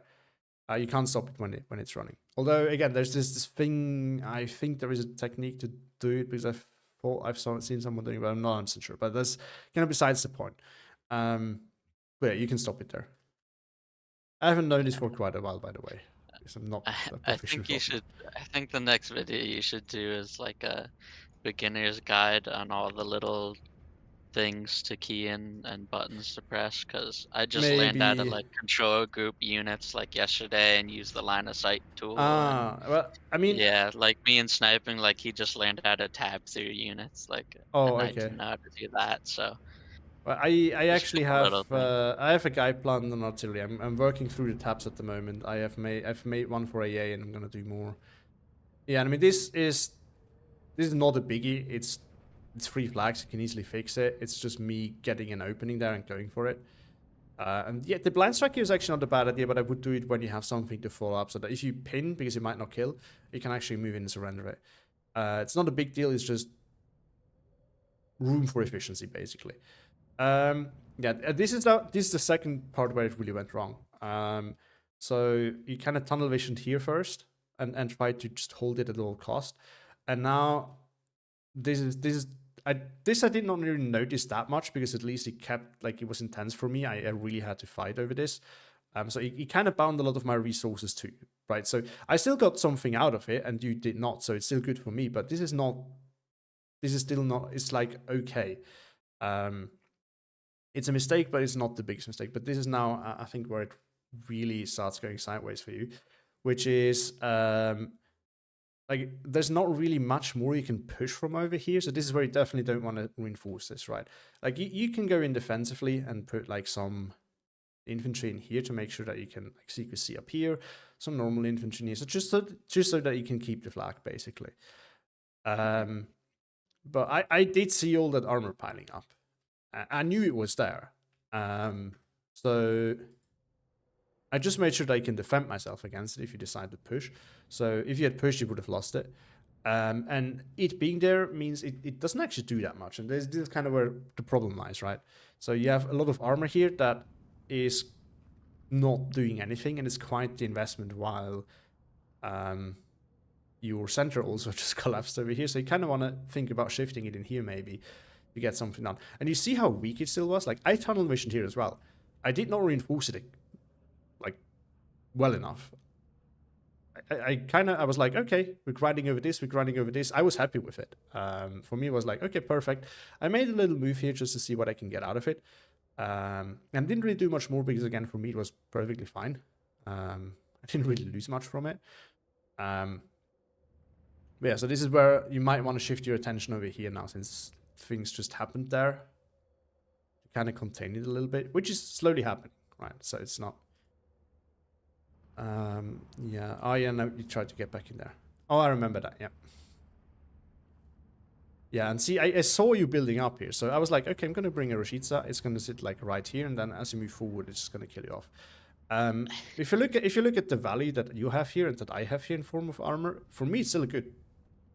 For me, it's still fine. I have the defensive tools there that I need. Yeah, I wasn't really aware of what was pushing over here, so I thought it was infantry. I didn't... This is actually a really nice move here. And obviously, I did not do a good job at like trying to prevent it. So that was actually really annoying. Not gonna lie. Sorry. No, I mean it's a good move. It's not. Don't be sorry for it. Yeah, and I mean, now you slowly get back in, but it's still one flag, and I still have a lot of things here. Although it's getting less and less with the off-map. This is actually a good off-map now. Yeah, but this is where you see now the advantage of the Maverick income. Like, you have more things, so you can force your way back in. That's not the problem. Eventually, you're gonna get back in. It's just, again, what you get for your investment is more of the problem. Because even now, I think our forces are relatively even. Oh, and also I forgot to point this out because I kind of missed it, except for the one tank up here. Yeah, see, there we go. First one goes down to Rashidza. You also lost some armor here in the forest because you didn't have adequate infantry support. So generally, you really like make sure that infantry always goes first, and then follow up with the tanks closely behind so that you can immediately react if needed. But like if your infantry is outclassed by something, but infantry always first, and if there's not enough infantry to protect your tanks in the woods, you get them out of the woods immediately. Because remember, you lost like more than one tank in there. Yeah. Yeah, I think this is where you got maybe a little bit too ballsy. I mean, I noticed quite late, to be honest. I did not expect this to die because I did not expect this to be an AT gun. So it kind of actually kind of worked out, but I think it could have like sitting like somewhere. Yeah, I don't know. Nah, maybe it was a good call. I guess use it or lose it. So never mind. I haven't said anything. That was a good move. Yeah, I mean, now you kind of shifted over here, which is fine, but it's, again, not really creating enough pressure. And yeah, okay, you brought out your own artillery. Yeah, and now, I mean, the off-map dropped, but I could just reinforce it. I still have a lot of forces here. Again, it's kind of, we can skip it maybe forward a little bit, because I think it's, like, there's nothing for, like, really new here. It's still the same problem. And, yeah, this is definitely where, like, it happened. It didn't work once. It didn't work twice. Oh, I think I didn't micro it, so I didn't focus on your plane on the first one. But if I focused EA on one of your B-39s, it would have died. So, like, if it fails twice with a plane here, and especially if you lose 2 planes for it, do not try it again. There's like, I think one of the most important lessons. A lot of people still do it wrong, and I know why, because I'm not saying that I'm better than that. It's an easy pattern to fall into. It's like, okay, I have a problem, air solves it fast, right? But try to keep in mind where the AA is, and if you don't deal with it, this area is just off limits for airplanes. Unless you can overwhelm your opponent so hard that you can bomb the AA. If you can do that, fine. If you can't do that, I would just not do it, because again, it loses your planes at the end of the day. Yeah, and I mean, it's at this point I can also sense that you don't have a lot of pressure anymore. Like, I know that there's armor in here that is not really doing much, so I'm fine with that. This is also why I buy more artillery now. Despite, you know, end of C phase is actually B phase is when it's most dangerous for Balance vs Maverick, because this means you have the most points and it's also on the map. It takes about 1 minute for a lot of units to get to the front line. Infantry, that is, not tanks. So at this point, you're the strongest, basically, that you will ever be. And yeah, it's all about generating pressure and keeping it up. Because again, you have not done much here. So for me, it's like, okay, I can buy it now and then continue the grind fight. Yeah, I'm sorry if you hoped for more, but there's really not that much feedback. I think it's really mostly the tunnel vision macro thing, because otherwise you actually played it like the general strategy that you had at the start is good. Some of your micro is quite good as well, and like trying, okay, maybe move around here, get an angle for here, from here. Like this is all good. Like the game sense is there. Yeah, that's I can see that. Yeah, it's really the tunnel vision, because otherwise, I mean, you were doing quite like you got a lot of pressure on me. I could have lost this early on.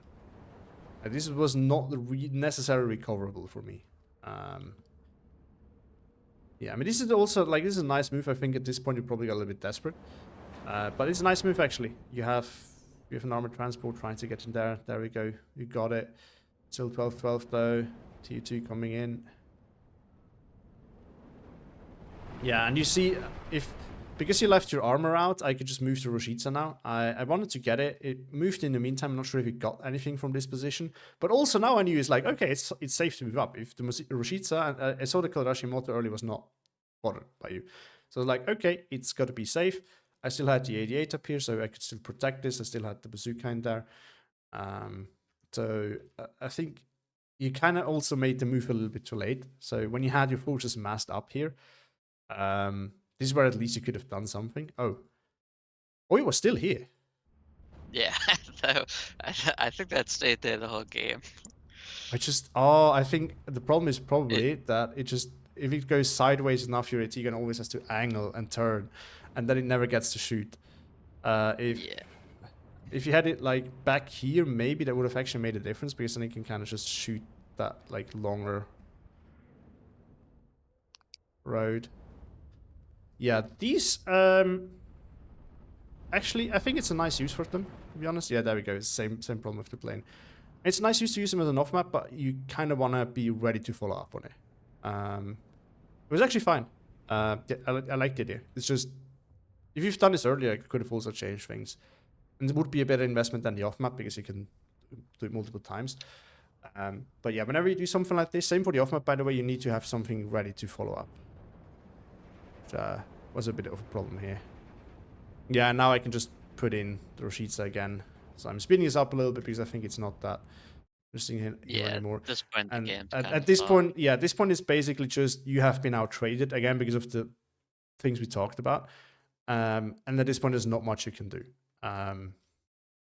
Like the outcome at this point, I think, is pretty much inevitable. I can just push you out. There's nothing anymore that can really save you at this point. I mean, the one thing that I can recommend, so the way, again, not everyone, I say this every time I bring this up, not everyone learns the same way. Don't need to copy this, but what I kind of do when I'm actively trying to improve something is I really force myself to concentrate on this one thing throughout the game. And I don't really mind if I lose some other, like if I lose the game because of it, because I might neglect other things. But I really try to do this one thing right. And I think if you try to, like, you really need to kind of find a way at least to focus on not tunnel visioning too much. So whether you actively concentrate on it or just try to find a way of sometimes questioning, is there any place where I could push as well? I think that helps a lot because again, the main issue is the tunnel vision. Like, everything else is fine, and we kind of saw this in game 1 as well, or game 2 as well, where I mean, you really destroyed me there. There's no denying that, and this is kind of because their things worked, so the tunnel visioning was not much of a problem. But yeah, even with the game we 2, I was talked frustrated we because talked about it afterwards. There's like a lot of things you could have done to win it even faster, basically. So, I mean, the tunnel visioning thing, I think you told me there as well that you have the tunnel visioning, because I remember we talked about it. So yeah, I think this general things. I don't know how you deal with it. To be honest, is also not. I'm not a psychologist or something like that, but needs some kind mental of. health. Yeah, I mean, if you find a way to deal with that, I mean, you're on a good path, I think. Because as I say, the most mistakes that I can point out here are macro mistakes and tunnel vision, and the macro mistakes are like really caused by the tunnel vision. Like the game sense that I can see in how you deploy at the start, how you have a mix of infantry and tanks moving around and things like that. It's actually really good. There's really not much to coach there for me, to be honest. But yeah, I think the biggest mistakes are the tunnel visioning and deployment and the tanks in forests, because you lost a few here at the start. Or not a few, but you lost your armor here. You lost some here to my bazooka as well. So just make sure that you that you maintain a distance to bazooka units, and if you don't have infantry in those tight areas, just don't have your tanks there, basically. Because it's not really gonna... Oh yeah, I see what you mean. Gotcha. Oh, no, it actually got something.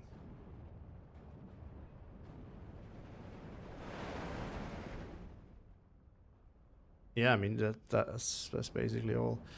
But yeah, I mean, maybe try with like tools like the off map at least. I would always ask myself before you buy it if it is really needed. And this is not a tunnel vision mistake, it's a general mistake. A lot of people, myself included, do sometimes. But try to really ask yourself, is it needed? And have like something ready to follow up. Because same for this one, which you kind of use like in a little off map, because it don't really do enough damage. Whenever you use those, you need to follow up because it's quite expensive, right? So if you use it and then you don't really get something for it, it's really bad. If you have an off map that's like the 300 millimeter plus, it does enough damage. It's okay if it's only this that you have. But for most other things, it's really not that okay.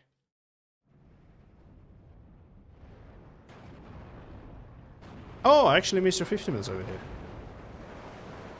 Yeah, you sniped them bad. I didn't know. Yeah. I mean, at this point, it's basically game over. Yeah.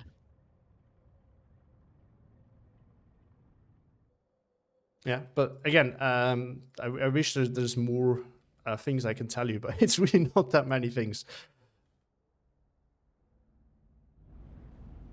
I mean, yeah, yeah, when it was over. And I mean, you see the trade difference. That's like, Yeah, why? there's a big difference. Especially because you lost your momentum, right? That's the other thing. I guess if you play, like, yeah, I mean, maybe you can use this as an indicator of when you should think of where else you can push. Whenever you feel like the momentum is kind of going away,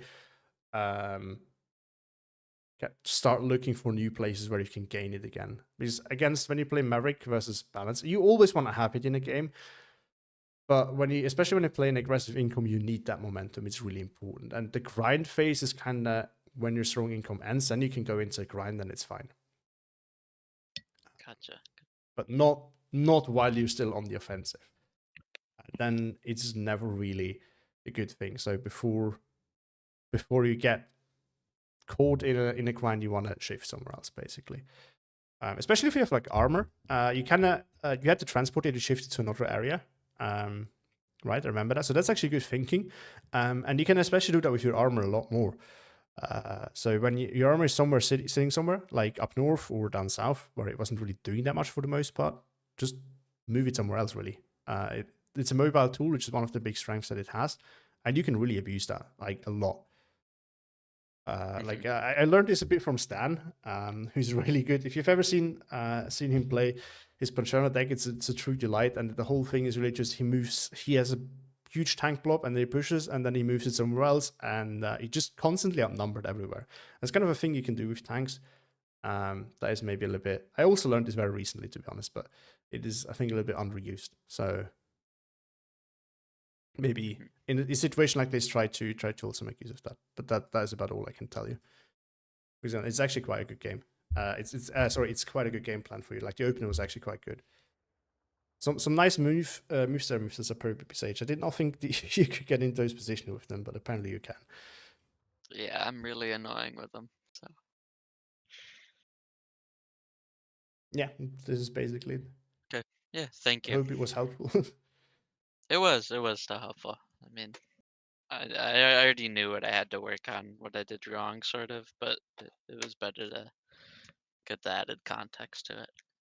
Yeah, I mean, again, it sounds like you rewatched the game anyway, since you already knew. So that helps a lot to me, at least in general. I think it's most people do it when they really like try to work. So yeah, I think really what you need to look for is the macro side of things. I think the macro is fine. Use your 50 as well and everything.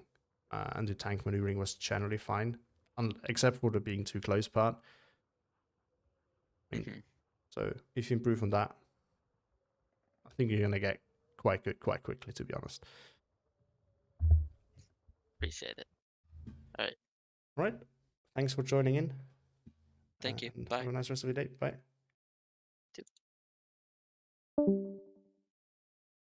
All right. Yep, that was the coaching bit. I think Mulbrick has already reached out to see if we can do something else. To be honest, Mulbrick, I'm really sorry, but I think it's enough for me. It's been a long stream and it's getting tiring at some point. I also need to prepare dinner at some point soon. So I think I will leave it at that. I just don't have really enough energy to do more right now.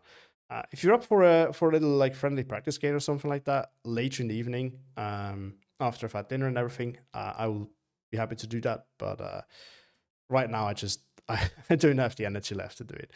It's getting quite tiring if you have to talk all the time and also focus on other things that is happening, like the cast or the game when you're coaching or playing yourself. So at some point, it's enough. But yeah, thanks for reaching out nonetheless. And again, yeah, I will let you know for the practice game. All good. anyway, so that was it. Thank you all for being here. It was really nice to see that, yeah, some people actually wanted to participate. I was really hoping that this would maybe catch on. And again, the plan is to do one of these kind of streams once a month, because I think it's great if the community also has if we get some voices from different people in the community as well, and that those can all participate. So again, really appreciate it. I have Mac's thing about CIL. I'm gonna. You want an answer on that, so I'm gonna do that real quick. I mean this division, CL. If you're still here, I personally think it's a really fun division. Like, it's actually quite cool. It is just for quick play and such. It's a little bit harder. You can order this build. I would build it quite differently nowadays. One of the builds that I made at some point that is not so good. I have been also constantly improving over the past 1 or 2 years. So some of the decks are just horrible. Yeah, I don't know why I built like that. But anyway, it's a cool division. It's definitely more CQC oriented. One of the bigger issues, obviously, is you can get airspan quite easily. And the other thing is, it's better than it used to be, since some of the unit got a little bit of a price buff. But it's just everything is, or most things are expensive. So you need to be very, very careful with your trades, because you can get out-traded very, very quickly.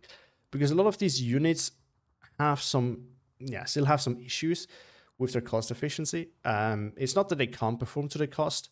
Like something like a Fucilieri Bren, you can put this thing in a forest and it melts a lot of things, because 4 Brens are quite equivalent to 8 SMGs. But that's huge. But it doesn't have any AT, which is one of the issues that this division has. You don't have a lot of infantry AT, so you can die quite quickly to light armor, which makes it much easier for you to trade poorly with your infantry. So this it's a bit of a rough division to play. I think it's not an easy one. It's quite fun. For quick play, it's a bit limiting because, again, it can't handle like a lot of light armor super well. And it also is mostly focused on CQC maps. So you don't really have a lot of range tools. You have a 17-pounder, but that's not really enough at all. You might run into air spam. You don't really have enough RT for a prolonged RT game or anything like that. You just don't have that many tools to kill heavier stuff in general. So this is why I think this is quite a limited division. But it's a cool one. If you want to learn it, this is another one of those good divisions that if you like infantry divisions and want to improve on your combined arms, this is a fantastic division for this. Because you don't have many of your tools, so you really need to use them carefully, but you need everything combined very well, otherwise it fails very, very quick. Like, this division falls apart quite fast. Like something like this, I think in terms of just pinning power, it's not that great still against a Panzergren. It just does a lot of damage, like the Bren shreds things. It still has to have some infantry support around and everything. Yeah, that's my thoughts on this division. It's a cool one. But yeah, so anyway, that's that question that I promised to come back to answered as well. So again, thank you everyone for joining in and watching the stream. Thanks, a huge shout out to everyone who has actually participated. So that is Froblord, Ipaza, Beam by Chibbers, and I think I've not forgotten anyone. If I did, I'm really sorry. So thank you all for joining in and participating. It was a pleasure to have you here. And for everyone, see you all in the next one. Have a lovely rest of your weekend.